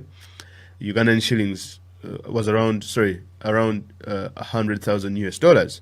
Now, today he laid another foundation stone. I don't know if this one will actually work, but it is really interesting if these are not publicity stunts. Ruto says on his Twitter that the Deputy President of Kenya accompanied President Museveni in laying of the foundation stone for the construction of the biological drugs and mRNA vaccine manufacturing facility in Matuga, Wachiso district. Now, this is what is interesting for me. I personally have nothing against Ruto. I don't want to delve so much into Kenyan politics as well. But for Ruto supporters who maybe follow this page, this is really interesting. And I think here Ruto lost a lot of marks because there are so many contradictions, and something that he entered, he should have done his due diligence before being part of this kind of sham stuff. We all know that Museveni is also struggling for international recognition. He has failed to handle the pandemic, and actually he's now becoming a hermit.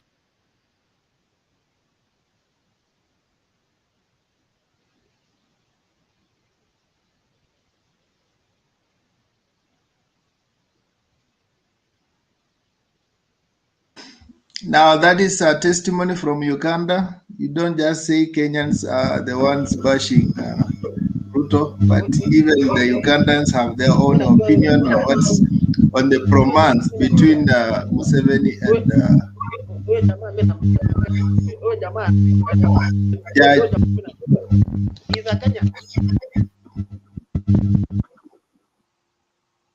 Okay, say what you want to say. Say what you wanted to say, Tolos. I should not restrict you. What I was telling you, that a Kenyan. He's a Kenyan in Uganda. So I don't know why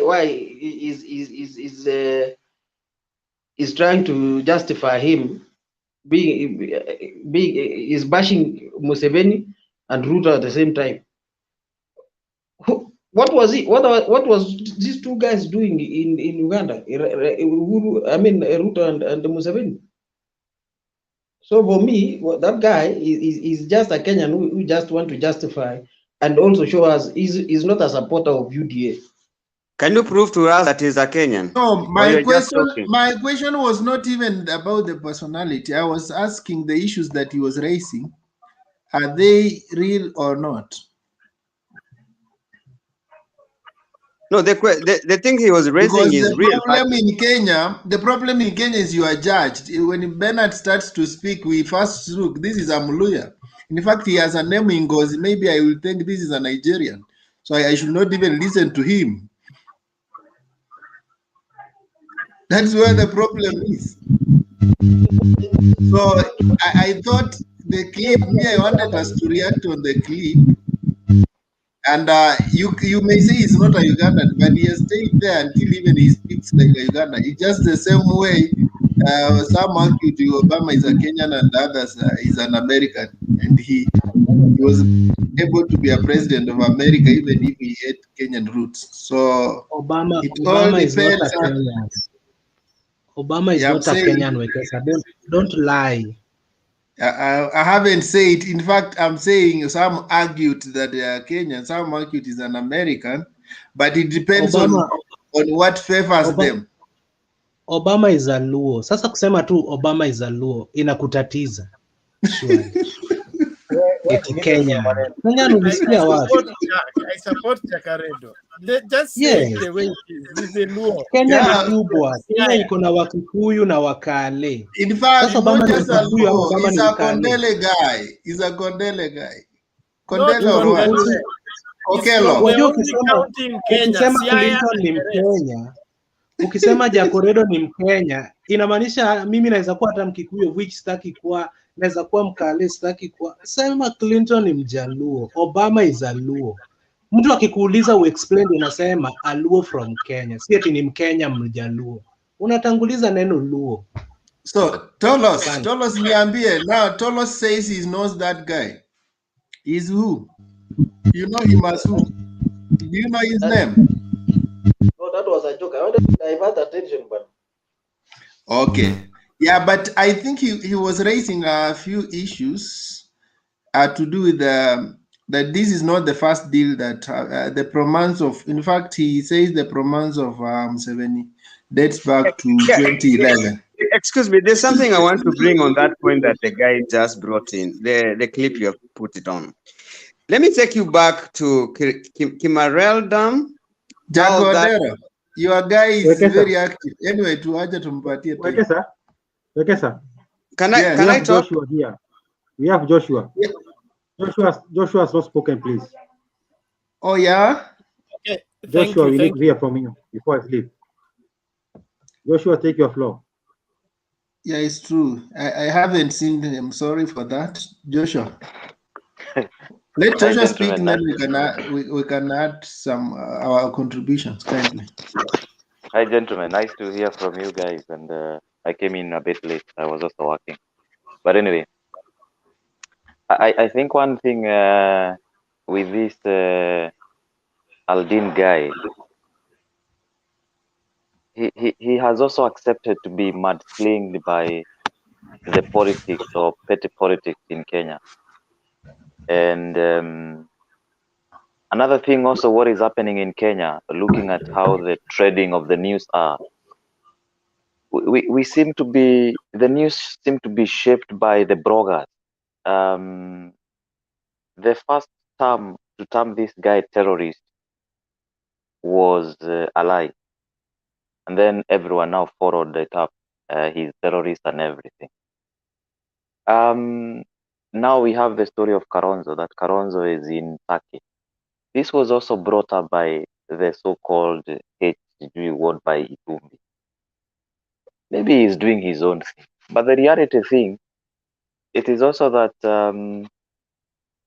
now the story of the passport and everything was now shaped out by the statement from Matiangi, where he mentioned about after checking the movement of this gentleman, they noticed that he has been in the country, but he keeps to be stamped his passport.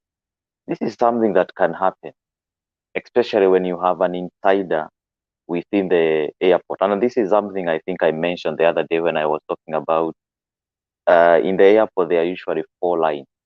One line is mainly the Kenyan, lane 2 is usually the East African, lane 3 is mainly the tourist, and lane 4 is mainly the VIP, which is also serve the diplomatic clientele. And sometimes you are not a diplomat, but you can be regarded as a VIP, whereby you come in, you go straight to the normal lounge, like the normal lounge of the VIP, also not even in the presidential VIP dais, but even the normal arrivals has the VIP lounge. And then the immigration officer will come and pick your documents and then process that. If you have an insider and they already want you to pass without a stamp, it is very possible, you know, and it is possible because they want to achieve something. But regardless of that, the people from Tanga also are, and I have to say this, the people from Tanga are too busy and too bitter. Can they lower their problem and let everything move and see what is happening with this whole thing. You know, the reality of thing. My previous summation in not yesterday, but I think a couple of 2 days ago, was that these guys have been conned, and being conned, these guys must be trying to bring the damage control of their image from these guys. There is also something I have to tell you. If you have been given the permit, which also that permit has a question mark now, if you're given a permit by a government, there is obvious the terms and conditions that you're not supposed to engage in politics.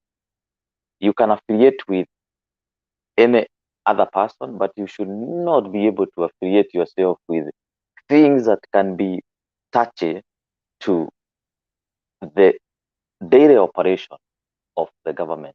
And this is a scenario whereby he wants to be too famous in his way of doing things and how he affiliate with, and also his movement as well. I wanted to explain to you a little bit about deportation. For you to be deported, it is something that has been considered you have done something that makes you to be deported.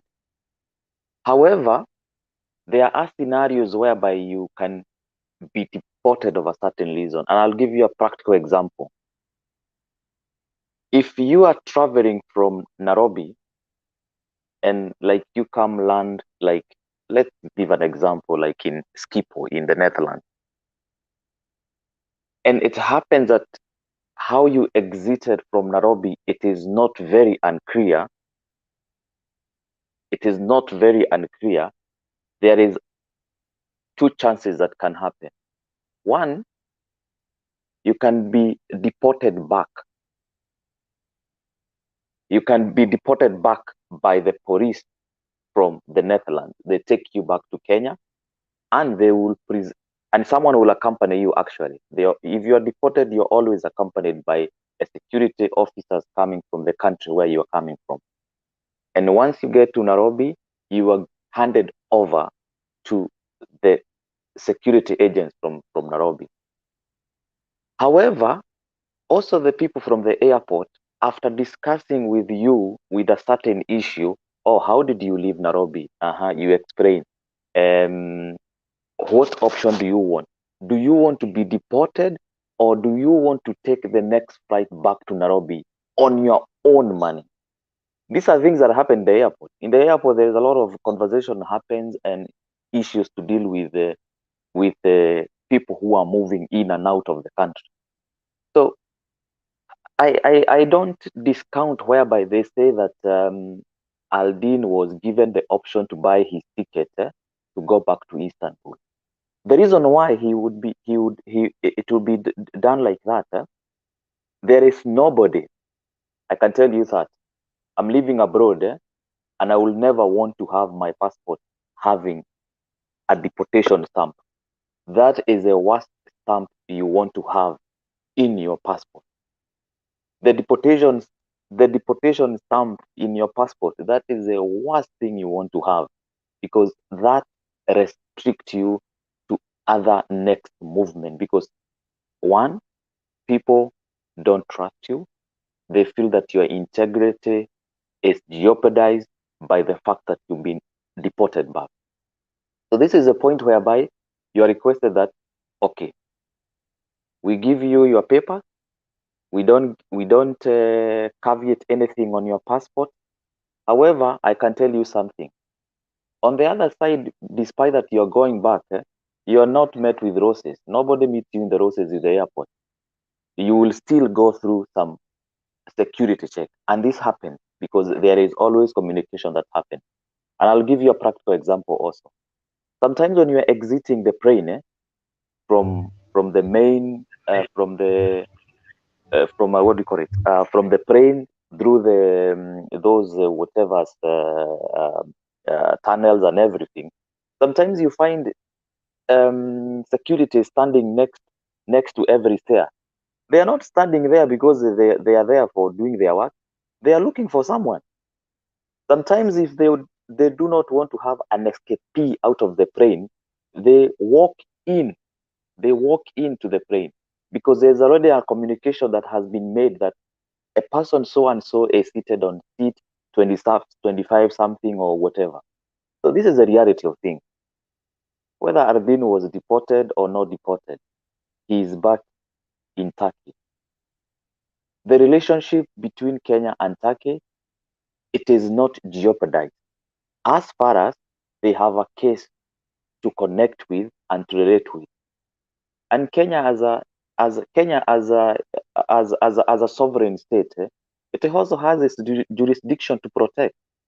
And the reason why they talk about this connectivity of terrorism and the terrorism of this gentleman is about the so-called money laundering. When there is a money laundering happening, it has some connection with terrorism issues. However, how factual that is with this Ardeen, we cannot know it. We cannot know it. It is the only government that know.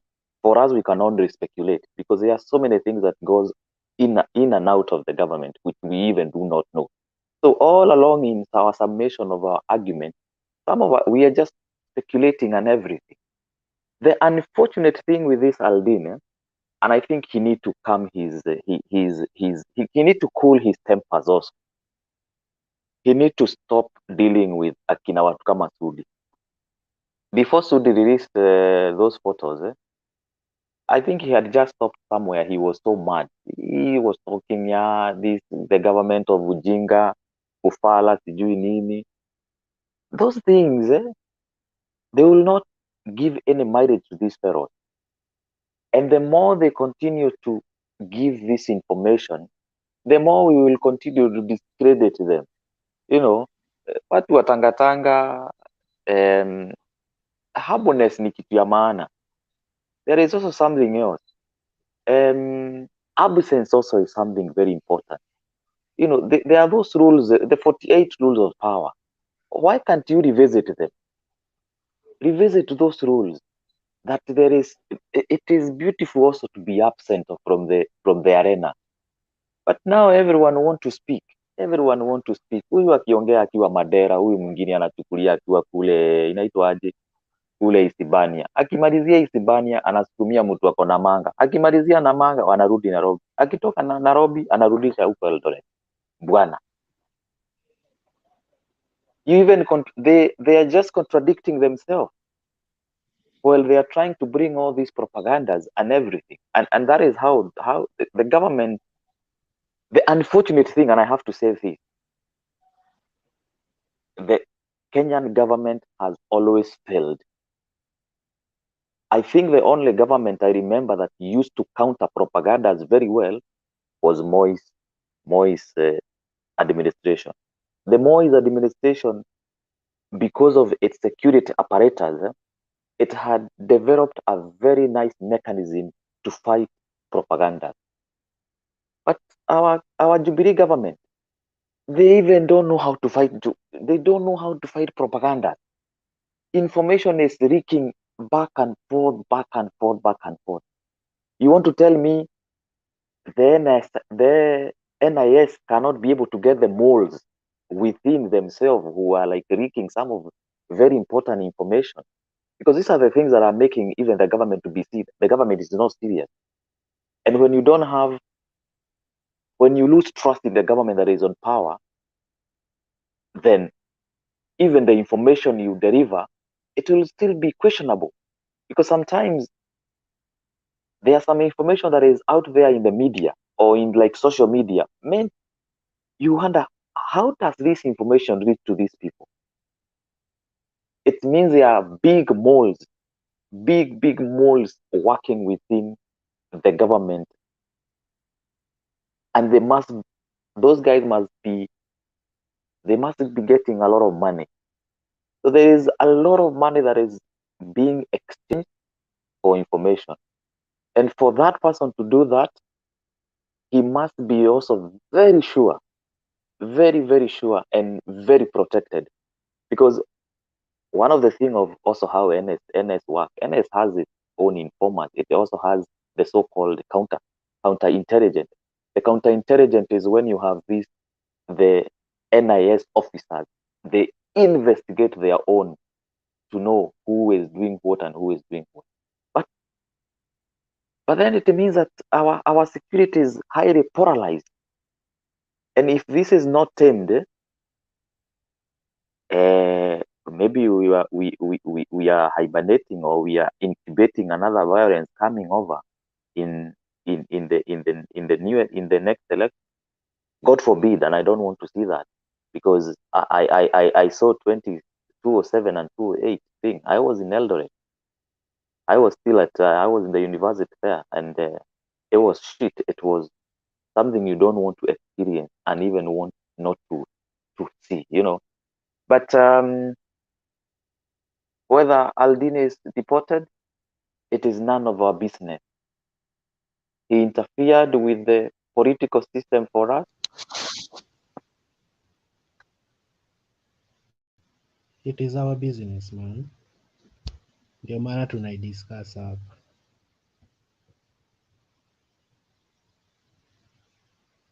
What has happened? Amepotea. Okay. Can Mulumba make his comments? Naona Joshua amekwama mahali. Jagodero. Sasa Ayuka akirudi kwanza. Okay. Amekwama mahali. Sijui amekwama ama amefanya nini.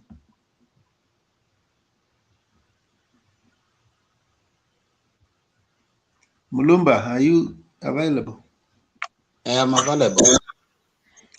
Yes, make your submission. Tuko kwa kipindi ya lala salama, tunataka kumalizia. Nawarudishia asante sana kwa siku ya leo. Mungu ametujalia tuko wazima, we can still speak and analyze what is happening in our country. According to what the mada ya leo, I don't know how some of our Kenyans play with the security. Security is not something that you can play with it. And I don't know somebody that want to be the president of the country plays with the security. You know, Kenya, Uhuru Kenyatta is a very good guy. Uhuru is a very lenient guy. Let me say, kitu Ruto alifanya na wabunge na huyu jamaa ilikuwa ni Uganda COM7. Do you know wabunge wote wangepotea, wengine hata wangekuwa shakufa saa hii. Some of them could have been dead. Huyo jamaa angeshikwa, angerudishwa, but wale watu wenyewe wale MPs kama MPs wa Kenya wenye walienda Uganda na wakaleta statement, wangekuwa some of them are dead na hakuna kitu wangefanya. That guy kills. Na ukiona hii kitu inafanyika ni kama plani Ruto alikuwa nayo ya 2022, anafanya program yake ya kuingia alikuwa anatafuta usaidizi kutoka kwa Museveni. Anatumia tactics. Hii vitu mwache kufichana. That's the program huyu jamaa alikuwa nayo. Kwa sababu alipata loophole, Uhuru alimwachilia, so he just does everything like he wants because anaonekana he's above the law, he's the president of the country.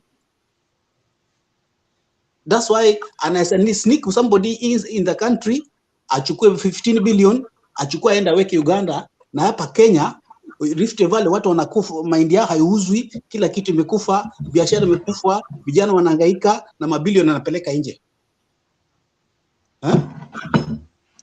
There's something wrong with the security ya Kenya. If it was Uganda, I'm telling you, Museveni hachezi. Umeona vile anaua Uganda kama kuku. He doesn't, na kikuua, you take nowhere. Kwanza wakisikia tu harufu, nyinyi mnasema wakisikia tu harufu tu mtu amepitia hapa ako mgeni.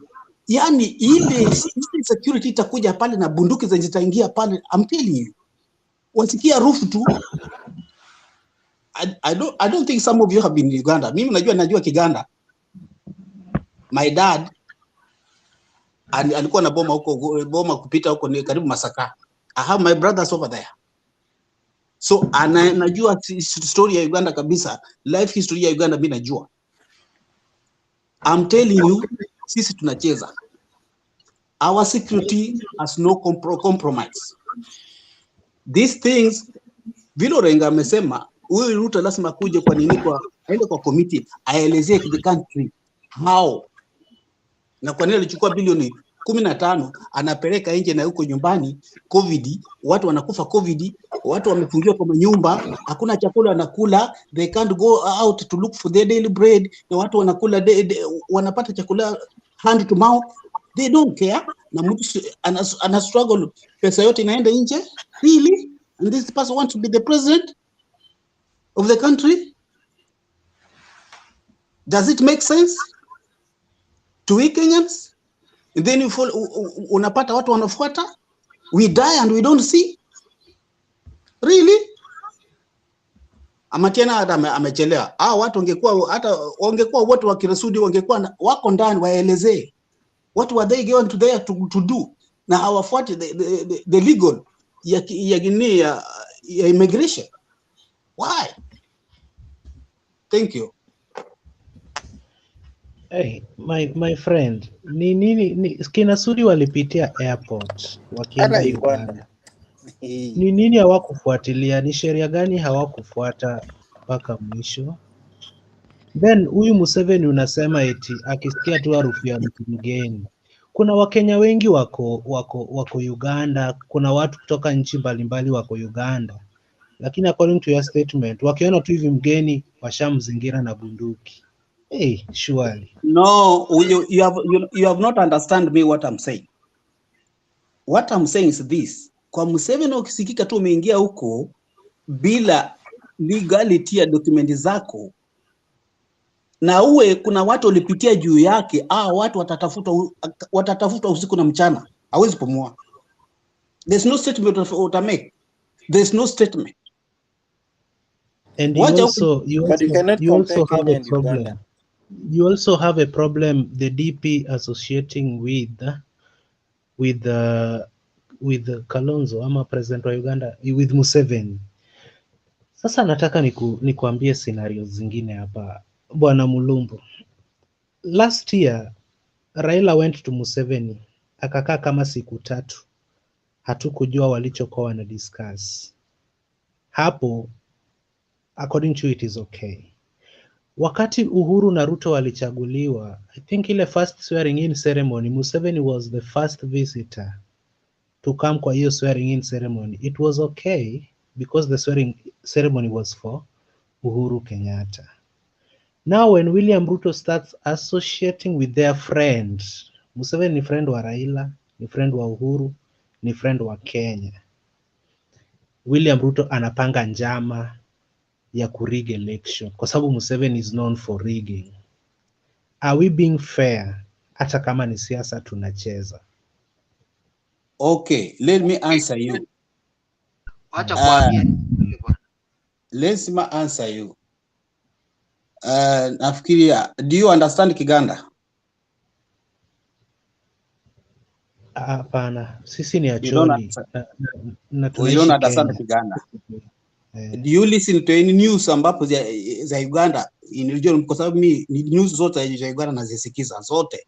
Kwa vile siasa inapigwa Kenya hapa, I understand hiyo siasa ya Uganda bila mimi. Hata sisi wengine we have a roots of Uganda and we have families in Uganda and we understand. So whatever you're trying to tell me and whatever I understand doesn't add up. So it's like you're coming out personally, but I was not expecting such a that from someone whom I've been following this platform, and I know sometimes you give a good advice. So I would try to encourage, try to redirect your point that just try to argue you in a sober way, not on a personal basis, and try to bring facts out. Okay, and I know where you are coming from. So let me ask you a question. Kwa sababu umesema I'm lying kwa Ruto nini jamaa yako. Let me ask you a question. Did I say you're lying kwa Ruto? See, you're trying to pull out some things. Did I mention that? Yeah, Sometimes, Mulumbu, that question you can't answer it because of the first statement you made. Eti kwa yes, sababu ya jina yake ushajua place yes. anatoka. So utamjibu kulingana na place anatoka, si kulingana na swali. Clint, Can I make Clint, a have you seen my message? Kwa WhatsApp ama? Kwa private. Private wapi bana? Kwa hii program tu private inbox. Then in 30 minutes. No problem, Wekesa. Can I make a statement here? Thank you. Can I make a statement Sasa here? ambia hao watu mimi ndio moderator juu watakula mute sana. Yeah, Clinton is taking over, guys. I want to take a nap kidogo. Kesho niko job half day. So thank you. Have a good night. Na walete sura isipokuwa mimi. Can I make also my final comment here actually? Yes. Can I continue? Talk. Yes. There is one thing, and I have to say this, that generally in Africa, the politicians have the opportunity to brag or to be given respect as waheshimiwas in any places that they go, and they feel that they have all those privileges and so on. And that is why you could see that people like the so-called Dede Nyoro, Sudi, and the other guy they were with, that they had the audacity to go to Uganda and even have a press conference condemning a sitting government while they are away from Kenya, because they feel they enjoy the privileges and of course of speaking out and everything. I can tell you something, there are some places, even if you have all privileges from the country that you're coming from, you cannot take such rubbish. And that is the unfortunate thing, that in many countries in Africa, we see our MP as gods, as small kings who rules like they leverage themselves to be like the government of the day or to be part of the system. And this is what, if Kenya will become unruly one day, it will not because of that there is no good system, there are no good policies, there are no proper legislative everything, but it is because of that how we the people ourselves have accepted to be driven by the so-called waheshimiwas, the overprivileges, the everything that tomorrow I can wake up, if I'm an MP, and rubbish off everything and abuse we even have a very lenient president, to be very frank. As much as we can say that he seems not to be doing what is he supposed to do, but he is as lenient as possible. However, it doesn't mean that his silence is a weakness. That is not a weakness. That's actually a weapon. That's a very good weapon when it comes to governance, because we can even go back and borrow an example of the so-called Mwai Kibaki. Did you hear Mwai Kibaki arguing with anyone? Everyone was making noise and talking everything, but things went on. He finished his term. This is also the scenario. And we do not have to polarize the country because of selfish interest. But there is one thing. I think as times goes by, Kenyans can also see that. And I think they always say, chema chajiuza, kibaya chajitembeza. So, yeah, that's my contribution. Unless anyone have a question. Sorry, my other phone died, so that's why I went Ukisema off. kwamba Uhuru is being so lenient, ulikuwa unataka kina Sudi na Nyoro wakitoka Uganda after hiyo press conference wafanyiwe nini? Wewe kama president mwenye hayuko lenient ungedu? It's not about it's not about that lenience of like when you get to Kenya that you arrested. No. I want to give you a good example of there was one person who said, I don't know whether it was I don't remember whether it was Idi Amin or it was Museveni who said that the media have the freedom of speech. However, that freedom of speech, upon speaking, whatever you speak, your statement can determine what happened next. You get that point?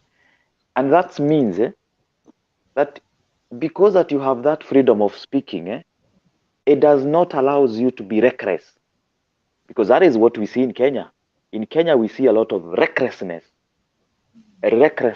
from our political class. Joshua, from when I derive this point from your statement, you said Kina Sudi wali criticize the sitting government in another country. So is criticizing bad? No, it is not Unataka bad. hiyo hati ya kucriticize ndio itolewe pia. Don't get me wrong. Don't get me wrong. It doesn't mean that I'm contributing this even when I'm abroad. But as much as I'm presenting my argument or whatever, because I care less about showing my face here, because I have right to speak, and whatever I'm speaking about, I know what consequences I can have. However, as I present my point, I also have to be understand what I'm supposed to speak, whether I am what do you call it? Whether I am kama nimekasirika, I'm not happy with the government and everything and so on. There is a character that we have to carry along with us. There is a virtue. There is a principle that we need to carry along with us. You don't have to keep yapping all over to be seen how good you are, to be the so-called that person who is making or representing the people. Today, we are seeing the like of Gachagua saying that the government is not working for the people, or saying how the government is brutal through its policemen. He talked today in Kejokoma, talking about how the police are doing and everything. What did he do? If we look at the history shows us during his administration as a district officer in Nakuru and Moro, it is the moment when we had a lot of things. I can tell you for a fact, I can tell you a story. In 1992, it is when I got to know that I'm a boy and I have to take care of myself because of the crashes that was happening in 1992 during the Moi regime. So sometimes there are people who can taught us history. There are people who can taught us how administration can work. There are people who can taught us how government can work.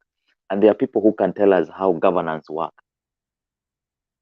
If this country was, if country Kenya was lenient enough in terms of going toward justice direction, there are some people who are not even supposed to study the podium. And that is the reality of the thing. That is the reality of the thing. But because we Kenyans, including myself, we have accepted to have the order of the day that we glorify the bad thing rather than not accepting them. That is the reason why someone can stand on the podium and talk rubbish, and people make good noises for the person or clap for that person. But while the other person who comes and he's not a comedian for the people, that is not a good person. we need to change. We need to change our attitude of how we do things. And for me, that is what I'm always advocating. Joshua, Yes. what do you expect? What do you expect to happen in your opinion? What do you expect to happen in 2022 after the elections, or what do you foresee in the next government, or which group do you think will form the government? Well, it is too early to predict, my brother. I've been into politics, but it is too early to predict. However, I can tell you for sure, the chances, I may be wrong, I may be right.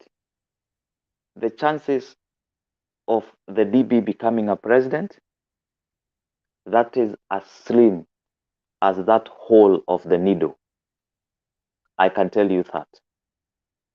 I can tell you that. Okay, thank you. Thank you. We have to wind up in 19 minutes. Saa 8 kamili tulalala. Duke, 5 minutes. Yes. First of all, I want to start by responding to what Joshua said.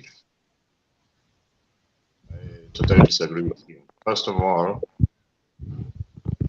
the fact in the Constitution we have what we call the Bill of Rights, and among them we have the freedom of speech, the freedom of assembly. Those are the basic structure section of the Constitution. It cannot be changed by the president nor parliament.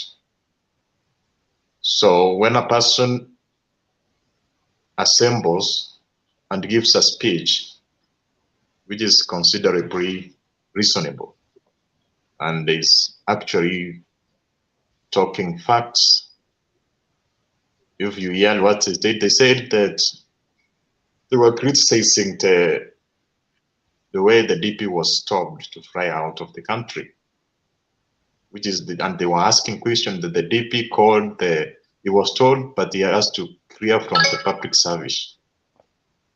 And when he tried to call Kipicho, he was told, I am not aware of that.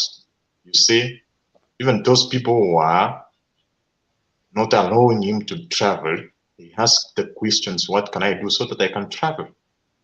They are unable even to guide him.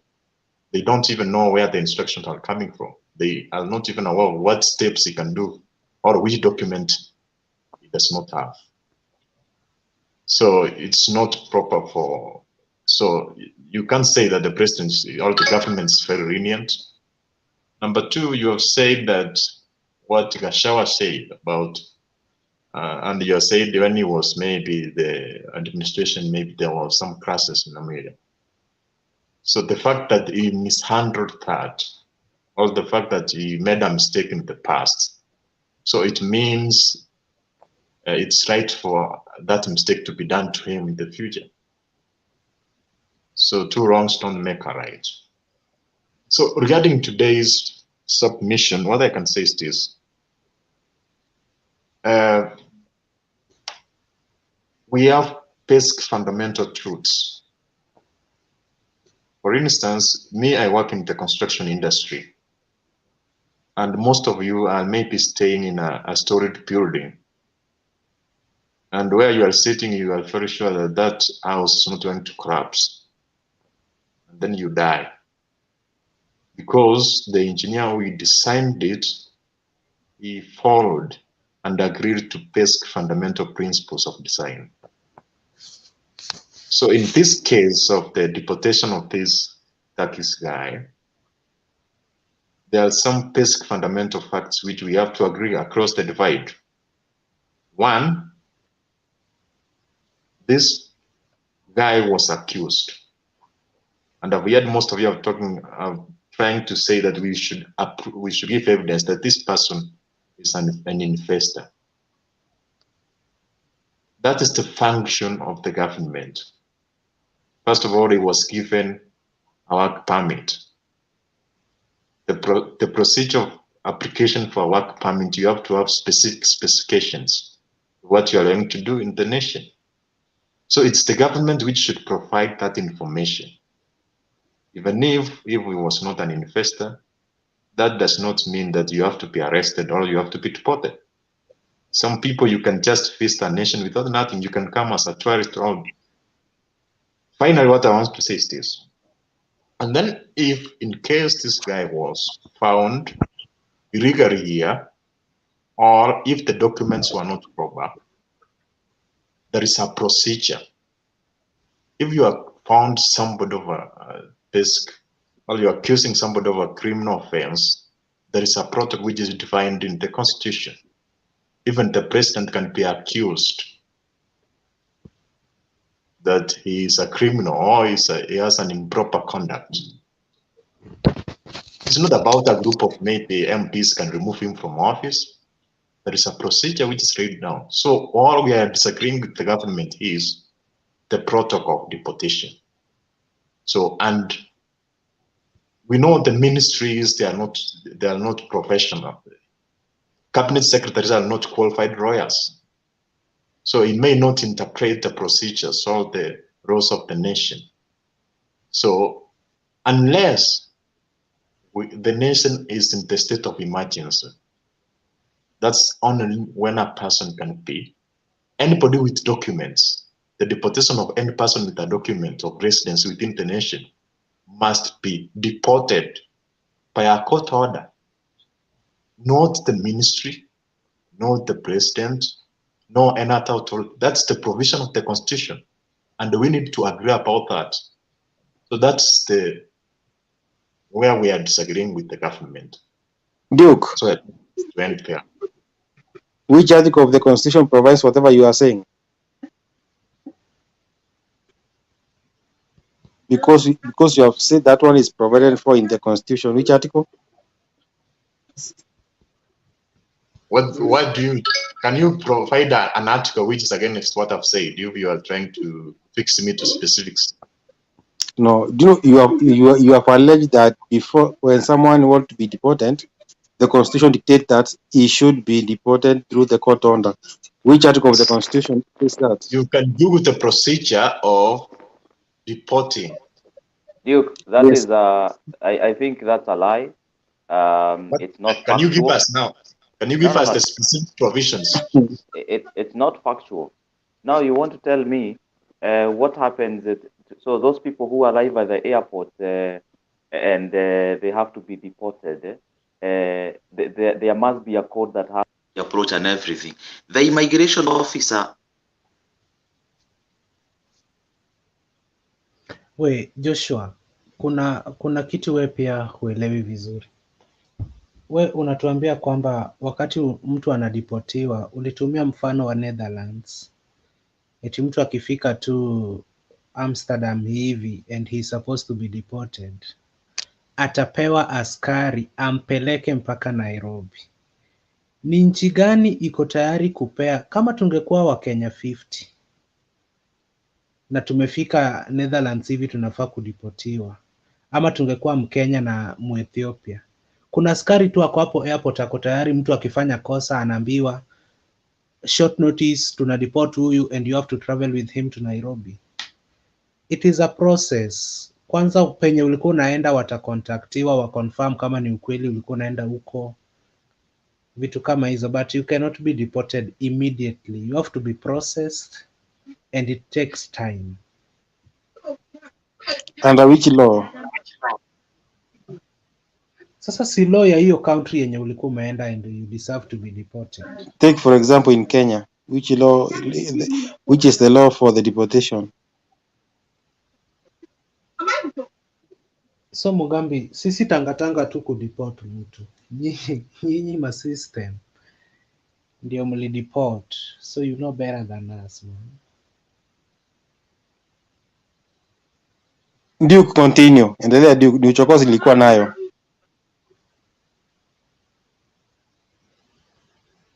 I actually finished what I was trying to say, and you can read about the Immigration Act of 2010. You can be able to see that the Ministry of Interior asked the authority to deport somebody without residence documents.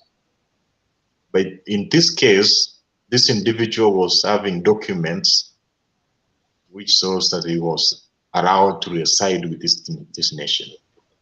Maybe if the Ministry of Interior was disputing the documents, they should present that dispute in the court, so that the court should determine whether the documents are valid or invalid.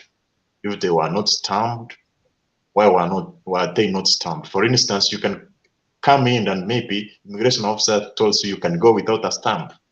So that may not be a criminal.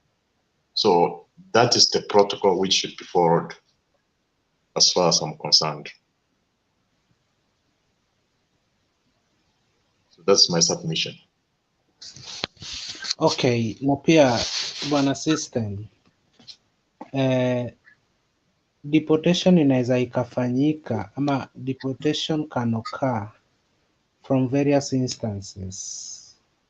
Kwa mfano kuna criminal conviction, alafu wanai-explain kwa kusema kwamba while not all crimes are grounds for deportation, those relating to violence, drugs, firearm offenses, human trafficking, and the smuggling of illegal aliens into Kenya may cause someone to be removed. Umesikia hiyo system?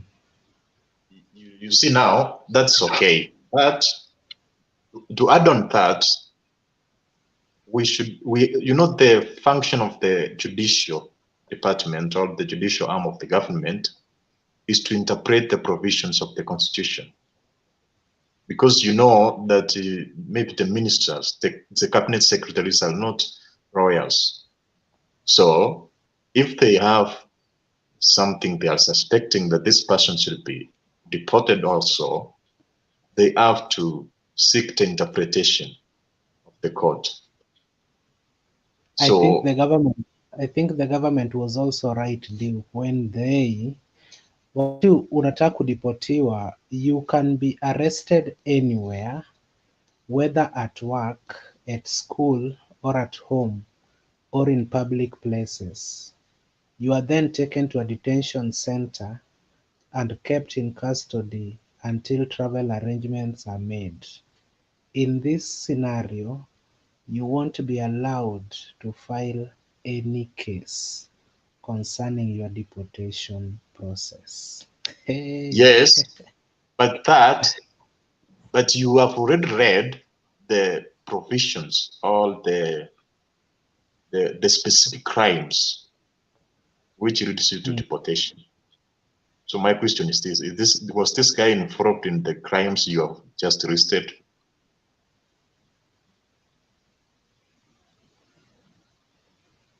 What? So that's, huh? What's your question? I'm saying that you have already said specific crimes, all actions which can make a person to be deported. And you have actually said about maybe drugs, something to do with firearm possession. So was this guy connected to that? Yeah, wamesema alikuwa terrorist, so the government is right. And when someone is a terrorist, hii clip hii nini inasema kwamba you can't be deported. Yeah. Wameandika violence, drugs, firearm offenses, human trafficking, and smuggling of illegal aliens into the country may cause someone to be removed. In fact, the word deportation ni kali sana. Aidin was removed.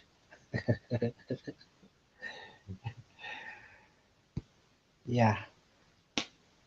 Otherwise, system, do you have an issue, Mugambi? Mi sina maneno, mimi tu nilikuwa nataka kusema hakuna mahali constitution nasema about deportation, lakini tukisema ukweli, historia ya dini hii ni siasa inawekwa, lakini akapatikana na makosa kidogo akafurushwa. Hii ni siasa tu. Enyewe system. Umeongea kama watu 10 leo. Na kesho watakulipa kweli juu umewaruka. Mimi nalipo aje sasa? Nani anaweza nilipa sasa hata wewe ukisema? Sasa watu wa systems mnalipwa. Sasa hivi deep state wamewatch umewaruka. Will you really get your payment, man? My account was hacked. That was not me. So you'll just get your normal payment. Mtu alikuwa anaongelea account yako. We, hii maneno wachana nayo bwana. Wacha kuongea hivyo.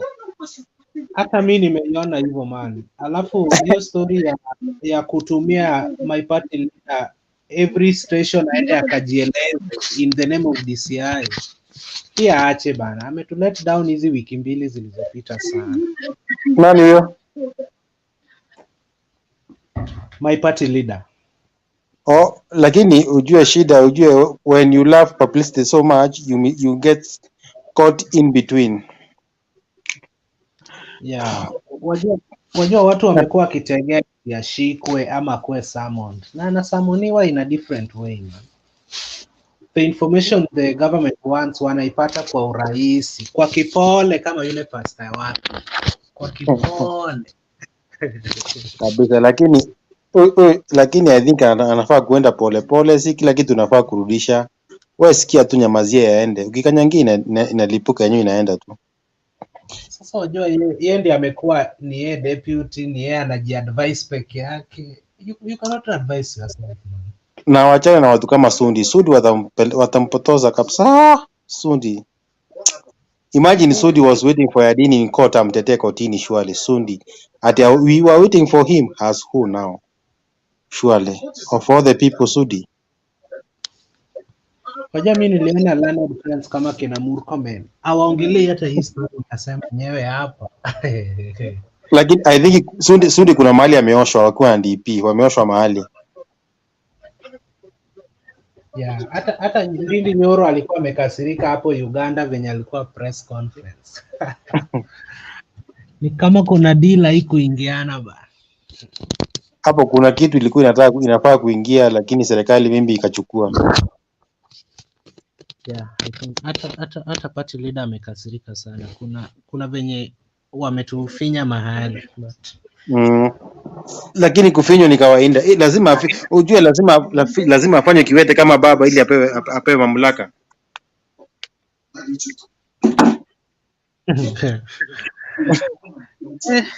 Hii 2022 ifike bana, tuone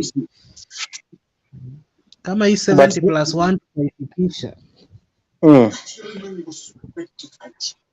Naona Sam analialia, simu yake kwa nini kwa chat analialia Sam. Sasa nimemjibu, devices zake haziko connected. Nimemwambia atoke arudi. Hakuna venye naweza add. Kuna two place pa kumblock na kumtoa kabisa. Ile place pa add to screen haiko. Si nimetuma message hapo kwa nini inaitwa nini? Hapo kwa private chat. Nimemwambia login, bado kuna two place pa kuedit jina yake, kick from studio na ban completely. Hiyo ya add to stream haiko. Mi hata nilikuwa nataka kulala tu, nimesikia vile Duke anasema uongo, nikasema niamke, wacha sasa mimi nilale. Saa 8 naona imefika, nataka nipike sasa hapo nilale bana. Okay, ni sawa basi. Wewe bua, I think some tutafunga kwa sababu hakuna watu. Sawa, nice time man. Okay, alafu hii part ya mwisho tumeongea, just cut it, isikuje kwa nini, isiweke kwa YouTube ama iwezi katika kwa cut fiti. Aha, haya. Enda.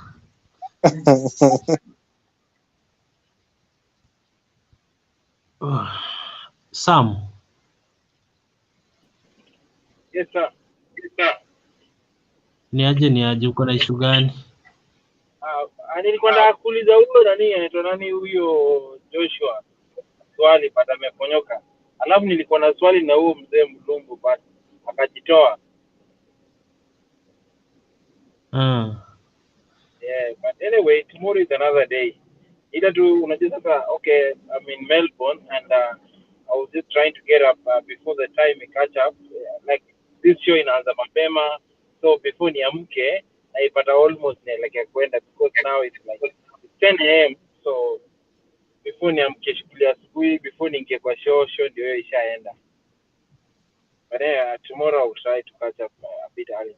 So, but anyway, hii mambo yote yenye tunasikia, it's all politics, like, just to be honest, because ukiangalia there is an intelligence, because the government, I think this most of the things the government does zinakuwa leaked out. I don't know, and that's why I think they really need to see, because at the moment, do you know that Kalonzo is out of the country and he's been sent by the deep state to go to Turkey to apologize to Turkish government about the dissenting of that.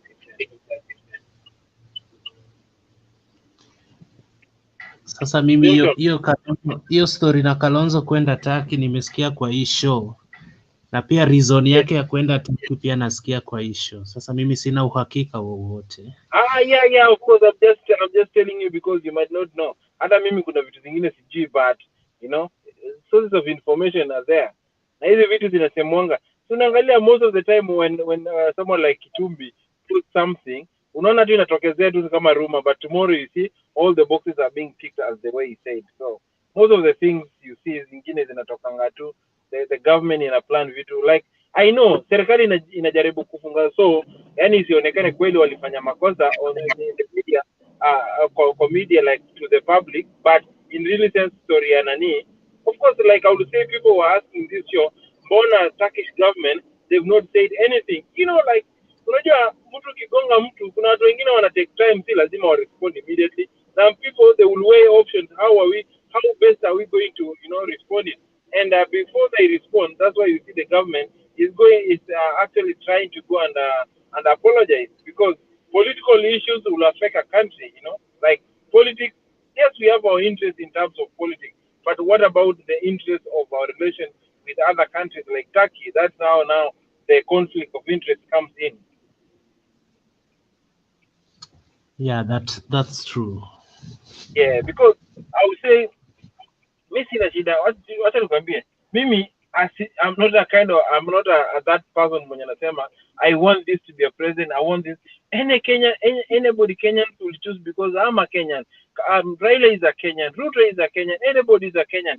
But what I know is people center their talk conversation for hatred na kuangalia who is who. Hao watu wote hufanya makosa, na ile swali ile nilikuwa nauliza watu, do you know at some point when deep state ilikuwa inakaa ni kama ina betray Raila, ulisikia kina Sifuna walienda kwa media wakianza kusema nini kuhusu Ruto? They can even work with Ruto. Who says Ruto can never be a president? You know, all those things. So all these narratives they drag. Kesho Raila akaungana na Ruto.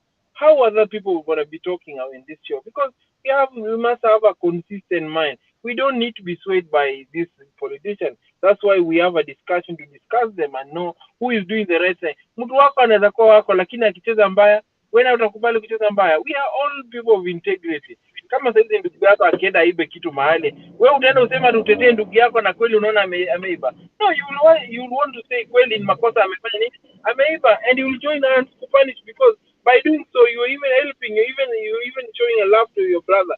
Lakini mtu yako ndo mwizi, alafu unamtetea, hata umpendi in the first place, because the also saying says people correct those ones whom they love.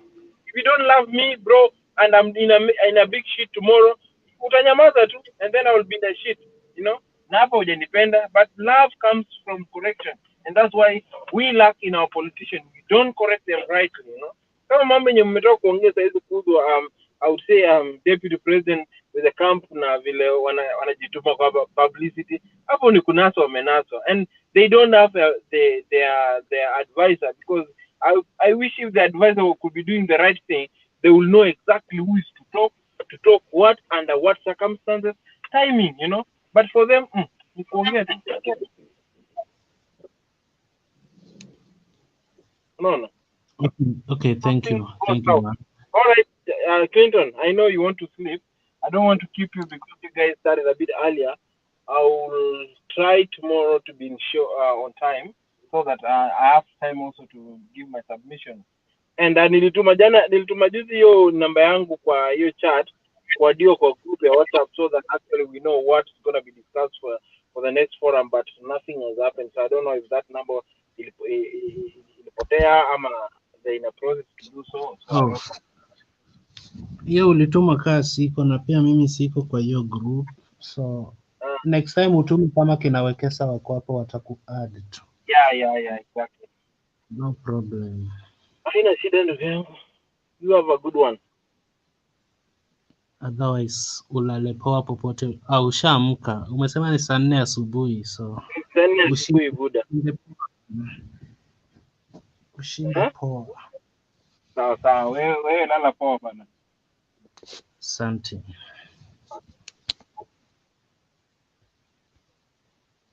Yes, so guys, thank you for watching, thank you for everything, thank you for your contribution.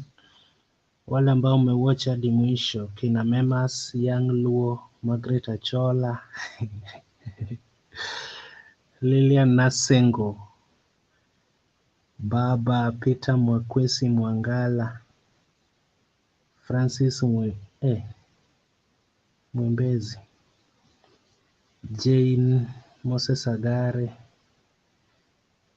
na George Mauya, James Mushori. Bwana, mko wengi, asanteni sana kwa kuwatch, kwa kushiriki. Kesho pia ni siku na tutameet, lakini pia mkumbuke kwamba yale ambayo yamesemwa humu ndani yalikuwa ni maoni ya watu binafsi na hayana uhusiano wowote na hii platform. So wale wa kulala mlale poa popote mlipo. Bye bye.